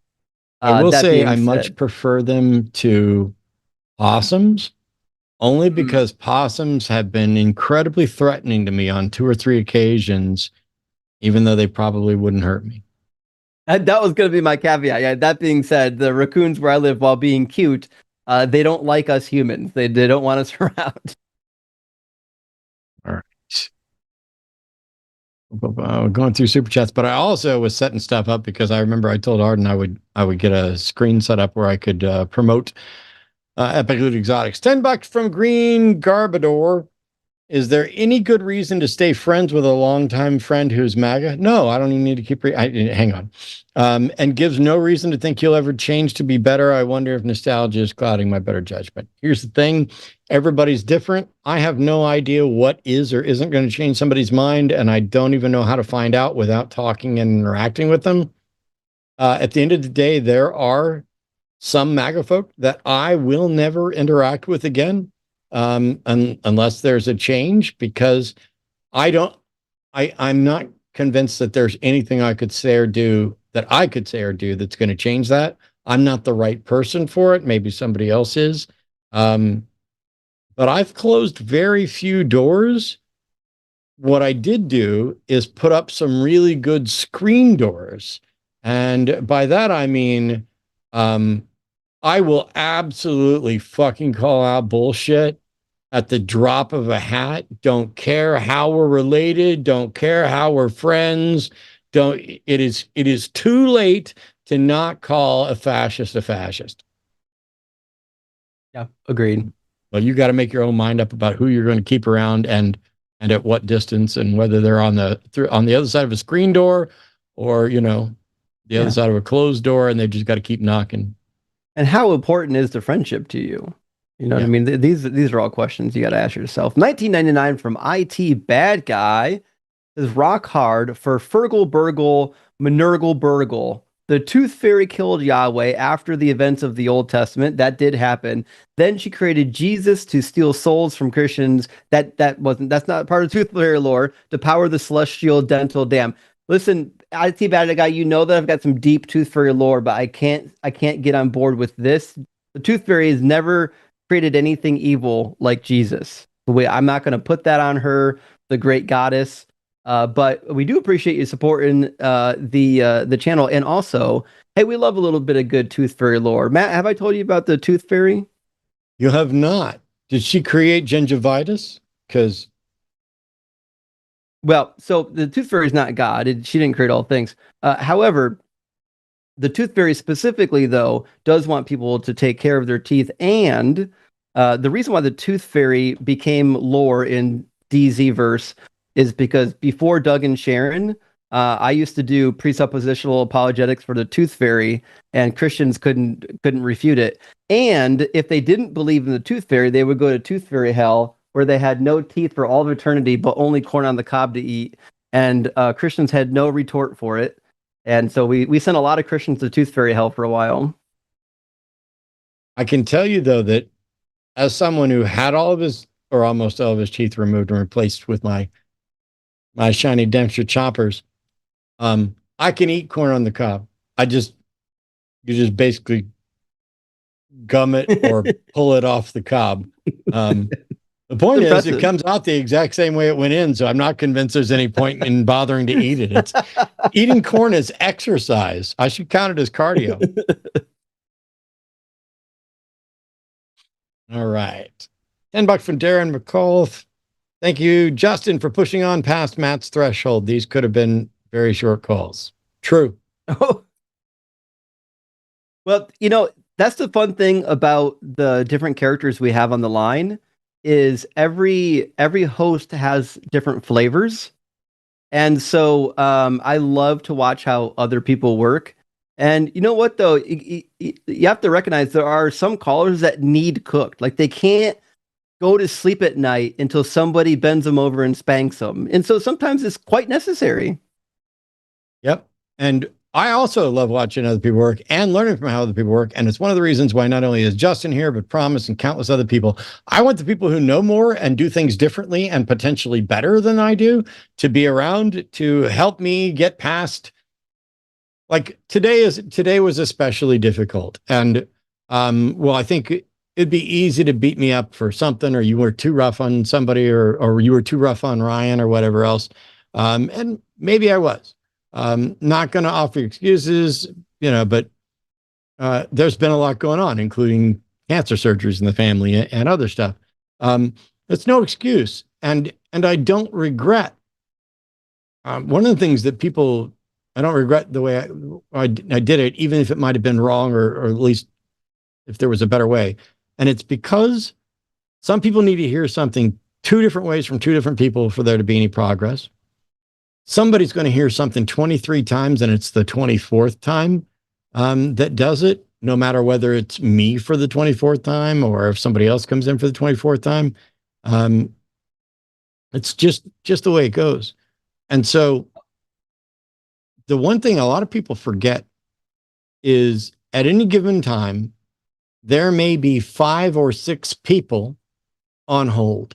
And if I look over at the call screening thing and I see, wow, there are 4 theists on there, and this one wants to defend the existence of a God. This one wants to, boom, boom, boom. And I see what the screeners put in there, and I'm like, what is best for everyone involved? The best for the majority, for us to keep going on with this person who's struggling with something, but isn't going to get us any closer to a God, and really should probably be redirected to recovering from religion or secular therapy rather than us trying to do stuff we're not qualified to do. And so there's this constant thing going on. When is it time to hang up and move on to this other call? And how many times have you watched both of us, our faces just sink because we were so invested in this one person that we lost one or two or three theistic callers that were on hold just because the call went on too long? It is difficult, and I'm going to fuck it up. And by the way, so is everybody else here at some point. And it's awesome that there are people out there can armchair quarterback and know exactly when they would have hung up and how they would have done it and how much better it would have been. I encourage you all, go do it. Like, if somebody is convinced they have a better way, for fuck's sake, for the sake of the world, go do it. How can it possibly be a problem for more people to be doing something better? Agreed. We'll fix the Christian nationalism much faster. 10 Australian dollars from Misha. It says, much love to Douglas for his recovery, but sharing his life story, then asking how to contact them.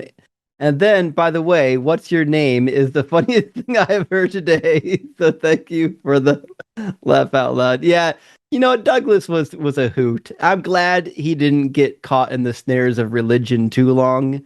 I hope he does well. $20. Thank you very much, Flibberty Giblets. Addiction sucks. Agreed.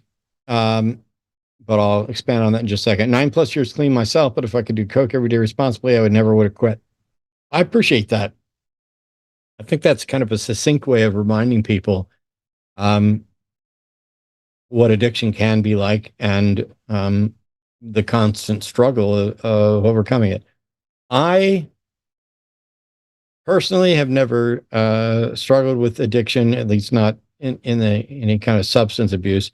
I'm probably addicted to doing call-in shows. I don't know how you can do something to whatever extent it may be possible, but I don't want to, minimize the real substance abuse issues that people have. And so, congratulations to you on 9 years. Congratulations to everybody else who's finding their way out of it. I know when the 12-step program stuff comes up, I despise them, in part because they lie about recidivism rates and they lie about, oh, you need this higher power, but it could be almost anything, but it really kind of needs to be this. And they're not all the same.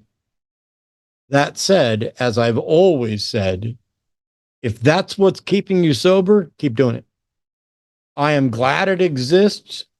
I would rather you take the comforting lie that has the demonstrably beneficial effect of maintaining your sobriety than not be able to find anything that works. Fortunately, there are things other than 12-step programs that don't just have you replace one addiction with an addiction to the program, and that do better on recidivism rates, or at least publish them. And that's things like secular sobriety. I think there's also an organization called SOS. The biggest problem is they don't exist everywhere. You're going to find Alcoholics Anonymous, Narconon, actually not Narconon, because I think that's the Scientology one. So is Narconon Scientology? One of them is. It's either Narconon or Narcotics Anonymous. One of those, I think, is. Anyway, be very careful and look into them. But you're going to find 12-step programs everywhere. You're not going to find secular programs. So reach out to the Secular Therapy Project and dig around to find out what you're getting involved with. But at the end of the day, you do what it takes to make your life better and to maintain your sanity and sobriety. Sure. And $10 from Reverend Nate. Great to see you tonight, Nate. Hope you're doing well. It says, glad to see Arden prevented Dr. Blitzfeld von Schism from tampering with the audio call-in studio tonight. Lock Blitz up. That being said, Blitz and Promise will make a hell of a host team, just saying. And I will add, Nate, my friend, just one more thing. There's no schism. The schism's not real. We got to stop blaming Blitzfeld von Schism, although there has been some revelations come to light that there might be a schism on Blitz's channel. We'll find out. Tune in for more. I'm mildly lost, but I might tune in. There's a lot of insider lore happening in the comments I can tonight. tell. Also, yes, Narconon is Scientology. $10 from Clifford. If scientists created a TV that can replay events from the past or chosen, it will still not prove the existence of God.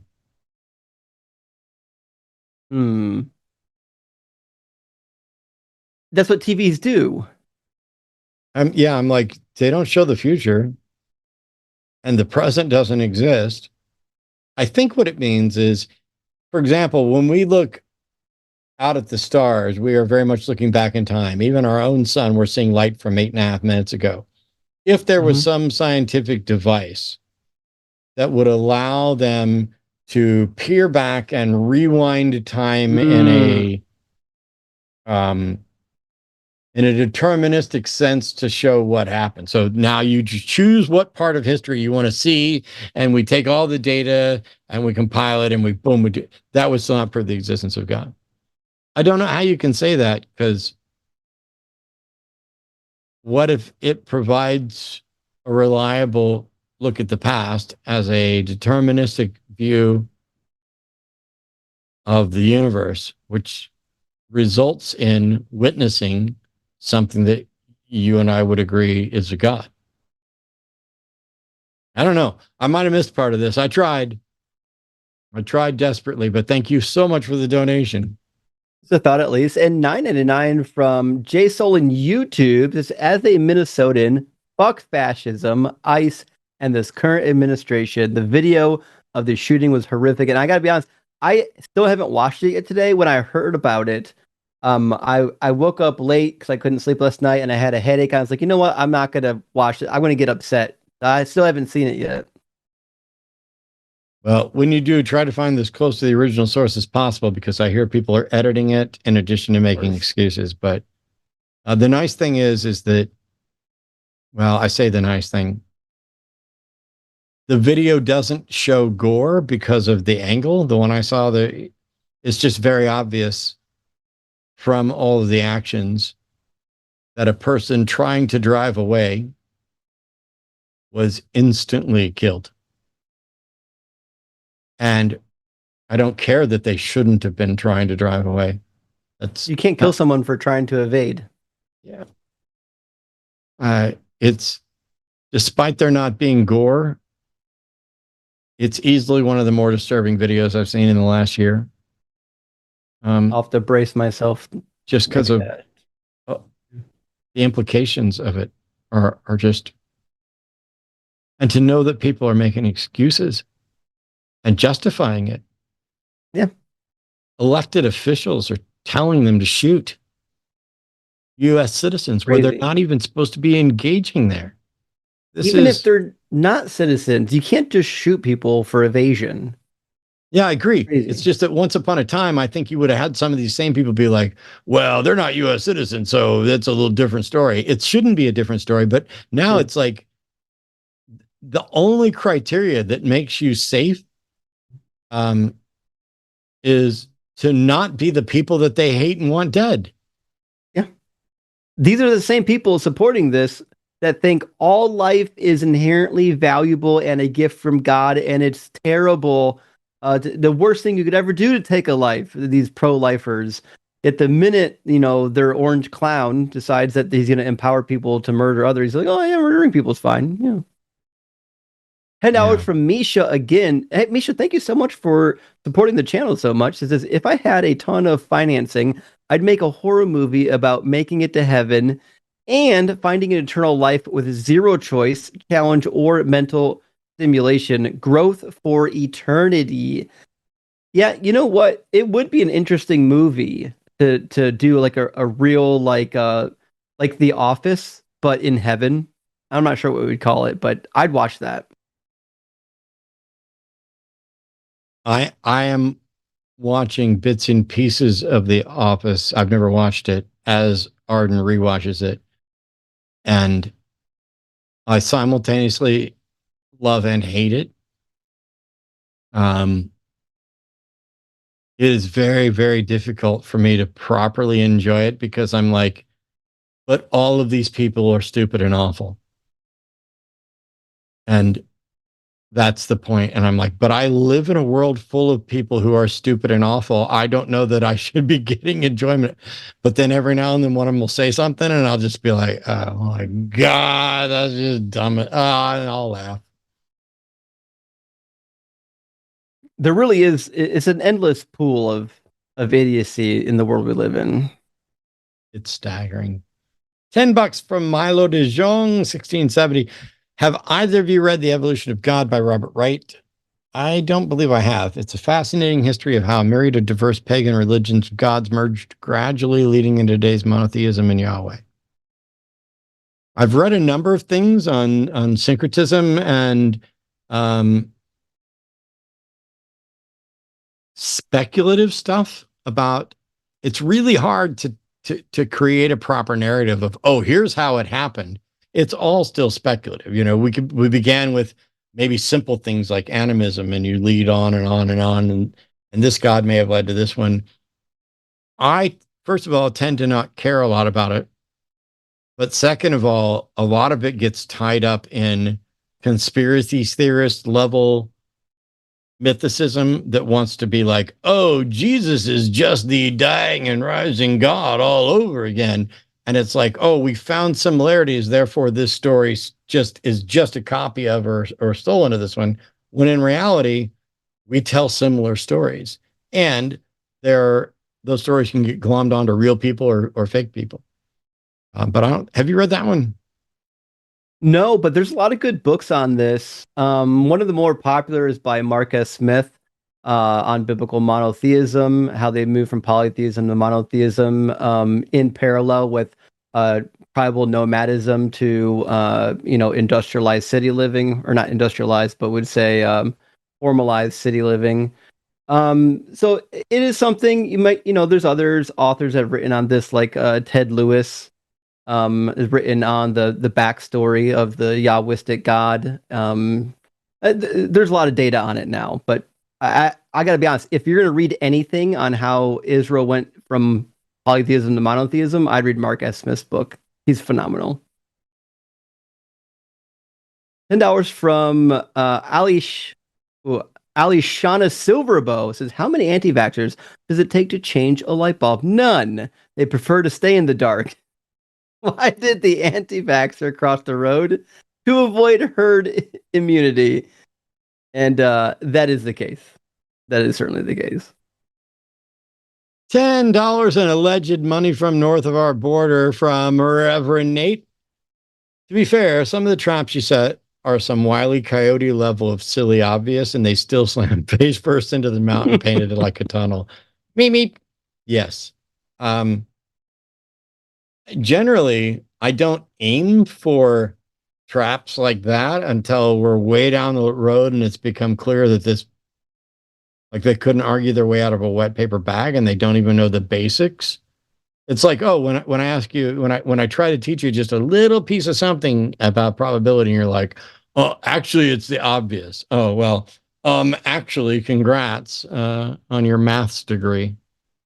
I think a lot of people, and I could be wrong, I think a lot of people call in and they've never actually had like a real debate. They've never had like actual dialectic, and they saw it and they're so incredulous that people don't believe in God that they came up here with no plan. It's like what Mike Tyson said, everybody has a plan until you get punched in the face, but once you get punched in the face, you're just stumbling around concussed. You don't really know what's happening. So I think they get that first punch in the nose, and then they're just dazed and confused, just out there flailing, trying not to get the KO. They really don't know what they're doing.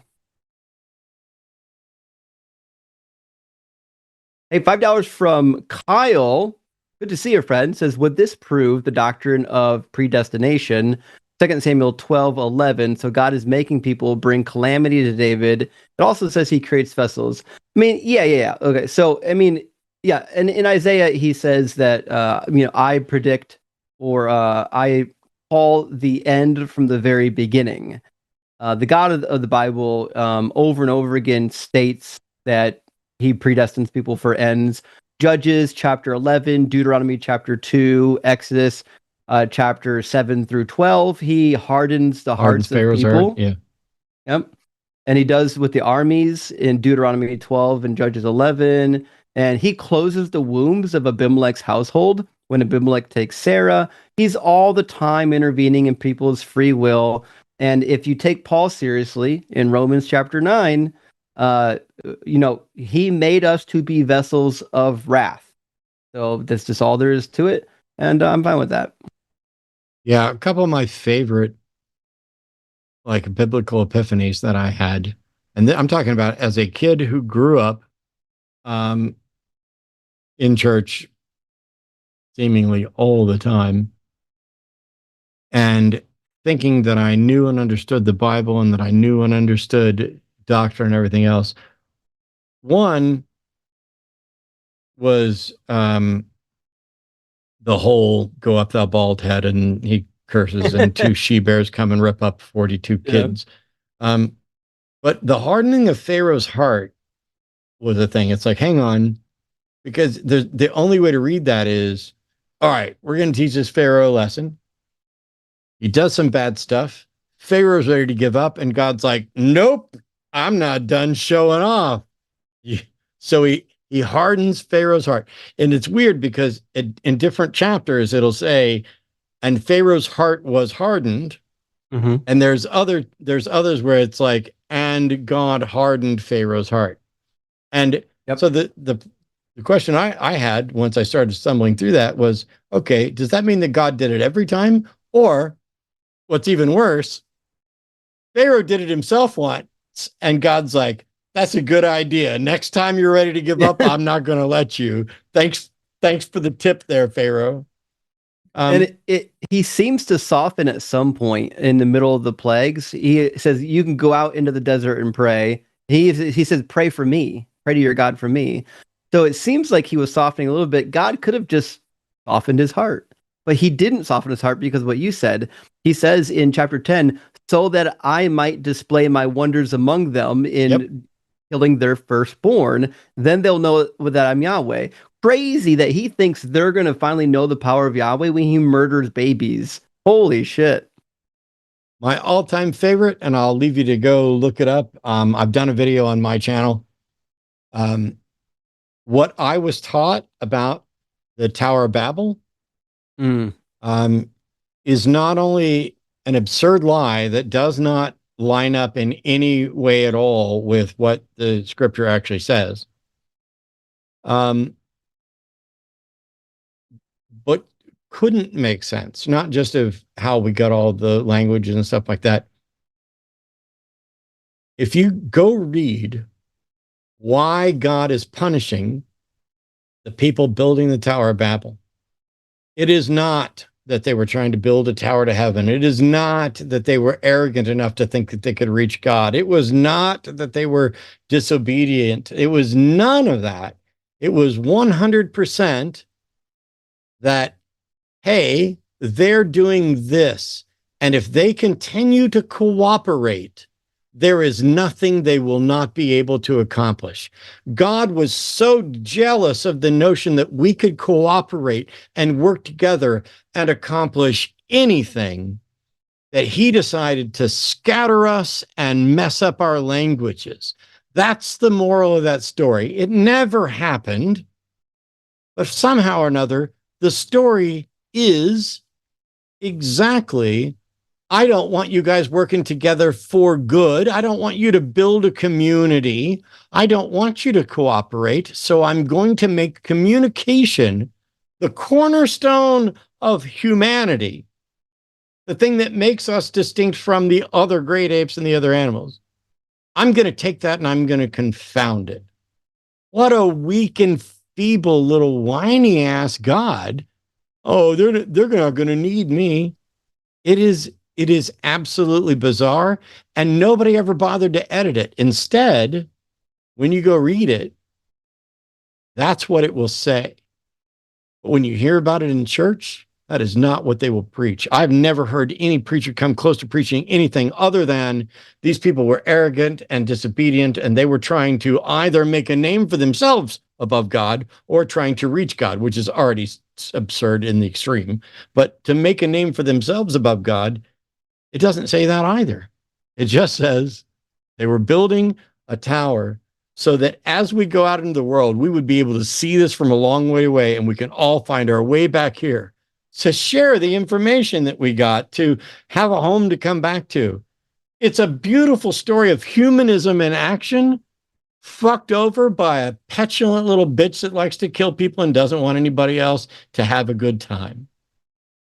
It's hard to read the Bible and view God as a good guy. It's just, he's not good. Facts.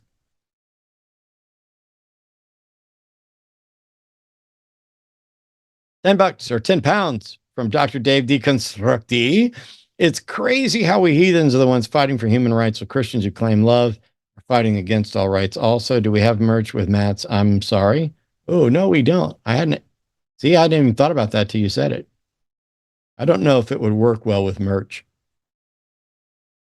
And $10 from Misha says, one last one to say, I appreciate Matt giving people a verbal spanking because some of them deserve it. And more polite people will not give it to them. Rock hard for Doug.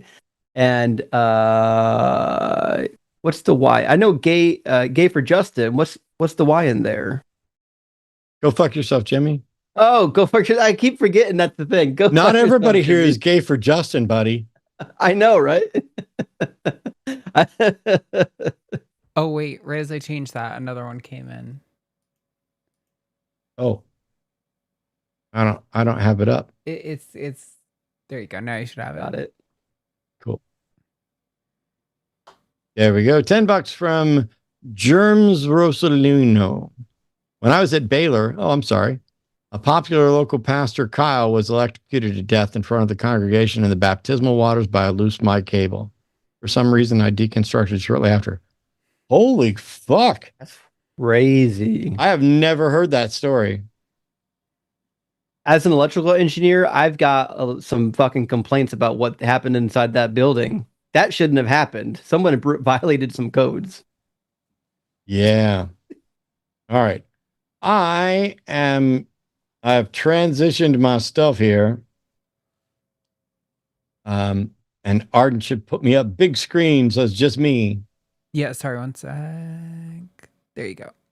There you go. Because I said I would. Hey, Arden and I run Epic Loot Exotics. This is a picture. If you go to morphmarket.com, if you are in any way interested, right now we have a number of our crested geckos up for sale there. I'll show you a couple pictures real quick.